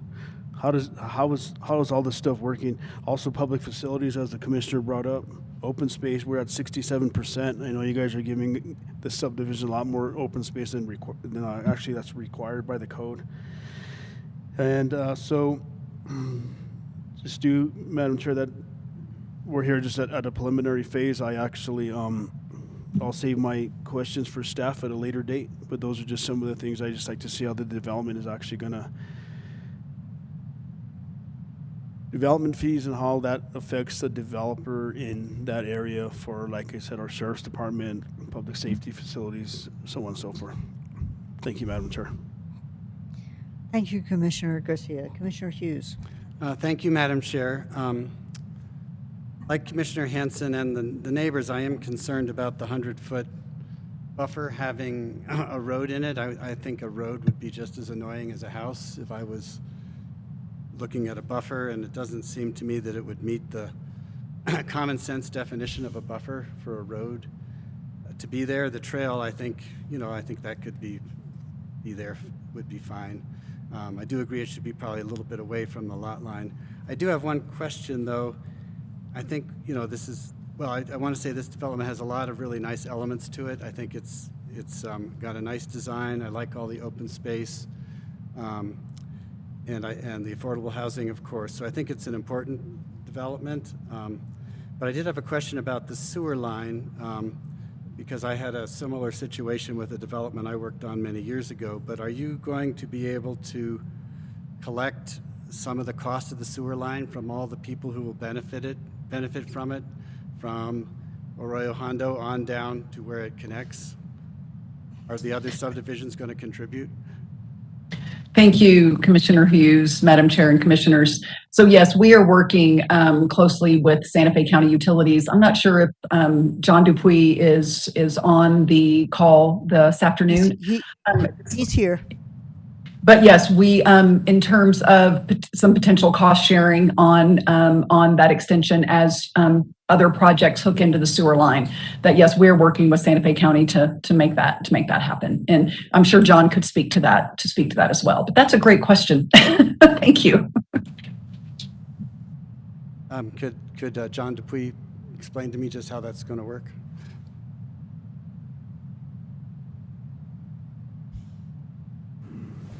As long as we made you stay this late, I wanted to give you something to say. Sure, thank you.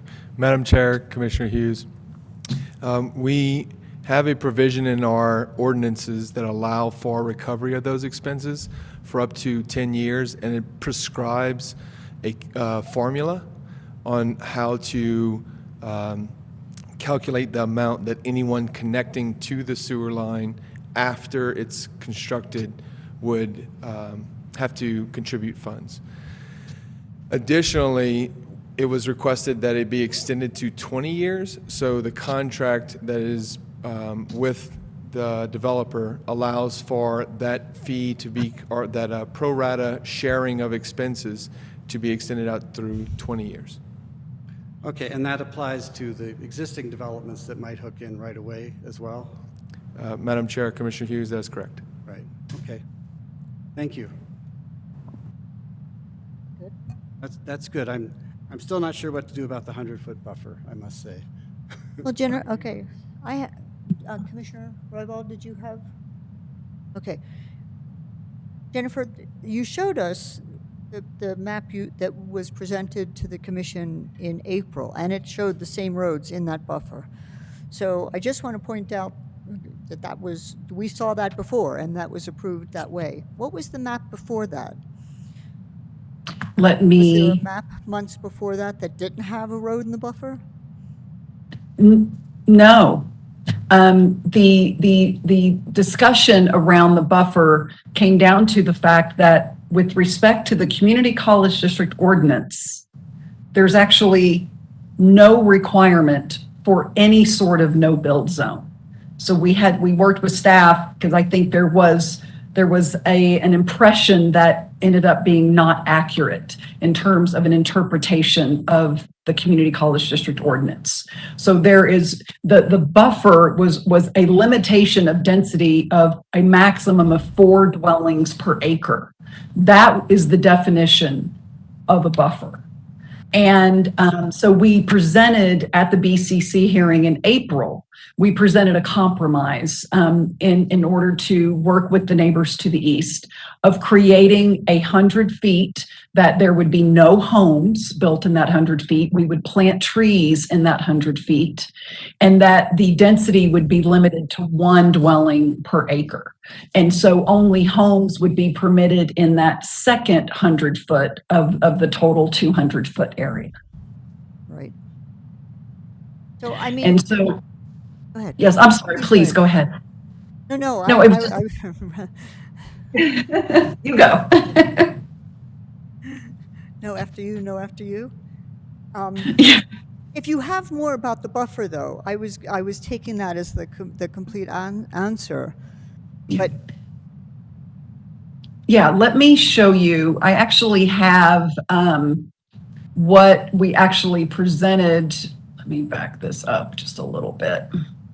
What we presented that night was this. And so you can see here, this was our visual that we presented that evening. It shows the most adjacent homes and their distance. And it talks about how buffers are defined. Areas of open space or land use and density transition that separate or transition between existing residential neighborhoods and future development areas. So how are these areas, what are the development limitations per the SLDC? You can put no new community center subdistricts, no neighborhood centers, and density for clustered development is limited to 4 DUs per acre. That's it.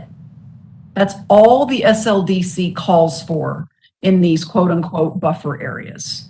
So we've gone far beyond what the code requires that was presented and agreed to at the last hearing in April. We have a 100-foot no build zone. And as you can see here, we're showing the pieces of roadway that were there previously, and that we would limit the density in this area to 1 dwelling per acre. Right. So it's sort of a deja vu all over again kind of thing, because we spent a fair amount of time discussing this at the last hearing. We have developed our preliminary plat submittal in accordance with that approval. Right, and so I wanted to emphasize that we had that I remember that map. I wanted to emphasize that we had that fairly extensive discussion, and with the plantings and the layout and the distance to the existing homes, there was general agreement that that was an adequate buffer. And I have a problem with approving that concept and then asking for it to change when a development is made inconsistent with the concept that was approved.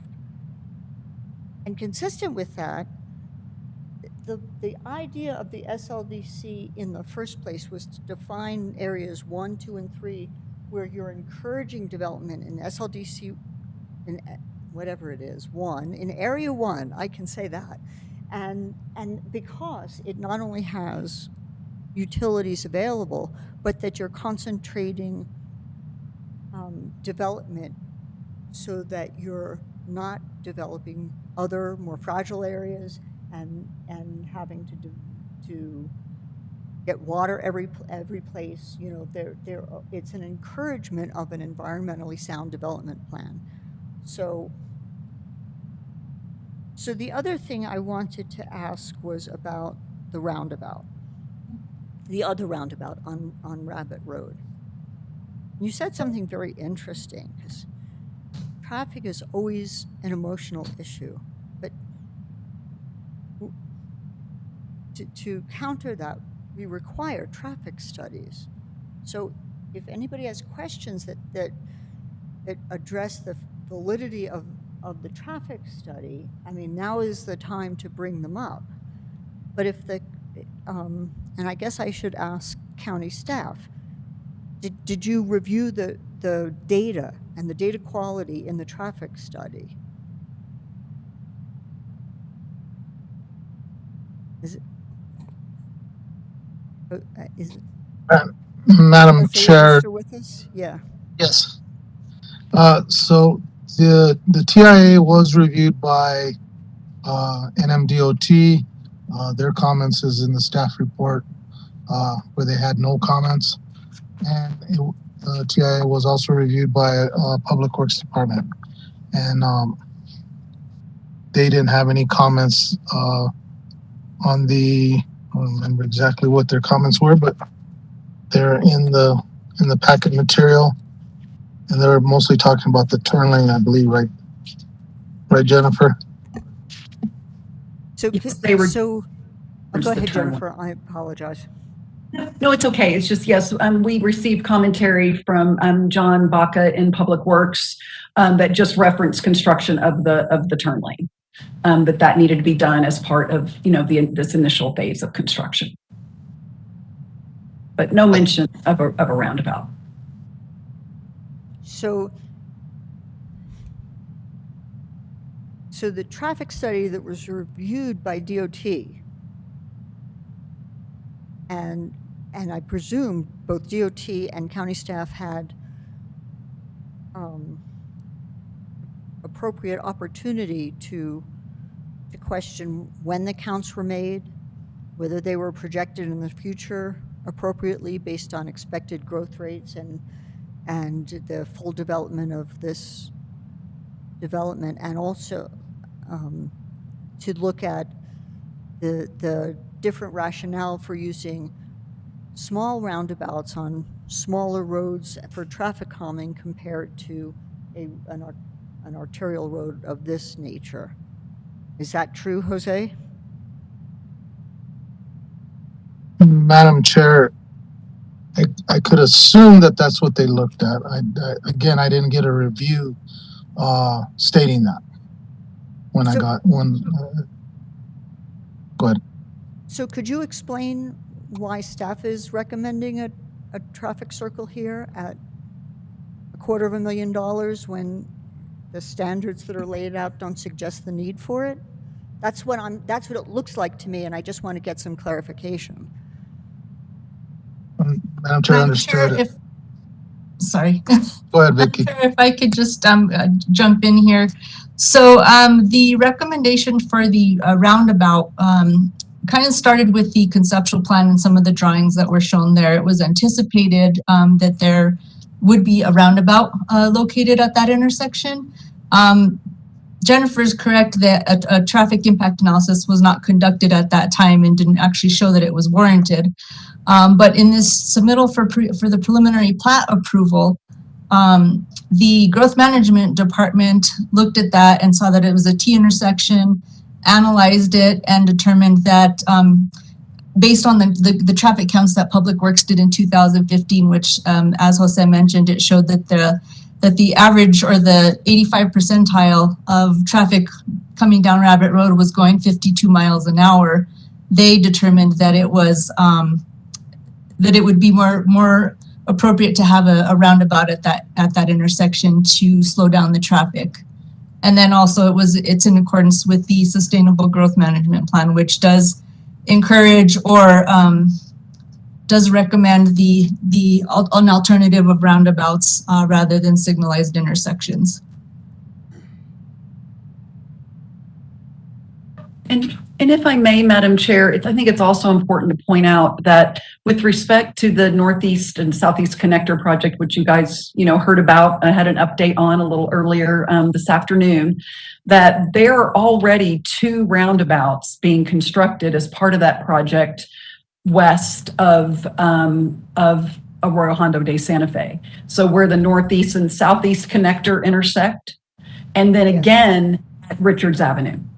So there's no shortage of roundabouts on the North Connector at this point. Yes. Vicky, is it county policy then? Are you telling me it's county policy that every new intersection that's going to be developed needs to be a roundabout? Is that the criterion? Madam Chair, no, this, like I said, this was kind of analyzed and it was based on traffic counts that Public Works had gotten back in 2015. So Who did just that based on this. analysis? I'm not sure who from Public Works was present when that analysis was done. But it did show that there was, like I said, 85 percentile was traveling at 52 miles an hour down that road. So in order to mitigate the speed of the traffic, it was determined that, or recommended that a roundabout be constructed. Does Public Works have any input on this? Nobody was there at the time.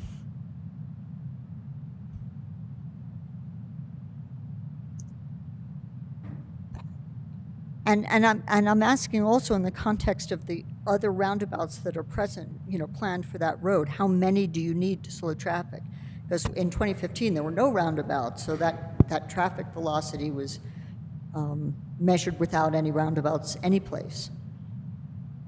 Madam Chair, I have not had an opportunity to review the TIA or any of the traffic data for the development in question or subject to development. But roundabouts are not intended to slow traffic, but operationally they do, because you have to maneuver through the intersection. I'm not really, like I said, I don't think I can provide data-backed opinion because I haven't seen the TIA. Yeah, I know, I was putting you on the spot, and so that's a good response. Right. A question that might be posed is, I'm assuming that based on the recommendation from the TIA that the T intersection works. I'm just curious as to why maybe the roundabout wasn't the preferred option and a T intersection was. It looks like there's a left turn lane proposed. So we're assuming that there is enough traffic to warrant it, which means there are going to be people stacked in a left turn lane trying to turn into the development. So I'm assuming, just based upon what was presented today, that there's substantial traffic that may be utilizing that intersection in its full build-up. So I think it would be beneficial maybe that we would review the TIA again with the intersection being proposed and how it works operationally with what's proposed on the Northeast Connector.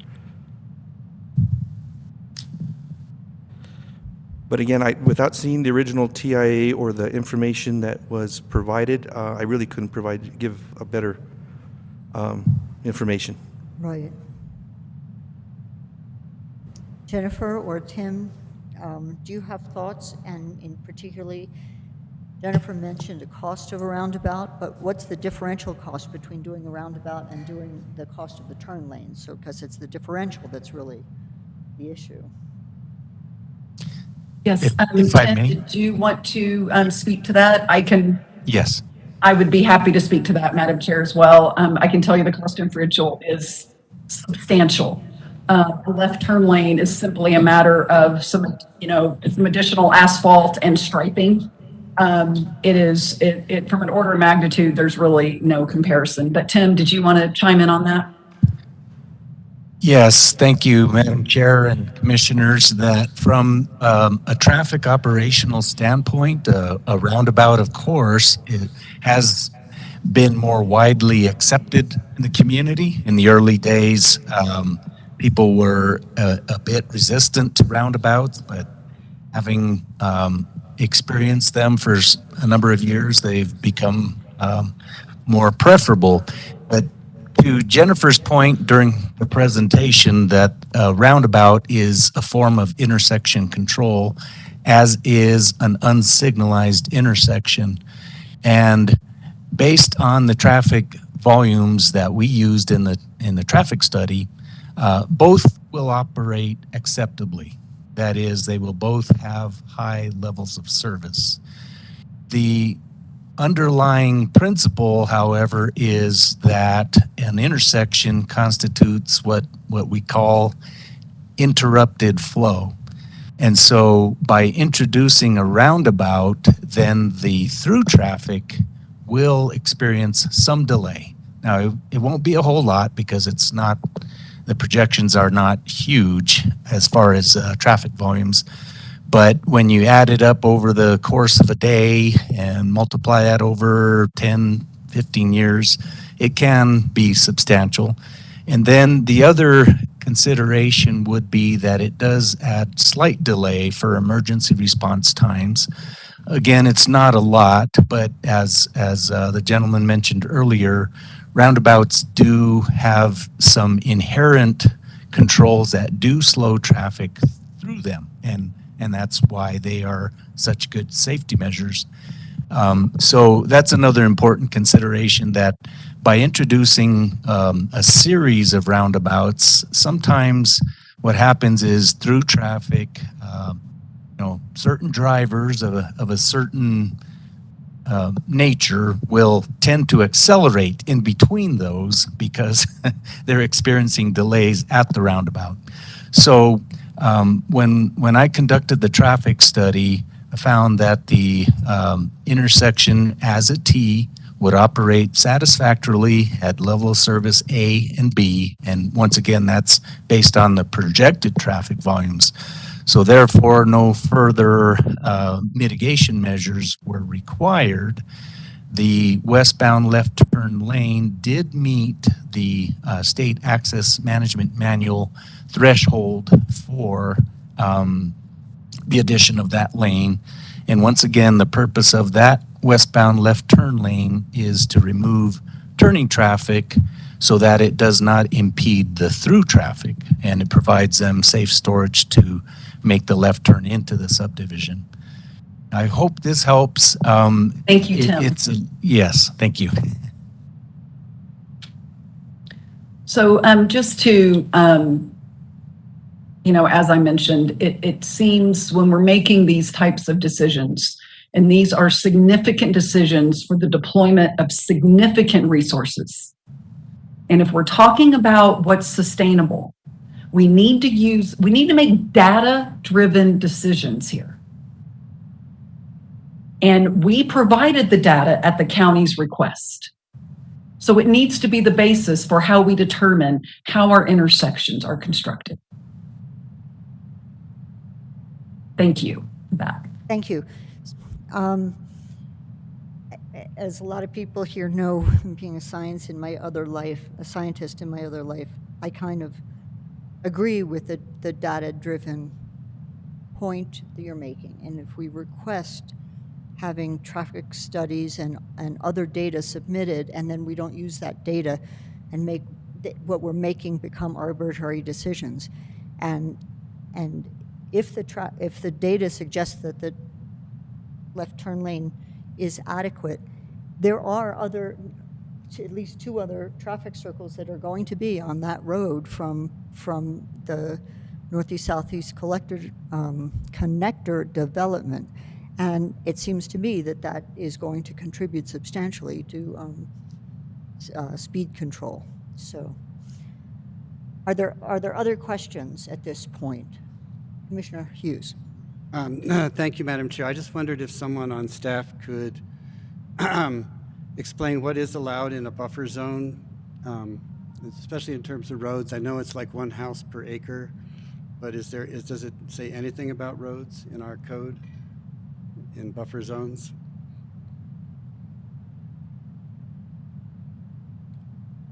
Madam Chair, Commissioner Hughes,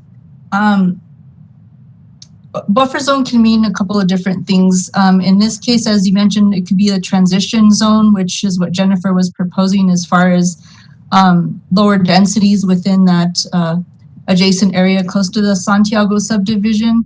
There's only one section of the SLDC that talks about no build areas, and it's in relation to the terrain management section. But it does seem to afford some relief to access easements. So I know this kind of came about based on what the applicant was proposing at the time, and the condition was imposed by the board. Okay, so we don't really address roads in transition zones in our code in any way. This was more something we decided for this subdivision. Madam Chair, Commissioner Hughes, yeah, that's correct. That was something that the board imposed. I believe that we have allowed roadways within open space areas before. I don't know if that's relevant or if that helps, but it might give you a better sense of what's been allowed. We have allowed roads in open space areas? Yes, that's correct. Okay, thank you. I was just curious about that so that we could, because we're going to have this, I mean, this is only phase 2. We've got 3 more to go, I think. So I want to make sure I understand what's permitted and what we're talking about. Thank you. Thank you. Commissioner Madam Garcia? Chair, Yes? Who said? if I could, I just wanted to show, to share an aerial of the site. And just to kind of show, just to give the board a sense of what the Santiago subdivision, how that's built out. So can everybody see my screen? Yes. Okay, so it shows the property boundary here between Oshara and the Santiago subdivision. So it looks like there's 1, 2, 3, 4 houses adjacent to that property line, and it appears that they are set back quite a ways from the property line. So there isn't, there aren't houses right up along that boundary. Just wanted to point that out and show. No, that's appreciated, and we actually got a sense of that from a slide that Jennifer showed. Madam Chair. Yes, Commissioner Garcia. I'd like to actually make a motion. This is actually, we had some very good questions of the applicant as well as staff, and thank you for our Vicky, as well as your staff, as well as our Public Works team sitting out there. If we need to look at the TIA, as Mr. Ivan brought up, then we can have staff look at the TIA, because that TIA was done in 2017. This is preliminary plat approval. We're still going to see final plat approval. So if we have any questions of staff, we can still have the right to go ask staff to look and do whatever the commission would like. So with that, I'd like to make a motion for approval of the Oshara Village Phase 2 for preliminary subdivision plat approval. And you, is that with or without the amendments for 1 and 4 and the roundabout, which is 20? Yes. So you're making a motion with the roundabout? Yes.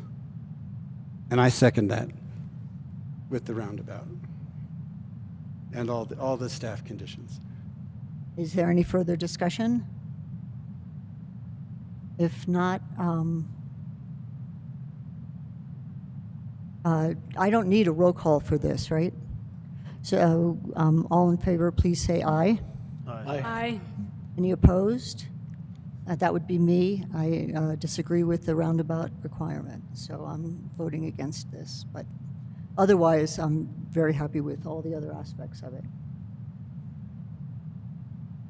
So this passes.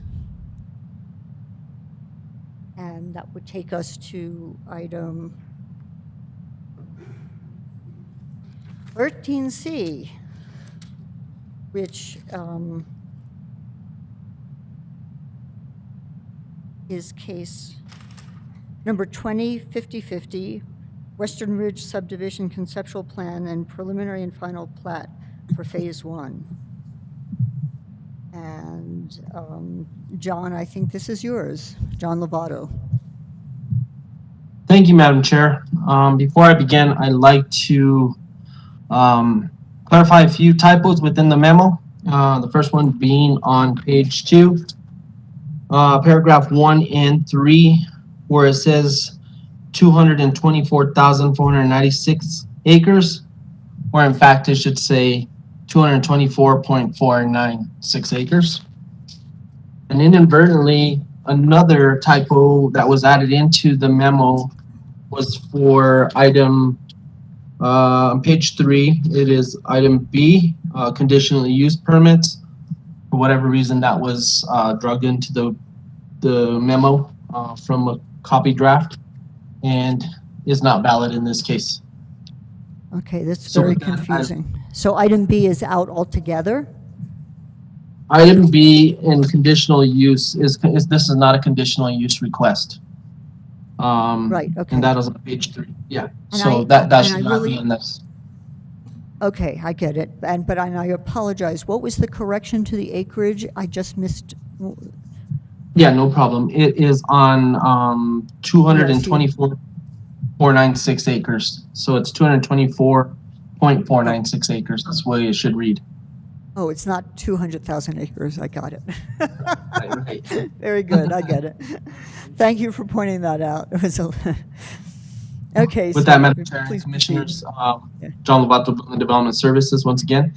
And the issue is at hand is Western Ridge Investments LLC applicant, Jenkins Gavin Incorporated agent, request 1, approval of an affordable housing agreement, and 2, approval of a conceptual approval for phase 2, residential 15 lot subdivision and preliminary and final subdivision plat approval for phase 1 on a total of 128.24 acres. The property has split zoning within 82 acres designated rural residential and 46.24 acres designated residential fringe. Phase 1 consists of 10 lots and total of 9 residential lots of 100.14 acres and a 28.10 acre remainder tract lot 10 for phase 2 of the development. The 82 acre rural residential portion of the property will be divided into 7 lots in compliance with the permissible density of 1 lot per 10 acres. The 46.24 acre residential fringe portion of the property will be divided into 8 lots in compliance with the permissible density of 1 lots per 5 acres. The proposed development is accessed via 52 San Rafael North of Tano Road within Township 18 North, Range 9 East, Section 35, Commission District 1. Summary and history.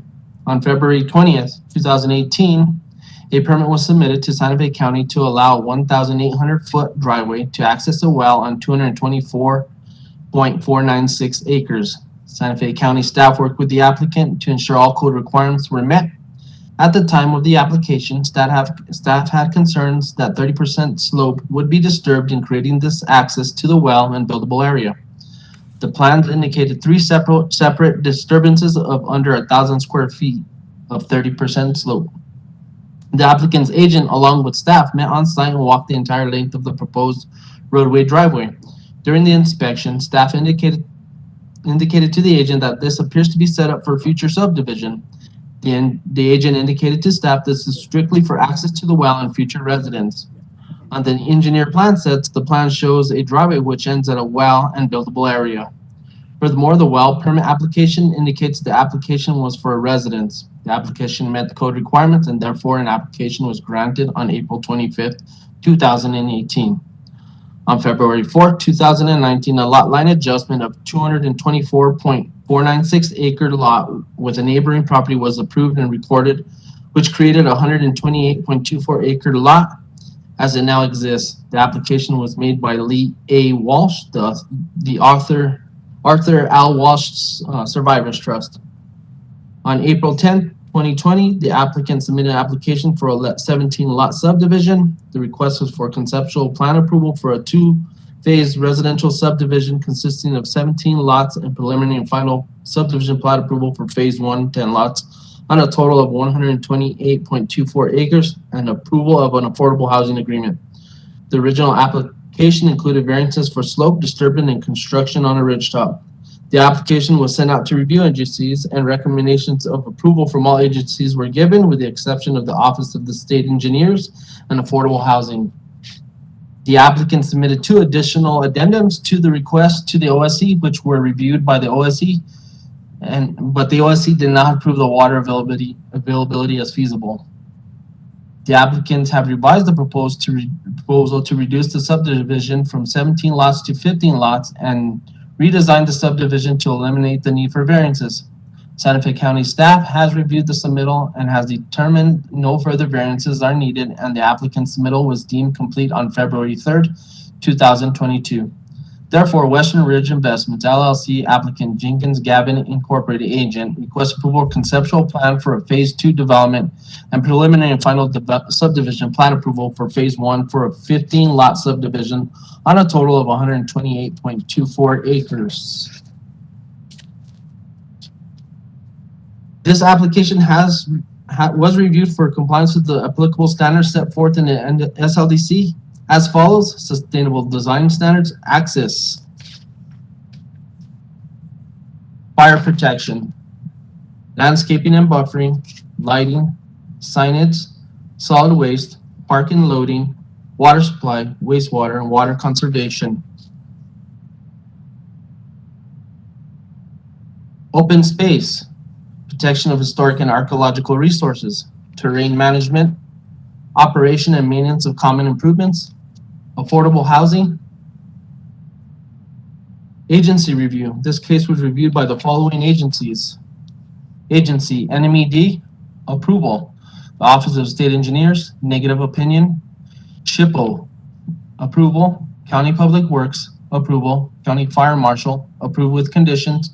County Utilities, approved with conditions. Soils and Water, approved with conditions. Santa Fe Public Schools, no opinion. And County Affordable Housing, approval. Recommendation. The Affordable Housing Agreement has been reviewed and approved by the Affordable Housing Administrator and Legal Department. Therefore, staff recommends approval of the Affordable Housing Agreement attached as Exhibit 7 as a separate document. Building Development Services staff has reviewed the project for compliance with permanent SLDC requirements and find that the facts presented support the application's request for conceptual plan approval for two-phase 15-lot subdivision and preliminary and final plat approval for phase 1 on a total of 128.24 acres.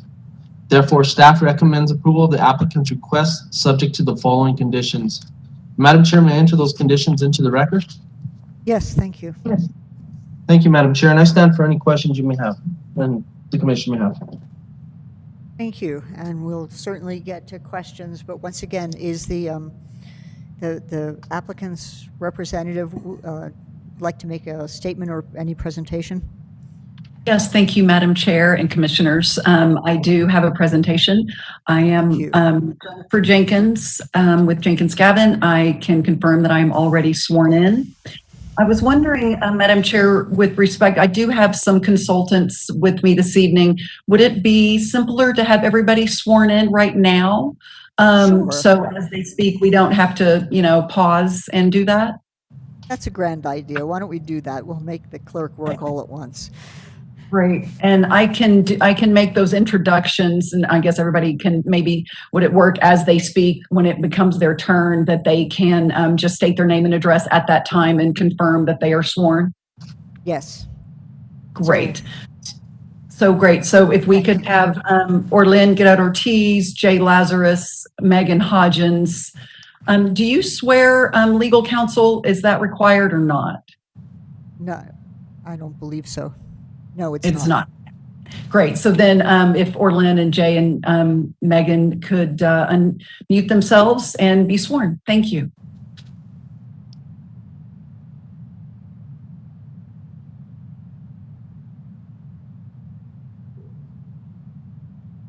Are you all here? Yes, everybody's here. Okay. All right, I think we need to do one at a time. We need to do one at a time, or can we swear in the whole group?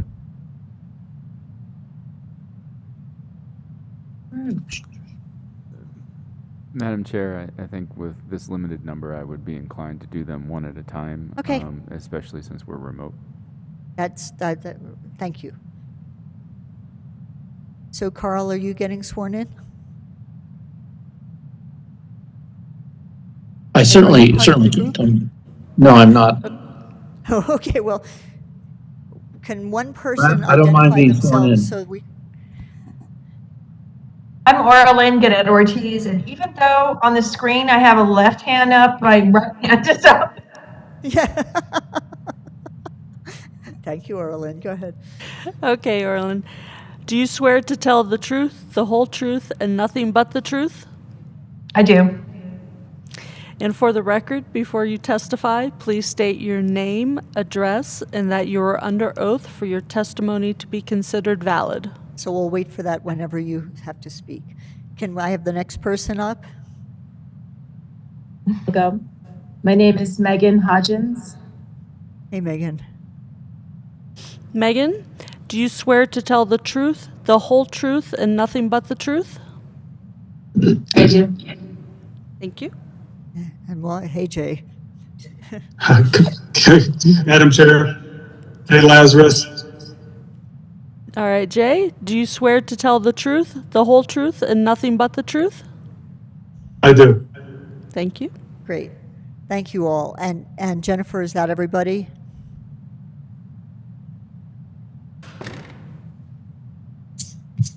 That's everyone. Thank you. Thank you. So if you want to do whatever, share your screen as needed and proceed, that would be great. Wonderful. I'll go ahead and do that now. Thank you.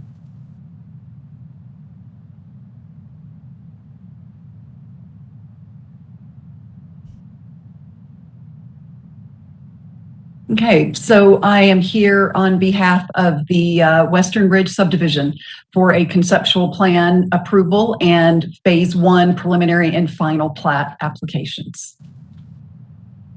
So I'm here this evening on behalf of Western Ridge Investments. Oh, I forgot to have Mike get sworn in, but he's gonna say a few words towards the end, but we can swear him in then. Yeah, we'll take care of it. So I forgot the owner. That's great. So I am the owner's representative, Jennifer Jenkins with Jenkins Gavin. We are joined by Orlin Guerra-Ortiz for our civil engineer on the project. Traffic engineering services provided by Mike Gomez with Santa Fe Engineering. Geohydrology by Jay Lazarus and Megan Hodgins with Glorieta Geoscience. Surveying locally by Rick Chatroop. And legal counsel Kyle Harwood with eGolf Furlick Martinez and Harwood. So this is the subject property. It is just a little over 128 acres. It is located, you can see right here, this is Tano Road, right at the bottom of the screen. And this is San Rafael Drive, most of which is a county road. And then there it terminates in a cul-de-sac. And then there would be new roadway going in to serve the property. And what you see off here to the right is this is the city of Santa Fe boundary, and this is the Monte Sereno subdivision. And going up to the north, this is kind of the edges of Casas de San Juan, which is the housing development adjacent to the Santa Fe Opera. And then there's some kind of larger undeveloped parcels that surround the property to the east and the north and off to the west. So this is the zoning map. And as John mentioned, the property has split zoning. So the northern 82 acres are rural residential, which permits 1 lot per 10 acres. And the southern 46 acres in the darker yellow is residential fringe, which permits 1 lot per 5 acres. And it's an important distinction that this body may recall. Prior to the SLDC, the county zoning for what it was at the time was based upon a minimum lot size. So you either had to have a 2.5 acre lot, a 5 acre lot, 10 acre lot, etc.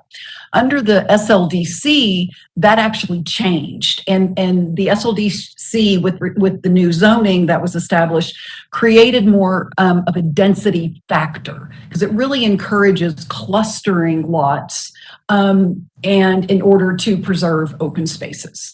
So instead of saying in residential fringe, every lot has to be a minimum of 5 acres, it's saying that you only are allowed 1 lot per 5 acres. So for example, if you had 20 acres and you were in residential fringe, you would be entitled to 4 lots. You could do 4 1-acre lots and you could preserve the rest as open space, or you could do 4 5-acre lots and take up the entire 20-acre parcel. So I just think that's just an important distinction in terms of something that changed with the adoption of the SLDC.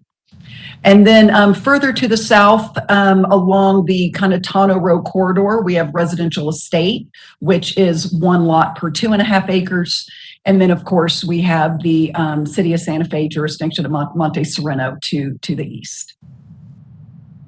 So I now have rotated the map just for in order to orient it, so for ease of viewing. So north is to the right and south is to the left. So this is San Rafael Drive, and so Tano Road is, off the page to the left here. And so as John mentioned, prior to moving forward with the subdivision, we had to drill a well because we are required to analyze the well and present a water service availability report and do a full geohydrologic analysis of the well. So in order to drill the well, we had to build access because we couldn't get to it otherwise. So we received a permit from Santa Fe County to build a driveway up to this point here. And this is where the new well was located. So this is our main access coming off the end of San Rafael. We are proposing 2 phases. Our first phase would be these 9 lots here.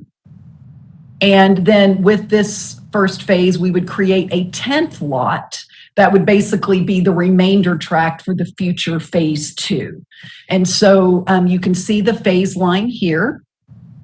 So we have one main road that comes in to serve phase 1, and then we have one other roadway that comes down to serve phase 2, which will be a total of 6 lots in phase 2 for a total of 15.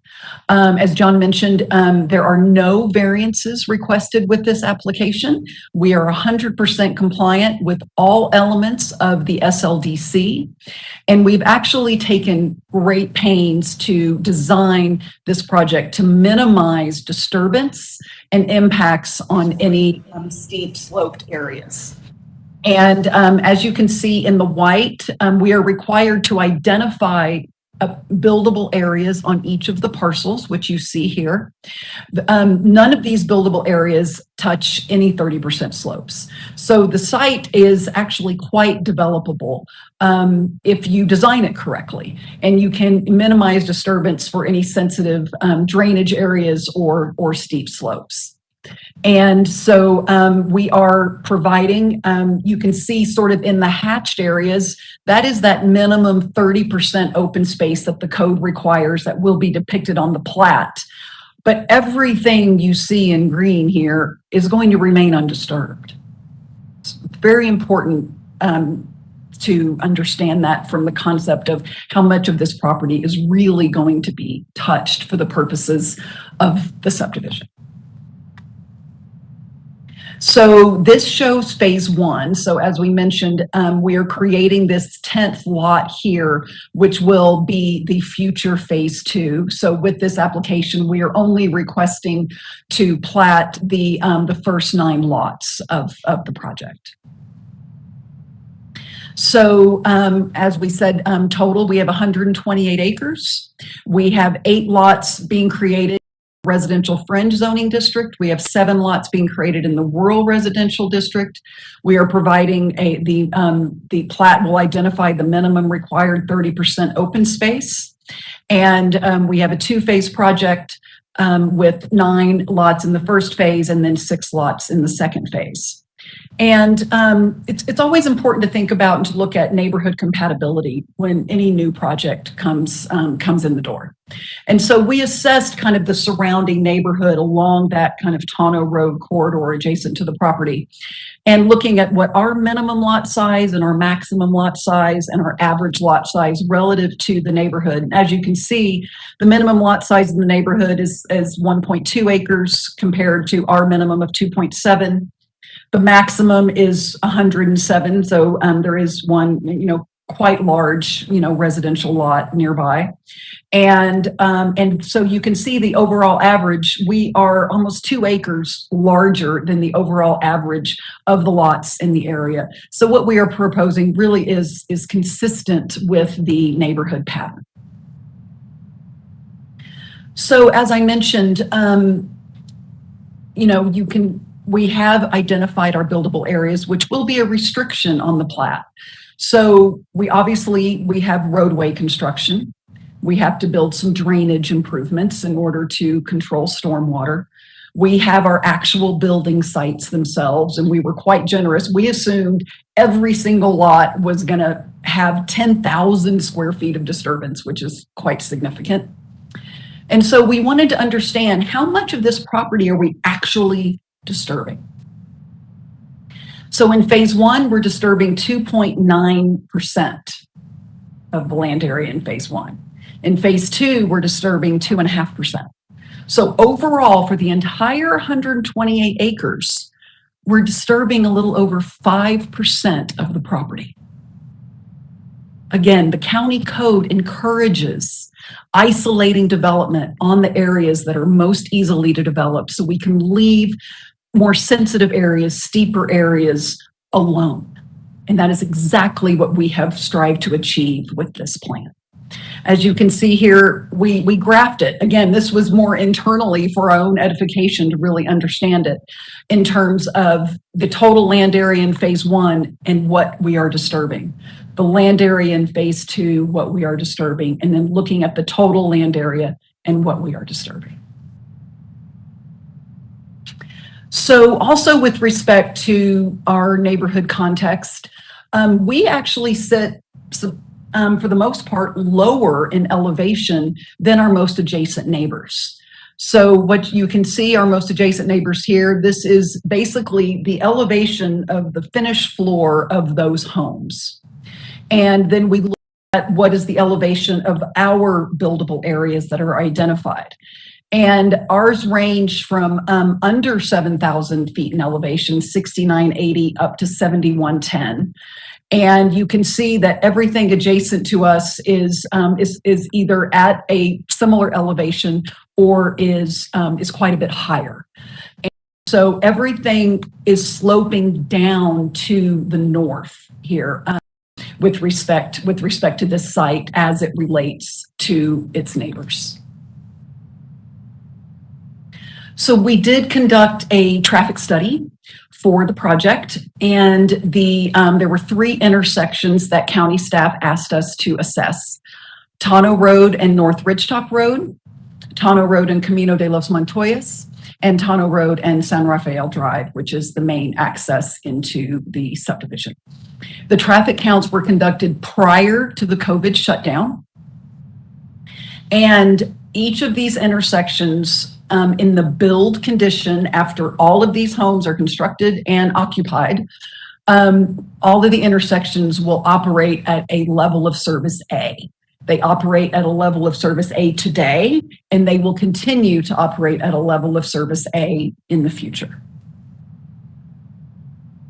So with respect to the review from the Office of the State Engineer, who is tasked with reviewing the water service availability report and the hydrology reports, on July 7th, 2021, the Hydrology Bureau approved the water service availability and hydrology reports, confirming that we had demonstrated a 99-year water supply, which is required by the SLDC.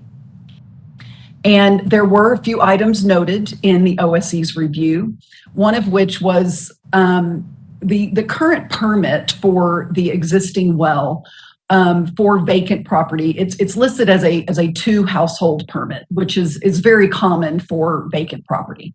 The permit is approved as a 3-acre-foot well. Is its maximum permissible draw from the well is 3 acre-feet. But currently under the permit, because the property is vacant, it's listed as a 2-household well. So the OSE commented, well, are those households metered? It's like, well, the property's vacant, so of course the households aren't metered. But of course, when the well infrastructure is extended and the water lines are extended to the lots, each lot will be metered as is required. There was also commentary regarding in 2020 that there was an over-diversion of the water use from the well that was inadvertent at the time.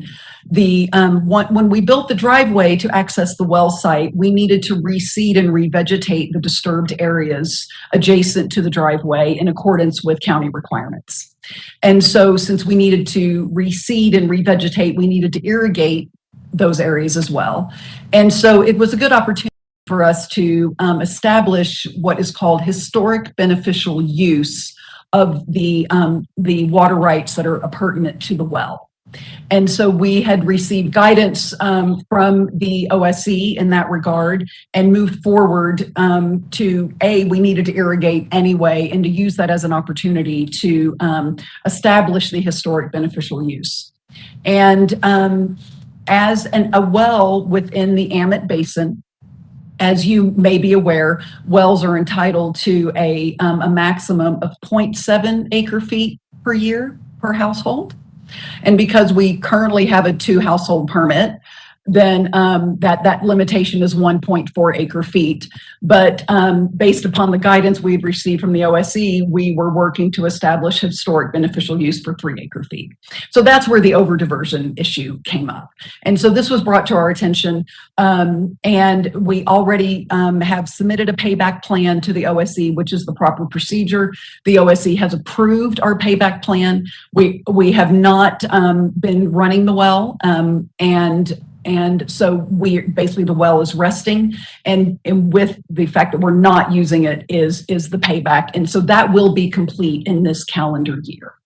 And so that has been essentially resolved. And as long as we comply with the payback plan, then that issue is, they kind of close the book on that particular matter. And lastly, as would be the standard process, once the subdivision plat is recorded, we would submit that subdivision plat depicting those new legal lots of record to the OSC, and with a request to modify the permit in order to serve all 9 lots in the subdivision in accordance with the 3 acre-foot water rights that are pertinent to the well. So we had, when we were irrigating at the property, we received some complaints from nearby neighbors. There is an adjacent 3-lot subdivision that has a shared well. And there was concerns that our irrigation activities were impacting their water supply. And we have been working, we've been working closely with the OSC we've been very transparent. We have provided additional information as requested by the OSC in order to understand what is really causing this and what is the issue. And we offered to the neighborhood to help pay for testing of their well, because we really need to understand what is going on there. And so we tasked our hydrologists to do some research. So, because in order to assess this situation, without understanding what's going on with the neighbor's well, we really can't understand what's going on at all. And so with that, I'm going to ask Jay Lazarus to unmute himself if he could speak to, based upon the research that we conducted, what did we learn? Thank you. And Jay, please remember to state your name, address, and that you're under oath. Thank you. Jay Lazarus. We're trying to adjust our laptop so there's no echo. We're sorry. Hold on one second. Great, thanks. Okay. All right, I think we've got it. I'm Jay Lazarus with Glorieta Geoscience, 1723 2nd Street, Santa Fe, New Mexico, and I'm aware that I'm under oath. Madam Chair, Commissioners, members of the public, first of all, I want to make it really clear that Megan Hodgins, sitting right next to me here, Megan did the water service availability report and hydrology report that was accepted by the state engineer and county. And if there's any questions specifically regarding the WSAR, those will be directed to Megan. And if any of them come to me, I'll deflect them right over to Megan. Okay. But I was asked to specifically look at the neighbor's well and the condition of the well. So what we've got here is a depiction of the neighbor's well at 3 different points in time. On the left side, as shown on the diagram, is what we call the lithologic log. It shows the different sands and gravels and clays of the Tasuki Formation that the neighbor's well, RG 29369, was drilled into. If you look on the left side where we have the lithology, the rock types identified, you see about a 20-foot zone or so of blue. That is where the driller identified the production coming into the well. If we go immediately to the right there, Jen, okay, go left. There you go. Okay, so this is a schematic of the well as completed. So its total depth was 605 feet with the perforation or screen from 560 feet to 600 feet. Now, this well was drilled in the fall of 1977, completed with thin wall steel casing. And instead of using a well screen, as was very common in those days, the driller perforated the casing. The only way that you can get water into a well is to have open space in the casing. The open spaces here were developed or created with cutting torches. So these are torch cut slots. They're very similar to dozens of wells we've worked on in this basin, for more than 40 years. And so they use the cutting torch rather than, more expensive factory manufactured well screen. Torch cut slots are on the order of maybe 1/8 of an inch or wider. They're irregular and they allow sediment, silt to enter a well. And over time, they'll routinely close up with scale or rust. So if you look at the lithology on the left side next to the well completion, you'll see that the perforations in the well are from 560 to 600 feet. And the blue water producing zone is above 500 feet. So when the well was first completed, it was completed incorrectly and inefficiently because the screen is not located across from the water bearing zone. The top of the torch cuts are 40 feet below the producing interval, and it's a really inefficient well, literally from day one. So the initial production in the well in 1977 was estimated by the driller as 15 gallons a minute. It was originally equipped with 3 horsepower, 10 gallon a minute submersible pump. In 2009, Jen, if we go to the middle column there, in 2009, the well tested by a pump contractor and reported to make 10 gallons a minute. Not uncommon, to be less than the driller's estimate from their well development. And so what's important to note here, at the bottom of the well here, sort of the yellow or mustard color represents sediment in the bottom of the well. So what happened was the pump contractor went to measure the total depth of the well and found that it had silted in between 77 and 2009 with 29 feet of silt or 29 feet of sediment, which unfortunately for the well owners blocks off 24 feet of the well screen, leaving only 16 feet of the original 40 feet open for the water to come in from the aquifer. Okay. Between 2009 and 2016, okay, where Jen's going over there, okay, the pump contractor came back in 2016, measured the total depth again, and found once again that the well had silted in higher up, leaving only 8 feet of well screen available for production. What we're seeing here, which is exacerbated by these torch cut slots, is that the well was filling in at a rate of about 1 foot of sediment per year, okay? All prior to the Western Ridge well being drilled and tested and brought into production. So, and it's likely that the well has continued to fill in since 2016 at this same rate and will likely to continue to fill in until all the perforations will be buried. So what we're seeing here, unfortunately for the neighbors, is a result of poor well construction and loss of the ability of the well to be able to pull water in from the aquifer because the perforations are covered over by 30 some odd feet of fill, which is really unfortunate, but that's how it is. And, it's likely that any decreased well production is related to the progressive and continuing silting in of the well that is continuing to block the perforations. So, the new pump, recent pump, once again, the pump, it's a 3 horsepower, 10 gallon a minute pump, replaced each time it was replaced. It set at 520 feet in 2016. At the time, leaving 40 feet of unusable water column below the pump.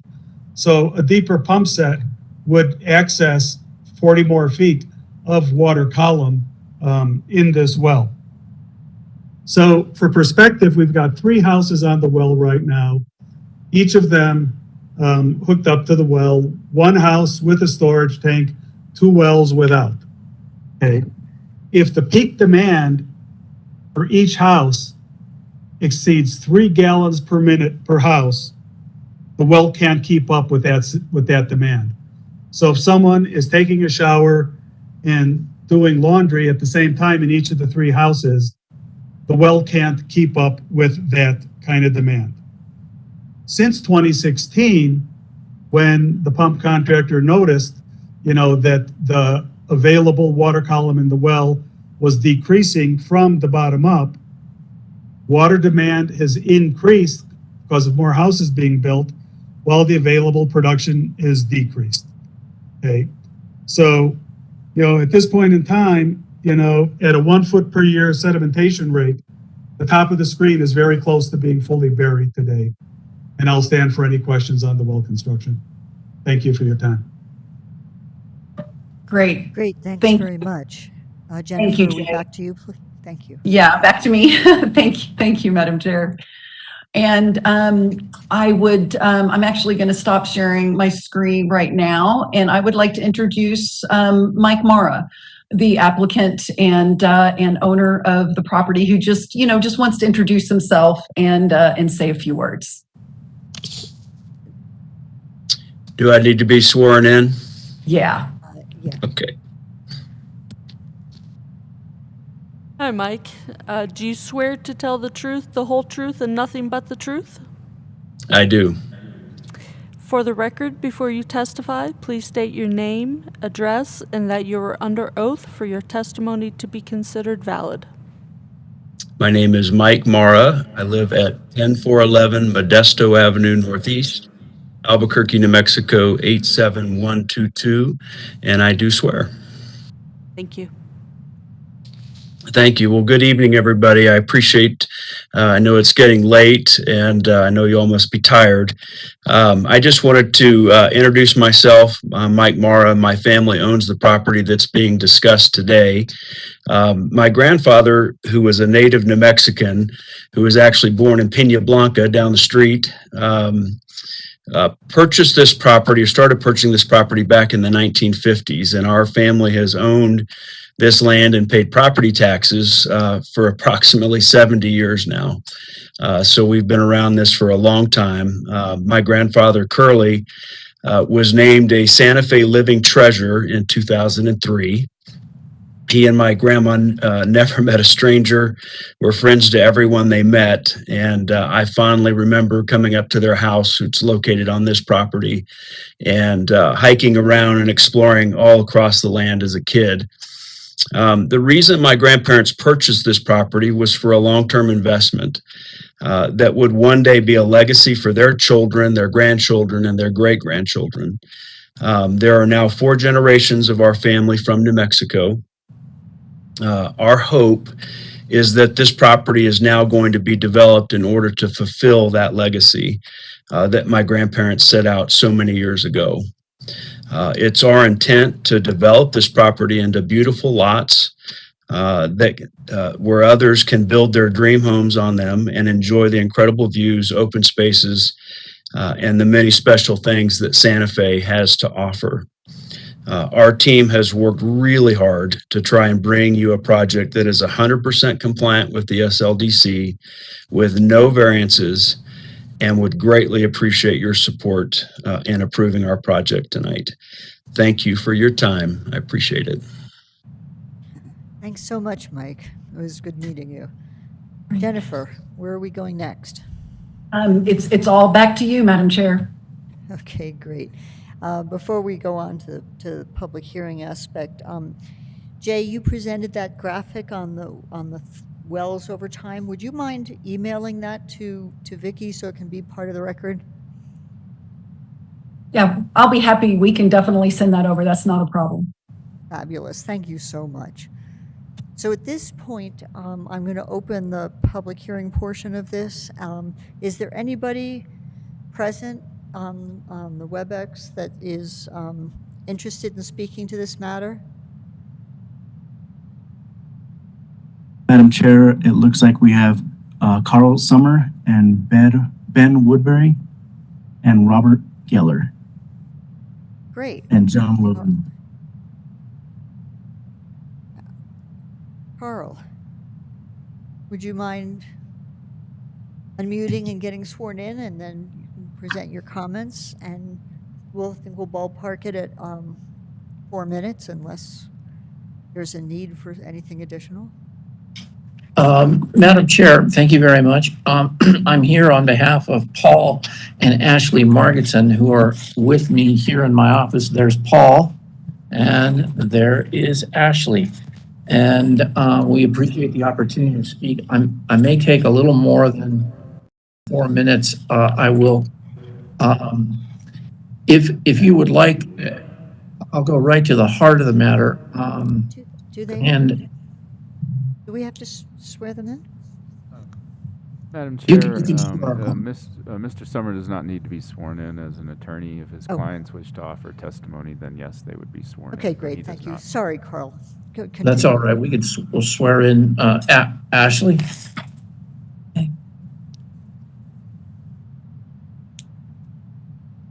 Go ahead, Madam Clerk, you can swear Ashley in. So they all need to be sworn in, No, or just Oh, not just Carl. the clients that Mr. Summer is representing. Okay. All right, ma'am. Do you swear to tell the truth, the whole truth, but the truth? So help me God. For the record, before you testify, please state your name, address, and that you are under oath for your testimony to be considered valid. Okay. And we can swear in Mr.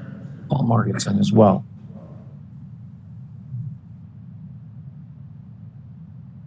Madam Clerk, that's Paul Martinson. Can you swear him in as well? Sir, can you hear me? Yes. Okay. Do you swear to tell the truth, the whole truth, and nothing but the truth? I do. Okay. And did you both state your name and address? When they speak, they can do that. Okay. Yeah, what I said. When you speak. Madam Chair, my name is Carl Summer, and my address is Post Office Box 2476, Santa Fe, New Mexico. And I'm an attorney here in Santa Fe, and I represent Paul and Ashley, and I'm speaking really, I think, in the interest of many other people who may or may not be here this evening. I will try to be brief in my remarks. I'm going to start with probably what is the most important aspect of this case. This case is about what we believe is the overdevelopment of a fragile parcel of land that will likely not have sufficient water resources to serve the residents that are there, and will have an adverse impact of the people who already live around it. And I'll get right to that. Summers, can you hear us? Please stop. Can you hear me? There, now I can hear myself. Yeah, we're having problems Okay, hearing everybody, you. that's okay. Carl, we were having trouble hearing you. Like, you were fine until everybody got sworn in, and then when you stared, it was Okay. just way too low, but we can hear you Okay, now. how about, is this now? Is this better? Yes. Okay, I think I may have had the computer too far away from myself. Yes.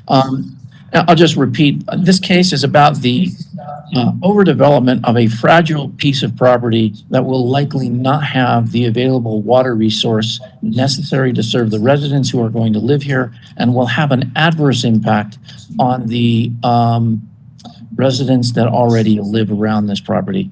I'm going to focus on that, and then I'll move to a couple of other issues. What is critical is in your packet at page 154, I don't know if you all have your packet there, but at page 154 is the Office of the State Engineer's Hydrology Division or Bureau.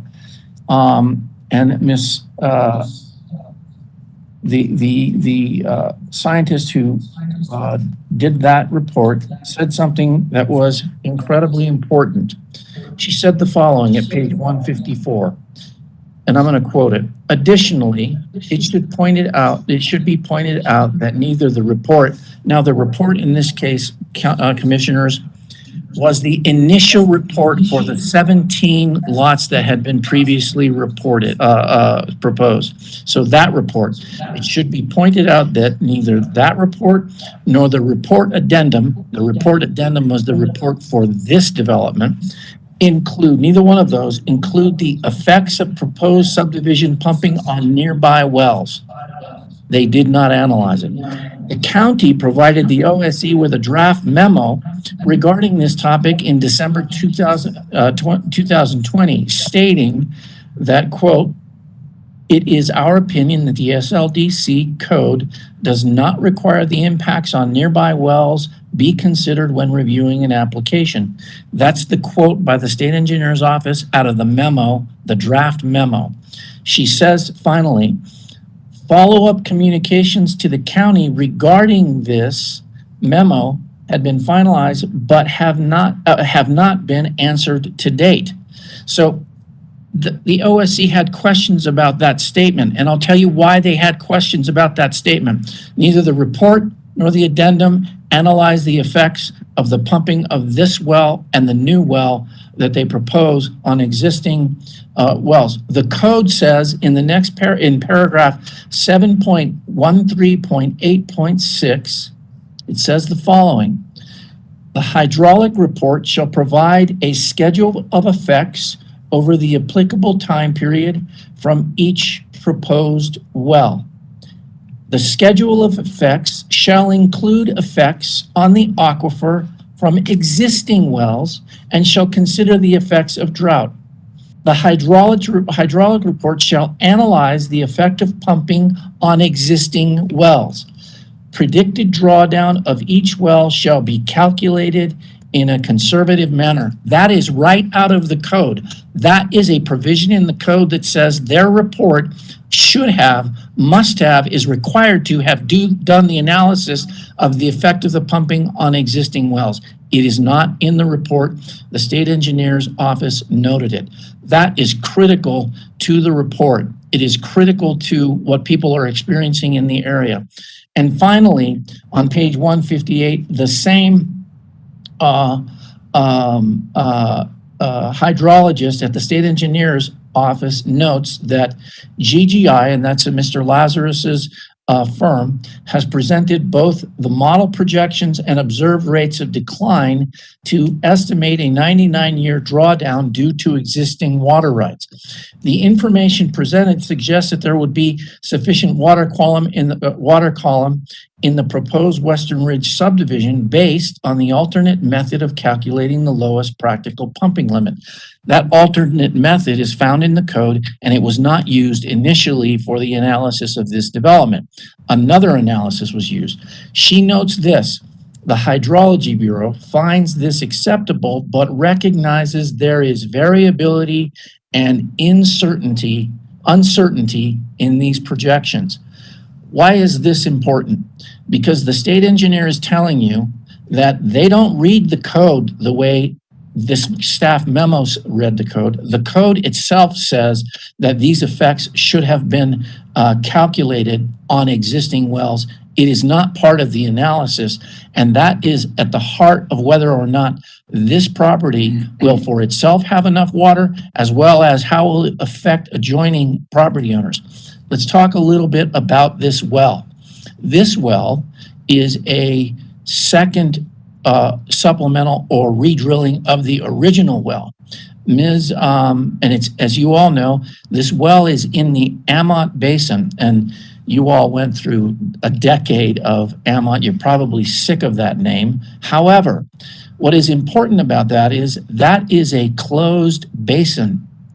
That basin is closed by the state engineer, and that means that all of the water that is available in that basin has been appropriated or permitted for appropriation, i.e., there is no new water to be had. In order for the second phase of this development to occur, they have to find and transfer water rights to another well. That hasn't happened. I suppose that's why they're not requesting phase two development or development plan. But their phase one, their report, and the state engineer notes, does not calculate the effects on surrounding wells. That is a fatal flaw in this application, and it should not move forward until those effects have been calculated and determined. Why is it in the code? I'll tell you why it's in the code. Because you have the discretion to deny a development that is going to adversely affect existing water users. That's why that must be analyzed. It hasn't been analyzed. I can tell you when they transfer water rights to this other well that they're going to drill, they will have to do that calculation for the state engineer's office to make the transfer. But as a part of your code, they were required to do it for the initial well here, this well. It was not done. I submit to you that for that reason alone, this case should not be approved because it meet the criteria of the code, and the state engineer noted that it does not. They relied on a staff memo that, if it says what it says in this page 154 from the hydrologist, is absolutely wrong. It contradicts the exact language that requires the analysis in the code. I said I would go to the heart of this matter. That is the heart of the problem with this development. Now, Ms. Jenkins and Ms. Guerrero Ortiz and all of the consultants working on this have done a good job of telling you, well, this is a minimal disturbance. It is a minimal disturbance of very fragile ground. I'd like to tell you a little bit about the history of the permit. You know, it's very odd that at the beginning of Mr. Lovato's staff memo, he talks about the driveway permit. I don't know if any of you got the chance to go see the driveway that was built. It is a subdivision road. It is designed and has been developed and has been finished as a subdivision road. It meets the standards of a subdivision road. That's why they had concerns about it. Why is that important? Because if you're going to do a subdivision, you have to do something that is critical, something that Mr. Mara indicated. This was a special piece of property. It is a special piece of property, and they had to do an archaeological study. You don't have to do an archaeological study if you're going to do a driveway to a test well. You don't do an archaeological study. If you are going to do a subdivision, you have to do an archaeological study. And they did an archaeological study for this application after the road was built.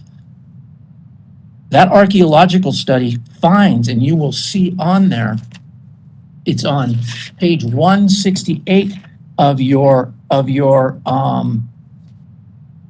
packet. If you look at, that is the Department of Cultural Affairs Historic Preservation. What will you find there? There are significant archaeological sites on this property that need protection. And I bet you there were significant archaeological sites that existed before this subdivision road was placed there, but no analysis was done. Why is that? They came in and staff suspected this is a subdivision road, guys. This doesn't look like a driveway. If they were going to do a subdivision, they would have had to do an archaeological analysis. Who knows what was lost? Who knows what was lost? We will never know it, but it's put in black and white in front of you what happened in this case. So I've pointed out 2 points to you that I think are critical to how you look at this application. There is nothing we can do, unfortunately, about the road that is there and what might have been lost archaeologically by what was done and the manner in which it was done. There is something you can do about the water, and the code allows you. In fact, the code requires you to make sure that the effect on existing owners is taken into consideration. One last thing, and it's critical to the thinking about this subdivision in terms of the water. As I told you, the AMA is a closed basin. And as you all know, there was a many decades long litigation over establishing rights in the basin. The well on this property was never used. for decades and decades. A water right in the EMA was going to be based on historic use, or if you were going to have a residence, you would be allowed 0.7. These are all things that I'm sure are familiar with. You'd have 0.7 acre feet. So for decades, from the 70s to the present, the well on this property had no historic use. And under the Ammont lawsuit, that would have meant they would have been stuck with 1.4 acre feet for a domestic well. Pre-moratorium or not, they would have been stuck with 0.14 acre feet. But you know what they did? They ran out there and they pumped the hell out of it. And they over-diverted and they misused the water because their permit did not allow for what they did. They misused the amount of water and they misused the purpose of the water. And they got caught. And then they used that pumping to establish a historic use, which was fictional. That says a lot about this development. I don't know that there's anything that can be done about it now because that's what they told the state engineer's office about historic use. That's what they probably have established. But I'm bringing it to your attention to look at this development rather closely because the history of the behavior on this development leaves a lot to be questioned. And I'm going to turn it over now to Ashley Margetson as an owner to speak. Thank you for allowing me the time, Madam Chair.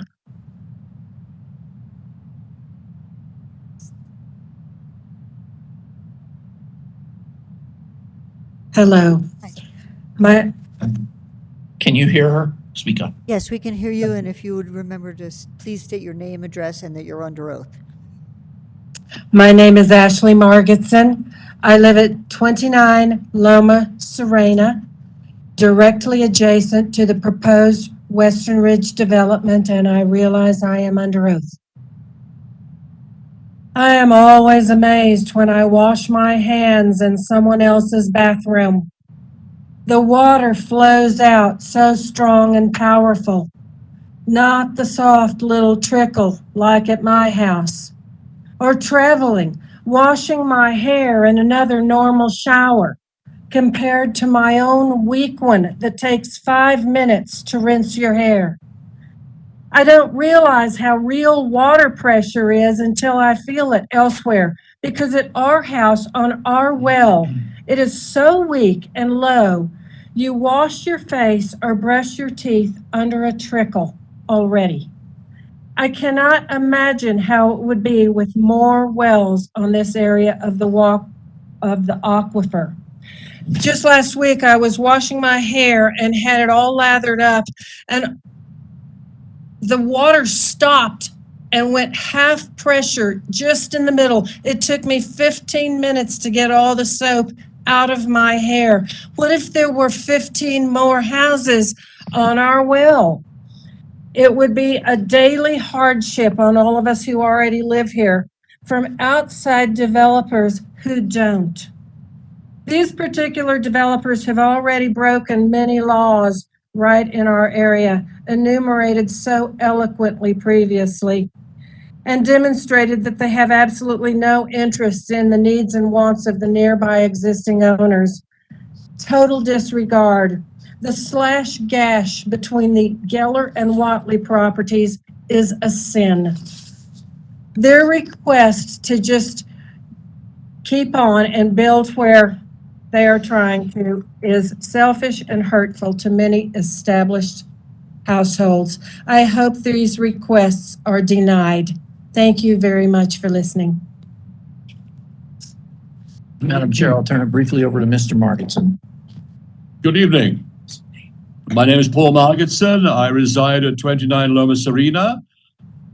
And I'm under oath, and I understand that, and I agree to be under oath. So yes. What else am I supposed to say? Excuse me. Is that enough? Am I okay? Yes.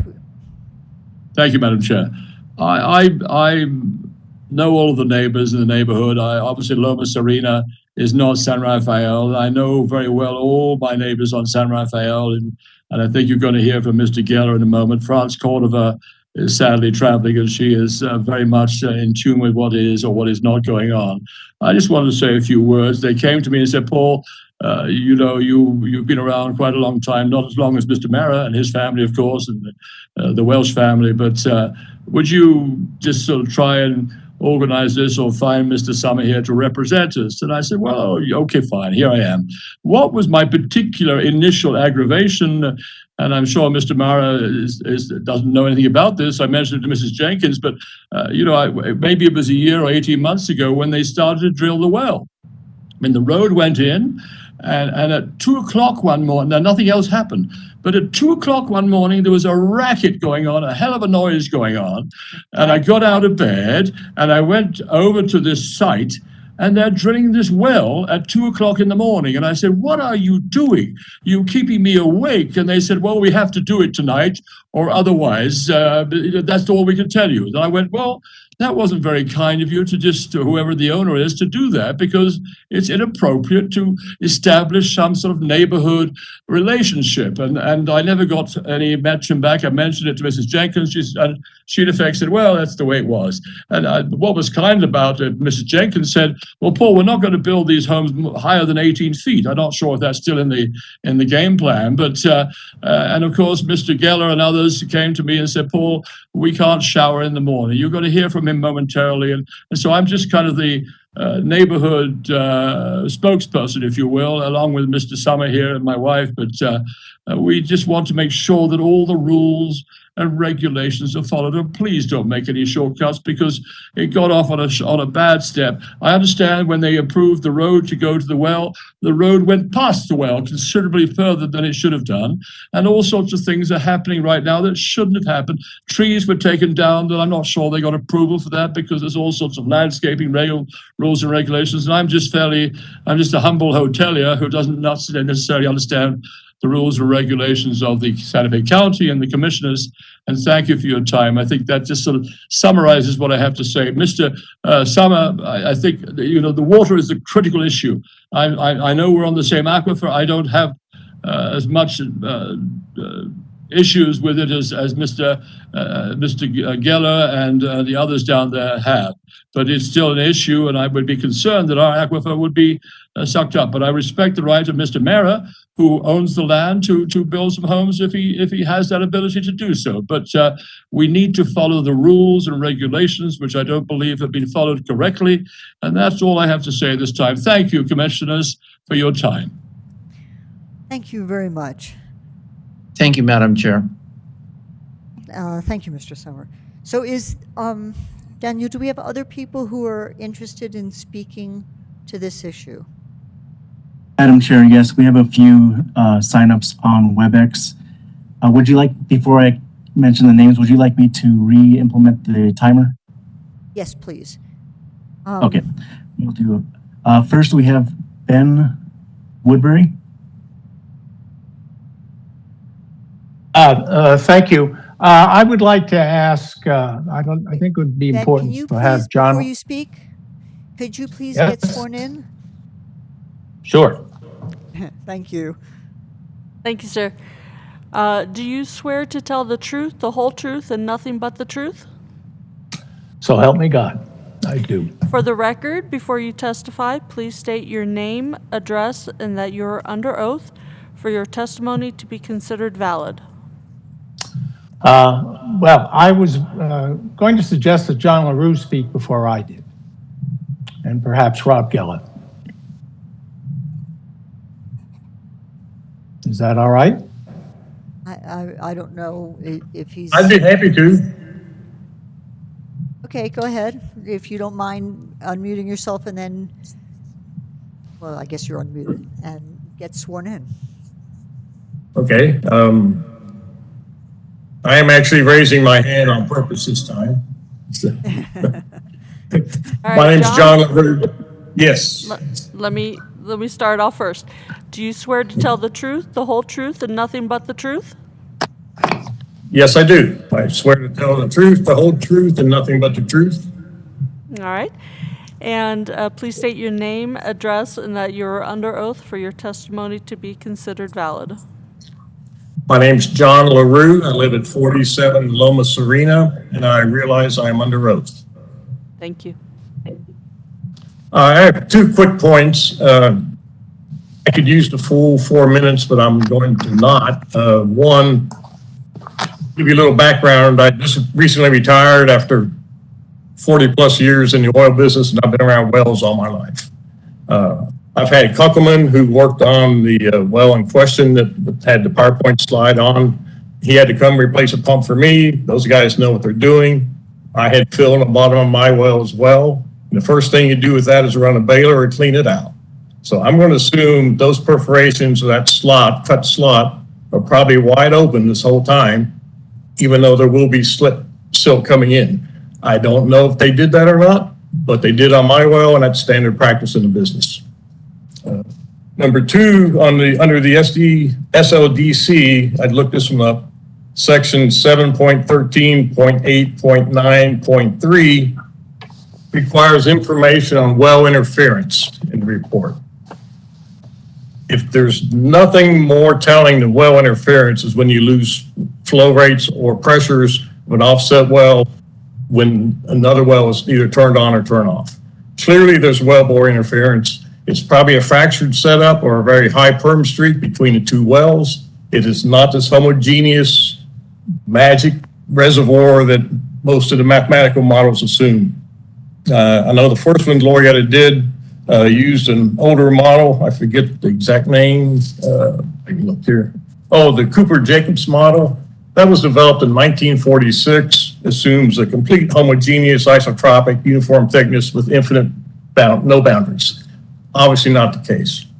Second model, I don't have the name in front of me, but it seemed to be multi-layer, might have been a finite difference, a finite element analysis, but it's stacked sections with the same basic kind of assumptions that don't apply.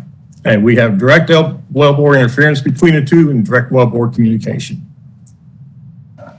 At that, I'm going to give my time to anyone else who'd like it, or I would take questions if the commission has any for me.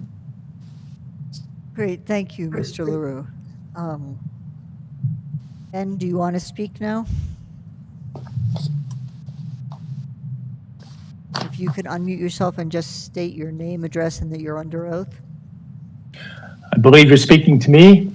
I am Ben Woodbury. I live at 93 Tano Norte, Santa Fe, New Mexico, 87506, and I am under oath. So I think I will begin. I want to just reemphasize the extreme concern there is in terms of the whole issue of water.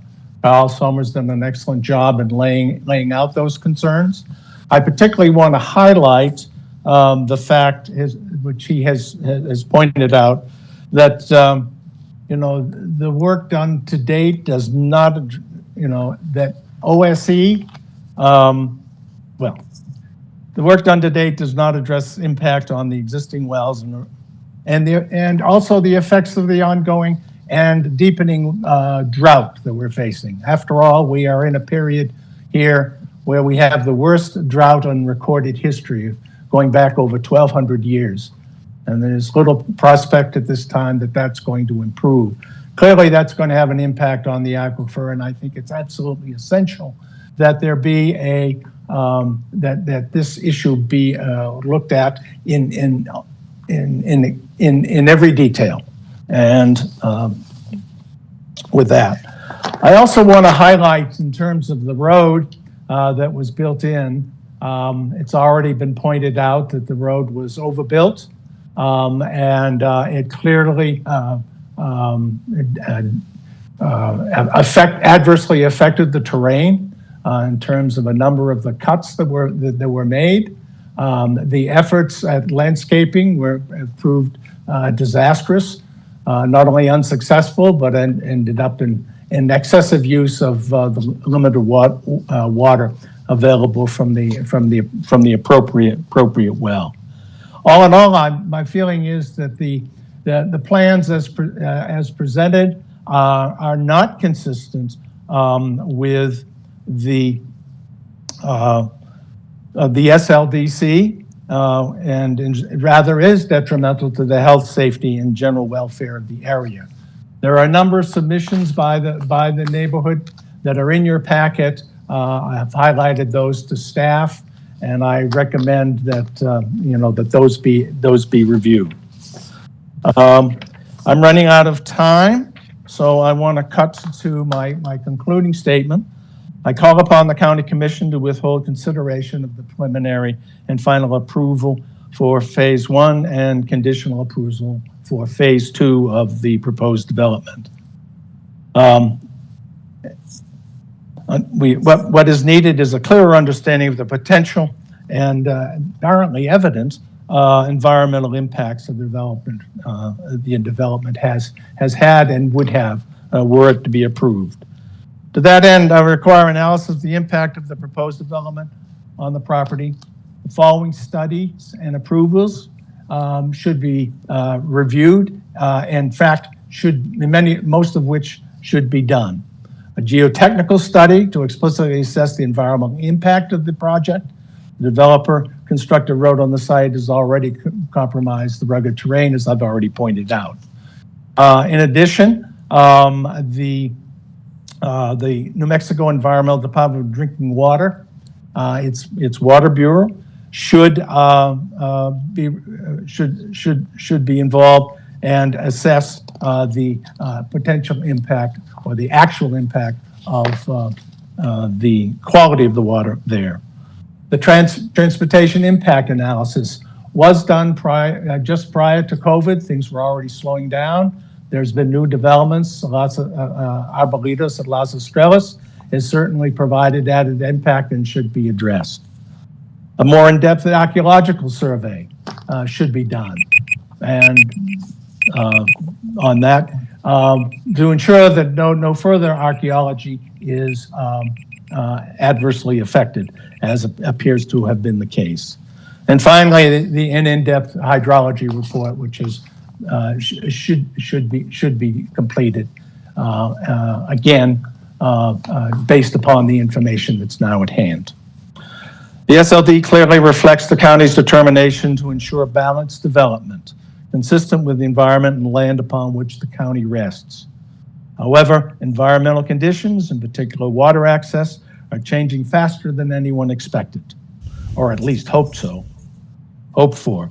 Consequently, a strict interpretation of the SLDC guidelines is even more important than ever in order to achieve the goals, spirit, and intent of this document and related documents.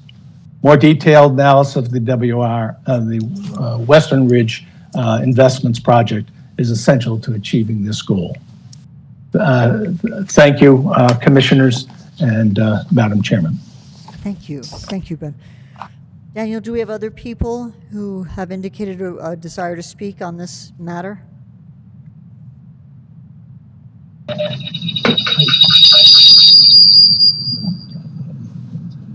Yes, I do. Robbie Geller. Excellent. Thank you, Robert. Would you please get sworn in and then make your statement? Sure. All right, Robert. Do you swear to tell the truth, the whole truth, and nothing but the truth? Yes, I do. And for the record, before you testify, please state your name, address, and that you are under oath for your testimony to be considered valid. Yes, my full name is Dr. Robert Geller. I live at 40 San Rafael Drive, Santa Fe, New Mexico, 87506. Thank you.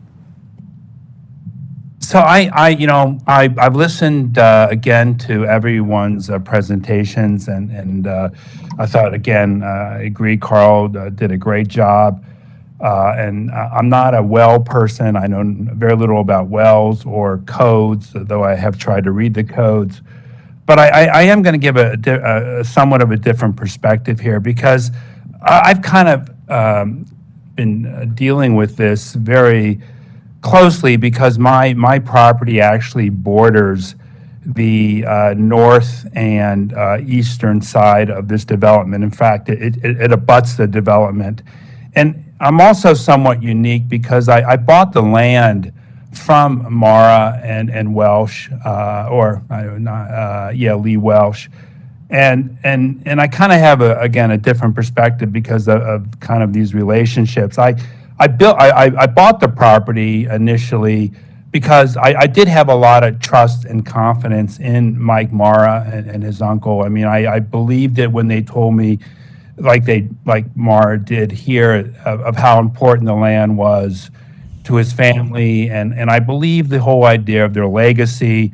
And I believed when he told me the concept of the development, how he was going to build a very high-end development with a house with 10 to 15 acres, how everything was going to be protected, the land was going to be protected, and I believed him, and because I believed him, I bought the property. And unfortunately, the reality is much different. And I think Carl also talked about the reality of the development.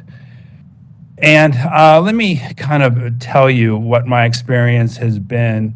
Well, this so-called well road, again, again, I don't understand how things get approved, but it's hard for me to understand how a 30-foot wide road could be approved to a well. And this road cut right next to my property. And the way the road was built had absolutely no concern for the land or for the neighbors. I mean, it just kind of went through both my property, along my property, as well as my neighbor's property. And they cut the road right up to my line. So there was absolutely no leeway whatsoever on my property, because they just kind of went in there and with their diggers and just got rid of everything. They destroyed several of my trees. They cut down all the trees that were anywhere near the road without any consideration for the vegetation. And now I am dealing with erosion on my own property because there's nothing to stop it. And they've done nothing to the road. So if you walk the road, the road is a scar on the land right now. They've done nothing to maintain it. And so when I hear Jenkins and Mara talk about the beauty of the land and how important it is for them, it's just hard for me to really deal with the reality of that road and how they handled that. What was also important is when they got done with the road, it was kind of fall, and there was a big hump on the road, and they never got rid of that. They didn't get rid of that hump, and so the water would drain from the road onto the cul-de-sac, and my driveway comes right out on the cul-de-sac, and I drive out, and it would be ice. This was several years ago, and I sent pictures of the ice to both Mara and Jenkins during the course of the winter, because it was very dangerous to drive and skid on this cul-de-sac, and they did nothing about it. They said it wasn't due to it, but it was clearly due to it. And then the following spring, they got rid of the hump finally, and the problem went away. So again, it's hard for me to understand when they talk about their love of the neighborhood and the love of everyone. It's just not been the reality of those of us that have had to deal with them and this development with this water. Again, as you can see, I don't have as much hair as Ashley has, so it doesn't take me as long to wash my hair. But I will tell you, they also promised when they built the road that Jennifer spent all this time showing me how they were going to do all this landscaping, how they were going to plant all these trees. And Mara assured me that this was going to be the entrance to their legacy and how beautiful it was going to be. Nothing has been done. There's been no vegetation done whatsoever. And now it's been several years. What they tried to do is seed it with seed, and the person who does my landscaping, when they did this, said that no way this is going to take, just because of the slope of the road. So what they did is they put some irrigation on both sides, and they watered it constantly during the summer. Now, they watered it during the day, And as all of us know in Santa Fe, you don't water during the day for a lot of reasons, but they chose to water during the day. And that was when we all faced the consequences of no showers or no pressure in our kitchens. And we all called them. And it took them over 3 weeks before they changed the timing of the water. So again, it just goes into the reality of what the neighbors and the neighborhood has been dealing with this development. And again, I mean, I know you guys have a tough job, and I understand that, you know, there's a need for housing and a need for development and all that. But at the same time, there's also a need to protect those of us who have been living there, who love the area, and really, we do need protection from this development. Because even if the water issues get resolved, it's clear to most of us who have been dealing with this that neither the developer or the people that he's hired are going to really protect the land and the environment the way it needs to. And again, I appreciate your time, and I'm sorry I went a little over. Thank you. Thank you very much. Is there anybody else who wishes to speak to this matter? Madam Chair, we have Brady Welsh that would like to speak.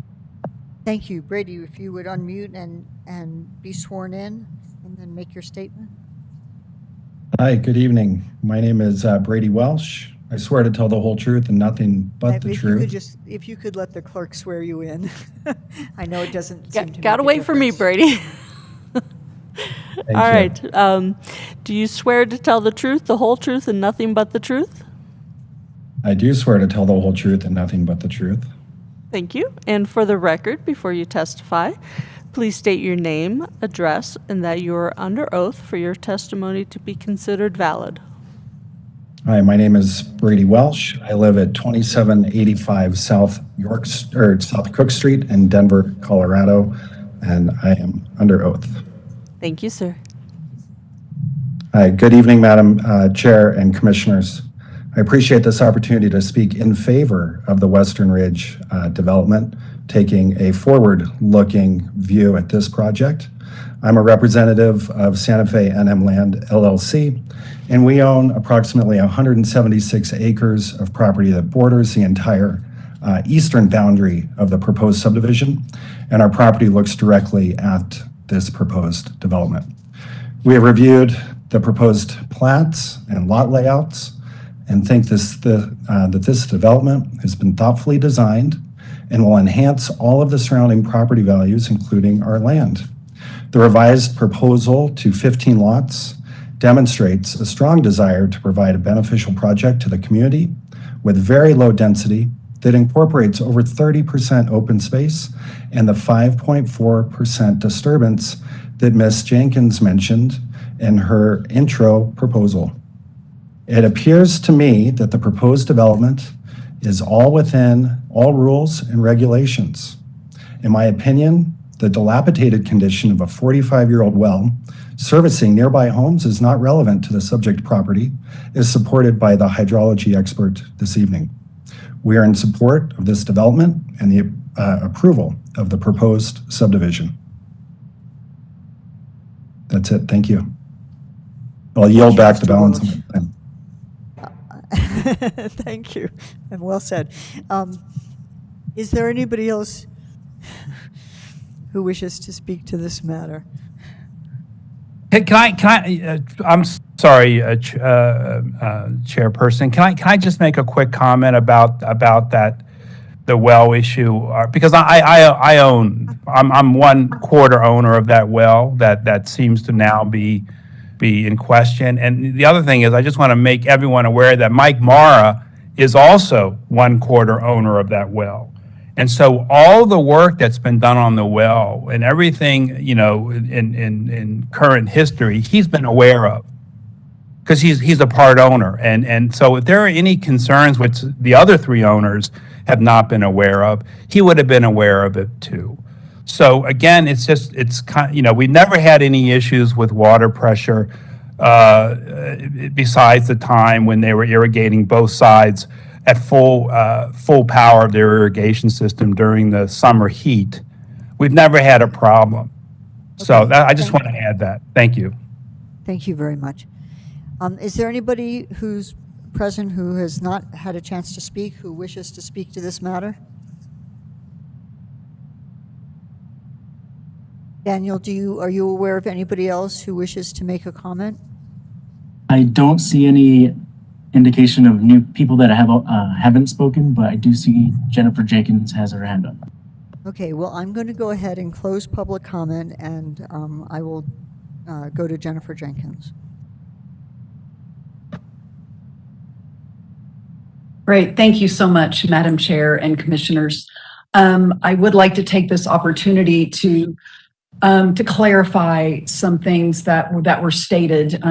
It's really important that we're all operating off the same set of facts.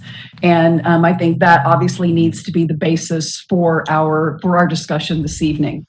And with respect to the memo from Santa Fe County Utilities to the OSE, that memo actually was finalized. And I'm going to share that with you right now. Let me just pull this over. So this, I'm not going to read the whole thing to you, but it says here in the second to last paragraph, this memo is from John Dupuy, head of county utilities. And John obviously can speak directly to this. To be clear, it is our opinion that the SLDC does not require that impacts on existing wells be considered when reviewing an application, except when evaluating the analysis with regard to the development's capacity to provide an adequate water supply. So the thing about this that is interesting, what it says in the code, interestingly, is that when you do a geohydrologic analysis, the SLDC says you need to look at neighboring wells to see if those wells could impact your ability to have a proper water supply, not the other way around. It's a very important point. The SLDC says the hydrologic analysis shall look at other neighboring wells and if those wells could impact your ability to provide the requisite water supply. The geohydrologic analysis has been approved by the Office of the State Engineer. And I'm going to ask Megan Hodgins just to speak to that. We do not want to, there's a lot of technical data that we could go into, but I think the point is that our hydrologic analysis has been approved by the OSE, and we've actually gone way above and beyond what the requirements would be with respect to analyzing this well at the request of the OSE. So we have been utterly transparent and cooperative in an effort to demonstrate that we have a well that meets all the standards, and we have gone to great lengths to understand what is happening with the neighbor's well as well. So with that, I'm going to ask Megan to chime in here on these points, please. Thank you. And Megan, you've already been sweared in, but if you could please state your name and address and that you're recognized, you're under oath.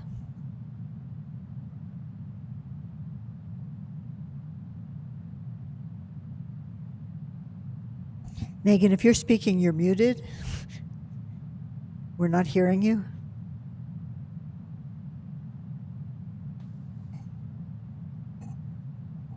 Megan?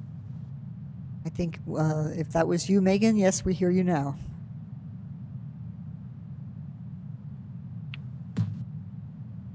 One moment, let me just double check with my team and see what is happening. Hold on one second, please.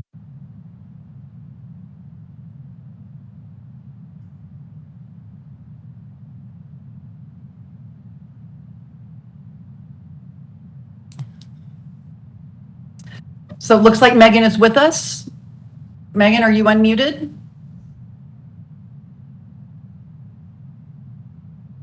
you need to unmute.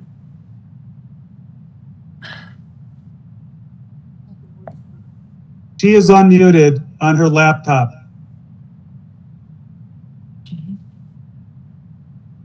So if Megan is having technical difficulties, maybe Jay can address this for the board.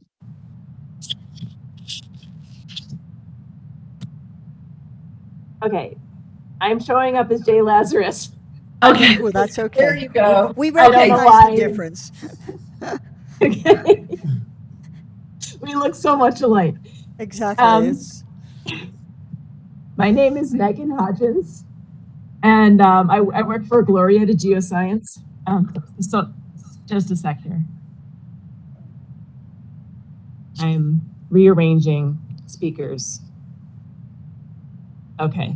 It may be best if you just speak and deal with being Jay for a short while. That can be traumatic, but that's. Hey, wait a second. Okay, can you still hear me? Yes, we can hear you. Very good. All right. Once again, I am Megan Hodgins with Gloria to Geoscience. The address is P.O. Box 5727, Santa Fe, New Mexico 87502. And I am under oath. Sorry, with all that, I just momentarily forgot what I was supposed to be talking about. Okay. So one of the things to point out about the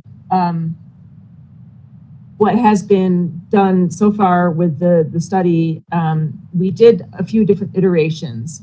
And I believe that there may have been some confusion over previous reviews from the state engineer that were negative in reference to the WSAR hydrology report.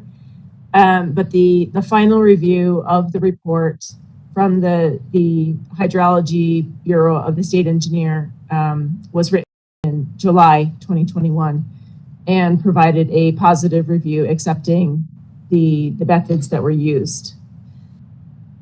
The model was set up to show all of the pumping in a very large area surrounding the Western Ridge subdivision, and the effects of all of the other wells pumping on the Western Ridge well was calculated to be approximately 122 feet.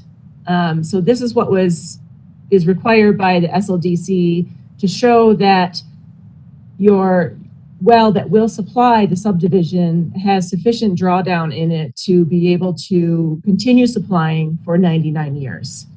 This is how the model is set up for 99 years with all the surrounding wells and show that there is sufficient drawdown still available in that well after 99 years. The analysis of effects from pumping the Western Ridge well on other existing wells is not required by the SLDC. And the memo that was written by utilities staff is an interpretation to clarify what is written in the SLDC. There is a line in there that I apologize, I don't remember who pointed it out. It does require interference calculation, but what that is for is when you have more than one well that is supplying the water in your subdivision. And in this case, phase one is supplied by a single well. And so interference is not an issue for phase one. When phase two is added, and it will need to be reviewed, any interference between those wells and also the water rights application at that time will be evaluated by the state engineer as a water rights application. The Western Ridge current well is not a water rights application in that it is not transferring water rights and is not evaluated as a water rights application.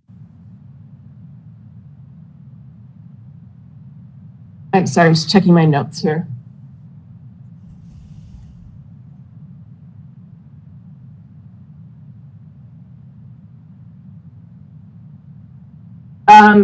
Sorry if I needed to address this, but the issue with the well being completed in the middle of the night was unfortunate timing.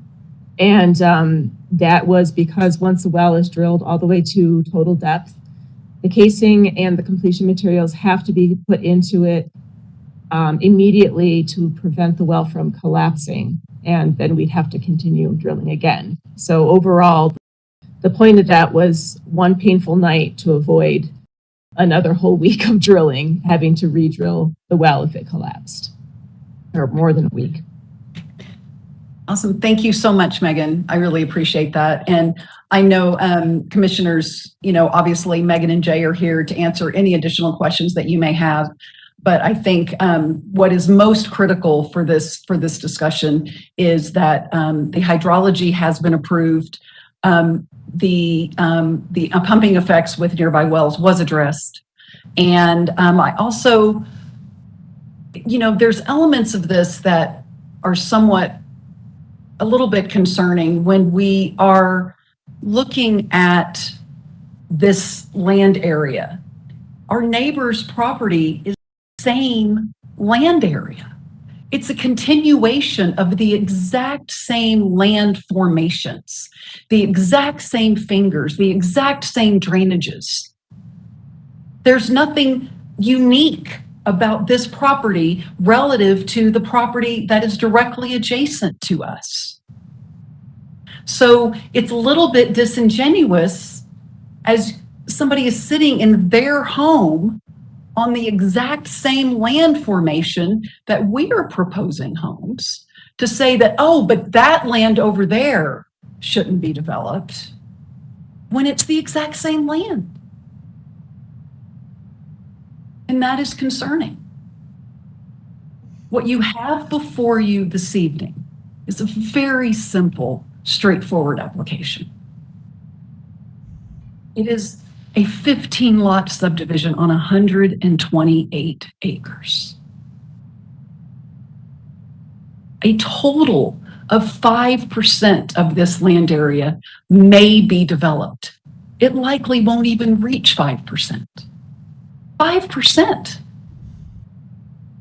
It is 100% compliant with the SLDC. 100%. Your staff is recommending approval. That is what is before you this evening. And again, we are happy to answer any questions. I know there's been a lot of commentary, so I'm going to leave it there.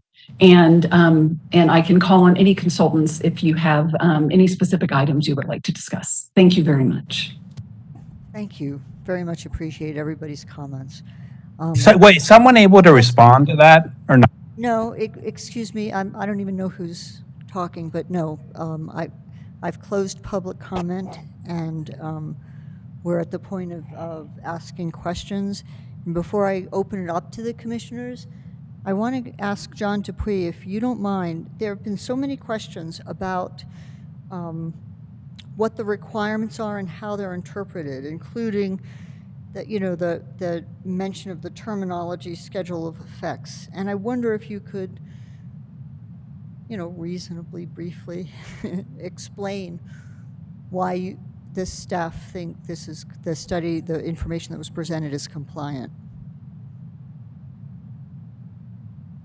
Madam Chair, I think it's best explained in the context of how we've reviewed subdivisions previously, and specifically trying to understand the impact on every adjacent well, not knowing the age and other aspects of them.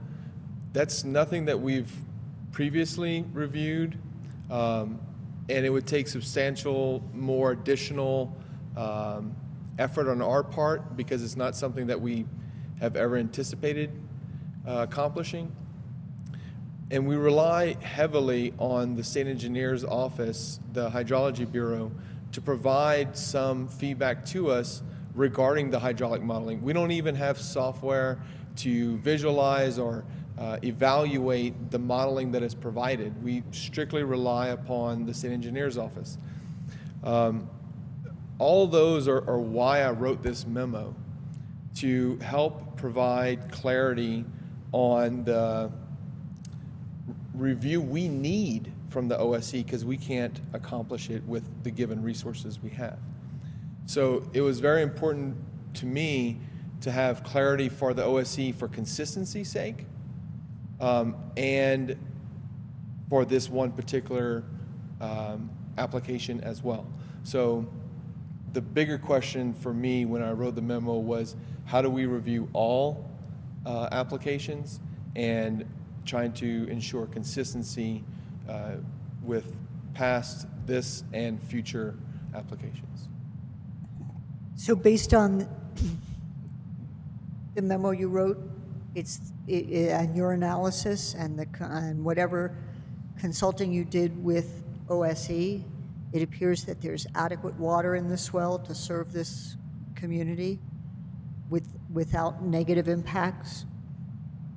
That might not be... Except for the last statement that you added with negative impacts to, and then anything else, it is that the well proposed has a 99-year available water supply.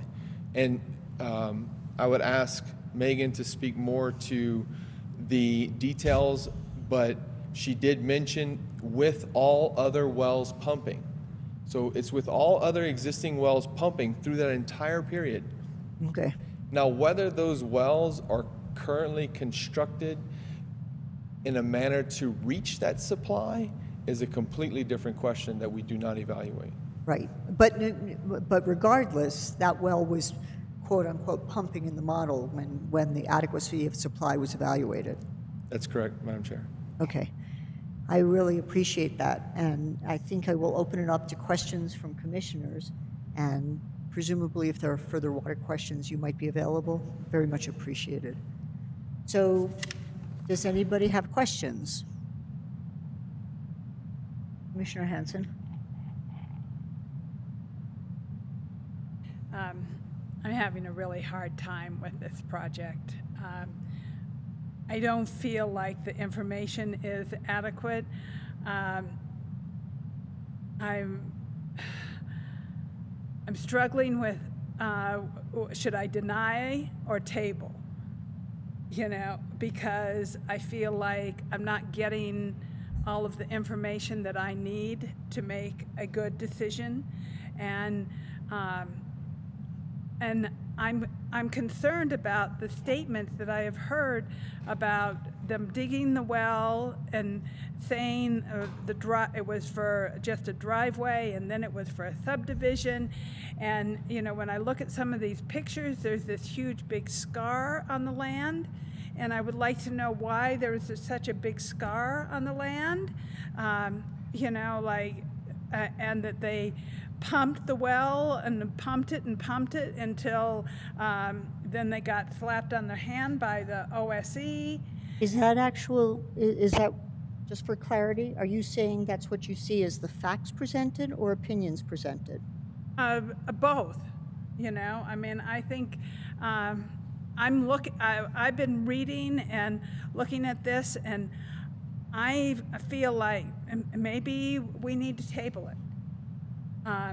You know, because I don't feel like I have enough information, and I don't feel like I'm getting accurate information from everybody. I don't like the way that it was misrepresented. You know, like they went, I mean, even the staff report Can you please be says, specific about what you think was misrepresented? by how the staff started, and he went out there, and the first opening line is, he went out there and he asked him, well, isn't this for a subdivision road? And they said, no, this is for just for the well. And then in reality, it turns out it is for the subdivision road. And so, you know, like there's a lot of things in this that don't make sense to me. So, you know, that's how I am interpreting this, and I think maybe we possibly need more time. And If you can be specific about what you think there's information is missing, that's specifically why I asked John Dupuy to be specific about what the requirements were. And I just think that if you propose that, I want to know, I think it's fair to ask what information you think is non-factual that we would be able to gather in the future. Yeah, because the SLDC is pretty clear. John Dupuy has interpreted it with regard to water. So I really feel like it's appropriate to require to be some clarity and specifics about what is missing. Okay, so how are they going to meter the water? They have 3 acre feet, and to me, if you have 3 acre feet and you get 0.25 acre feet per house, that's 12 houses that you can build on this. And what I want to know, and I am concerned about this, is they've already one time overused the well and, you know, did all this landscaping supposedly. And so now then, how are they going to measure and meter the wells? And how are we going to know they're not doing that again? I mean, those are concerns to me. Ms. Jenkins? Yes, Can thank you, address Madam the Chair. question about 3 acre feet and numbers of houses with? Yes, thank you, Madam Chair, Commissioner Hanson, and Commissioners. So I'd be happy to address that. The well is currently metered today. We file quarterly reports. I can pull all of them up for you right now if you want to see them. One of the beauties of our virtual reality here. We file our quarterly well meter reading reports with the OSC. Every single home will also be metered and with the requisite reporting to the OSC. So that is what I can share with you. And just to be clear, when we were irrigating for the revegetation that was installed, we never went beyond 3 acre feet of water, ever. So can you address the mathematics of 3 acre feet and a quarter acre foot per house? Exactly. So in our first phase, we're gonna. I'm sorry. So why did you have to do a payback? So yes, I think that I would love. Thank you for bringing that up. So right now, today, we have a permit for 2 households because we haven't recorded a subdivision plat yet. So our current permit today is this well has water rights appurtenant to the well for 3 acre feet. Okay, so that is the 3 acre foot well. The permit today is 1.4 acre feet because under the AMIT regs, each household gets 0.7 acre feet. It's a 2 household permit. So those are 2 separate issues. We have the current well permit, which we will be amending once the plat is recorded. And then we have the water rights that are appurtenant to the well. Okay, so we have the 1.4 and the 3. We had received guidance from the OSC regarding the establishment of historic beneficial use, that we needed to establish it for the full 3 acre feet. That was the guidance that we received. We saw the opportunity to do that because we needed to irrigate where we had reseeded. And we irrigated with, obviously with the intention to irrigate, and then to, as in addition to that, to establish the historic beneficial use. And then it was brought to our attention that because we had exceeded the 1.4 in the permit acre feet per year, that we had over diverted. Absolutely, we addressed it immediately with the OSC. We devised a payback plan. That well is resting. We are not pumping the well. We followed all of those procedures to address that. And that was literally based upon, and I can have Kyle Harwood speak to that if that would be helpful, I believe. And so if I'm not characterizing this correctly, Kyle, please unmute yourself and jump in there. Yes, that might be very helpful. Yeah, Kyle, why don't you speak to that just to make sure, because it's a little confusing, and I just want to make sure everybody's really clear. Yes. Thank you. Carl. Thank you, Madam Chair and Commissioners. I am an attorney, so I don't think I need to be sworn in, Madam Clerk. Is that right? That's correct. Okay, thank you, Madam Chair. Yes, I think it's fair to say that AMIT is one very confusing set of paperwork, and there's a lot of work that's been done in recent years to try to navigate the overlay of county rules with the settlement agreement and state statutes and. Hey, Danny, how are you? Sorry, I was on a call with, I believe You're Mr. not- Gill. Mr. Geller, if you're speaking, you please mute yourself. Okay. Thank you. Sorry, Carl. That's fine. I'll go ahead and start over. So that overlay of county, state, and essentially federal rules has created a very intricate level of regulations that need to be navigated for a project such as this. And so, as Jennifer has very diplomatically presented it, I was part of the team that engaged with the state engineer's office on whether or not this HBU needs to be proven up and at what point. And so this was an honest mistake that we sought to exercise the well up to the 3 acre-feet per year in order to meet this historic beneficial use requirement. And only after the fact, and we had a lot of discussions with the state engineer's staff over what the appropriate limit was at that time. I would like to just add one more sentence, which is there's been some references to the AMIT settlement agreement, and I think this county commission may already know this, but let me go ahead and just address one issue that was raised earlier, which is this permit has been fully recognized under the AMIT settlement agreement. We have the page out of the appendices that recognized it. We have a federal court order with respect to this well, and the characterizations earlier that the basin is closed is true with respect to new appropriations, but this particular well and its 3 acre-foot volume is very explicitly recognized under that settlement agreement. So hopefully I've been able to add a little more context to what Ms. Jenkins has already presented, but I am available for additional questions if that would be helpful. Thank you. Thank you, Kyle. And so of course, so everything the well is currently properly metered. We are filing all of our quarterly reports. Each household will also be metered. And so we have the initial 9 lots in phase 1 will be served by the well, and then 3 lots from phase 2 in the future will also connect to this existing well. And when the time comes for phase 2, we will, Mr. Summer was correct, this is a closed basin. So if prior to drilling a new well to serve phase 2, we have to acquire in-basin water rights and we have to move them to that location. And that is our obligation and responsibility. We won't even be bringing an application to Santa Fe County until that is realized.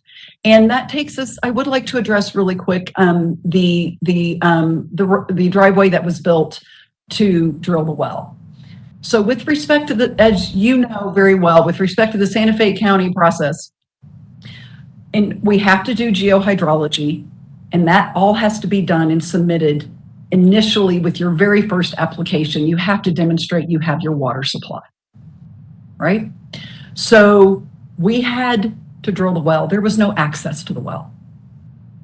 So we engaged with Orlin to design an access to this.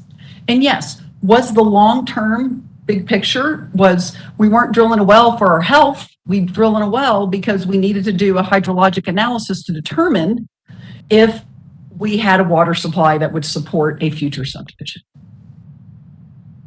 So I honestly don't remember the specifics of conversations with the county that are referenced in the staff report, but I characterize this as what it was. It was a driveway to get to a well, to get to a site in order to build a well. The driveway had to accommodate a drill rig. So this is not, a 12-foot driveway for, for just a passenger vehicle.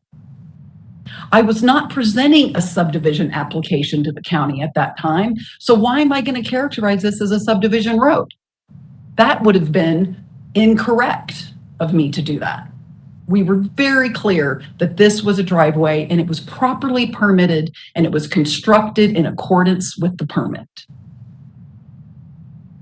And then we had to engage in the process of the hydrology and the test and everything else that came after that. And then we moved forward. Once we determined there was a proper water supply, we were able to move forward with a subdivision application. So, so with that, I'm happy to, I hope that did answer some of your questions, Commissioner Hanson. Happy to answer any additional ones. Thank you. Thank you. Commissioner Hanson, do you have further questions? I see that Carl has his hand raised. I know, but Okay. Carl's spoken for public comment, and if we have questions for him, I believe that's correct, or is... I mean, I'm happy to recognize him but Mr. Schaefer is... Madam Chair, I don't think that would be out of order if you felt that he would have relevant information to share. But I also don't think it's inappropriate to allow others to continue asking their questions first. Right, and that was my preference. So I will get to him, but Commissioner Hanson, are you yielding the floor, or do you have more questions? I'll yield the floor for now. I mean, that's... I want to know if there's other comments from other commissioners. So are there other commissioners that have questions? Commissioner Hughes, are you reaching for the... Well, sort of. I mean, I think I have a lot of concerns, but I don't, since the water issue seems to be resolved, according to our staff, I don't really see any reason not to go ahead with this. I mean, I am concerned about the fact that they don't seem to have been very good neighbors at the beginning, but I mean, that's not a good enough reason to me to deny the request. Thank you, Commissioner Hughes. Commissioner Hanson? Does nobody else have any other comments? They've been answered. Okay.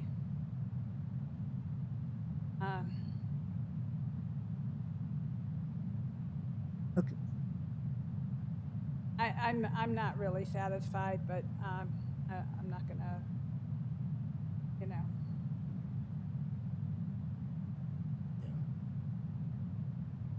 Okay, I so don't what is have the... confidence in this project, and by what has been presented to me tonight and what I have read. So I don't, I'll tell you, in the past, when I testify at city planning commissions, and I'll go to the affordable housing part of this, I don't believe in fee and lieu. I don't believe in paying for it. Part of the reason I think we're short of housing is because people have the ability to pay for fee and lieu. How is that relevant to this? Aren't we supposed to approve a affordable housing plan? Yes. Okay. You're not... And they're paying money and not building an affordable house. And that's fee and lieu. And so I had no idea that the county had that kind of, nobody's usually brought that forward. In the past, people have brought forward that they want to build the affordable housing somewhere else. I remember that. But in general, people build it in part of their subdivision. And I mean, it is only one house, only one payment, but it is something that I don't support. So. But it is... It does. I know it doesn't matter. I still don't support it. I don't support it at the city. I don't support it at the county. I'm consistent. But it's not the regulation, is it? Madam Chair?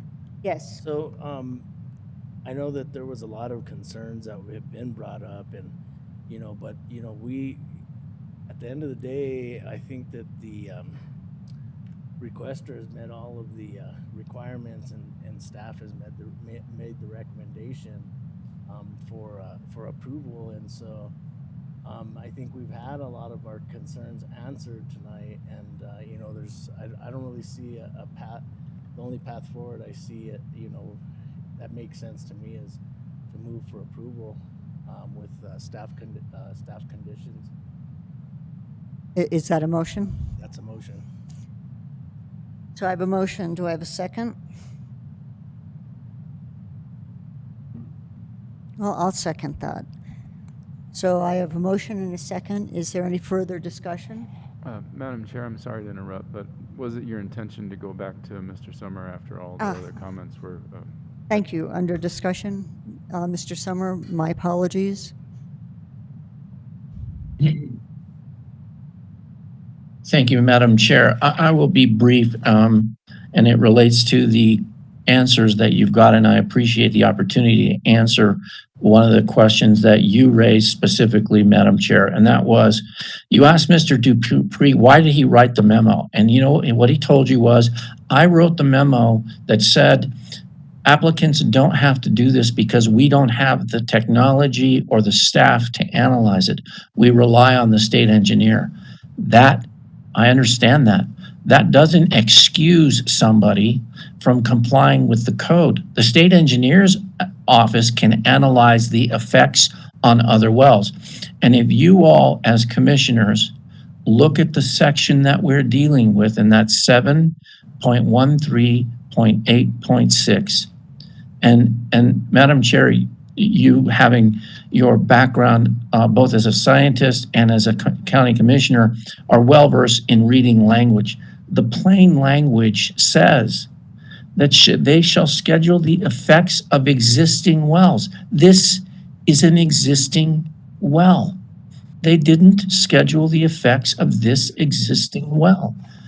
State engineers said that. All right, so I won't belabor that point, but I'm asking you to read the code, not rely on why Mr. Dupree doesn't want people to have to do this.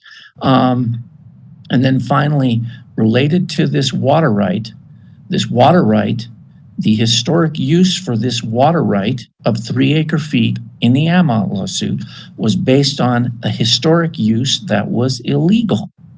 They had a permit that did not allow them to pump 3 acre-feet for irrigation. And that's what they did. That is not allowed under the law. Now, Mr. Harwood may be correct that they have an order. It's in the Amont lawsuit, and it may not be subject to being challenged, but it may not be a legitimate establishment of a right to say that your historic use, which was illegal under the permit that you had, establishes your right. I'm just saying that that's something you need to look at. Anyway, thank you very much, Madam Chair, and I really appreciate the opportunity. Thank you. So, Megan, do you want to speak to the question of the language in the SLDC that says schedule of other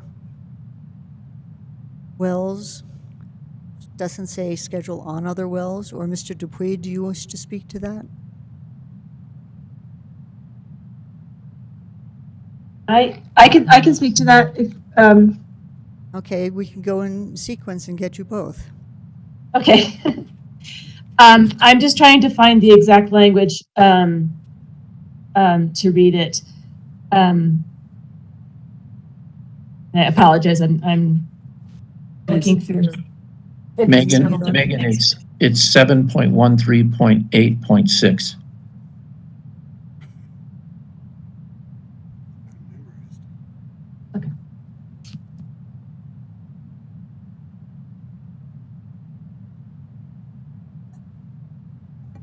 All right, I have a abbreviated version of that. The exact same thing.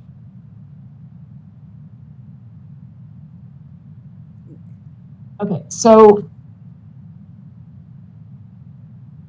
the hydrologic report shall provide a schedule of effects over the applicable time period from each proposed well. The schedule of effects shall include effects on the aquifer from existing wells and shall consider the effects of drought. Great. The hydrologic report shall analyze the effects of pumping of existing wells. Predicted drawdown of each well shall be calculated in a conservative manner. So what this is saying is that the pumping of all existing wells has to be taken into account for the drawdown that will occur at the subdivision well. So that you're trying to show that the subdivision well has sufficient water column and available drawdown to be able to absorb the existing effects before you even start pumping that subdivision well. So I agree, the language in here is confusing, and this is why we went back and forth on this, was to try to figure out for sure what it said. But the final interpretation is what I had stated, is that the effects of existing pumping need to be taken into account on your subdivision well. Make sure that you have sufficient water to support your development. Because this is the concern for the county is that the subdivision that you are developing has the water it needs for 99 years. So the concern is all the drawdown from all existing wells. And incidentally, this includes the way we ran it. We included the city wells. We included wells that went all the way down to near all the wells within the city, the southern parts of the city. We went all the way out to the city wells that are down by the river.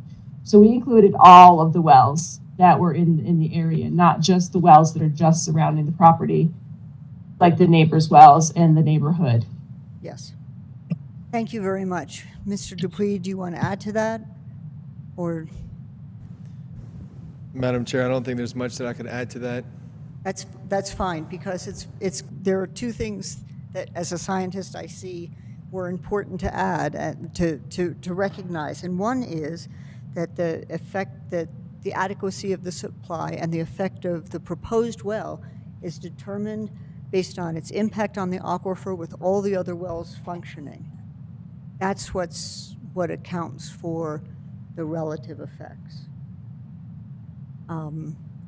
So we have a motion and a second. Are there further questions? Then if you can come to the microphone, I will ask for a vote. All in favor, please say aye. Aye. Aye. All opposed, same sign. Aye. Thank you. So that concludes this. I really appreciate everybody's time and consideration. It was, and all of everybody's inputs on all sides of this matter. Thank you. Thank you, Madam Chair. I would add my Thank sentiments you. to that as well. So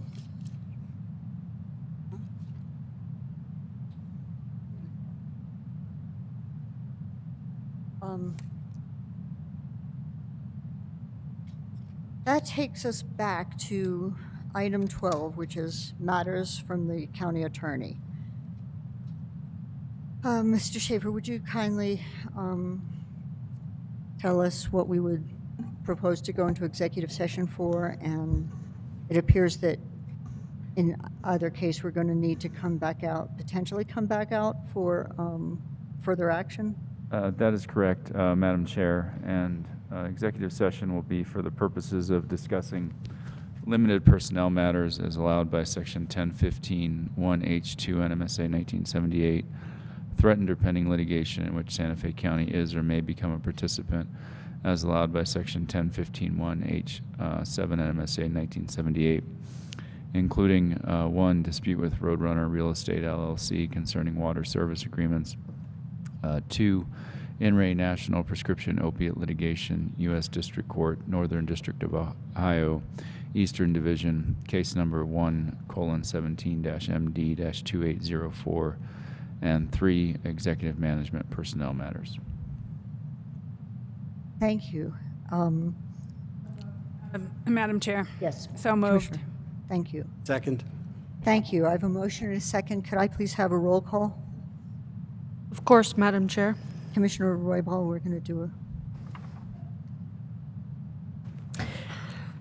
Commissioner Roybal, Yes.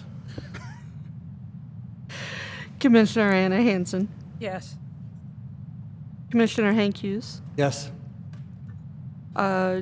Commissioner Rudy Garcia, should I, He's excused. He actually took ill and left. and Chair Anna Hamilton. Yes. So we are now in executive session, and we will be back to take some potential actions.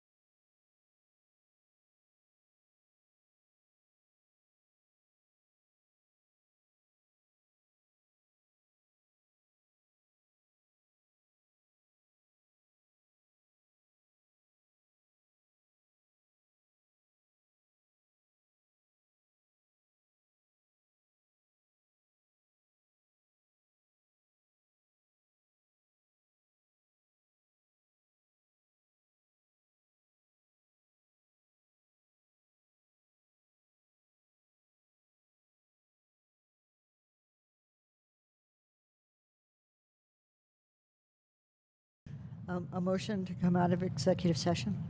So moved. Second. Thank you, and is acceptable to note that the only thing discussed were matters specified in the motion to go into session and no decisions were made? No, that's part of the motion, yes.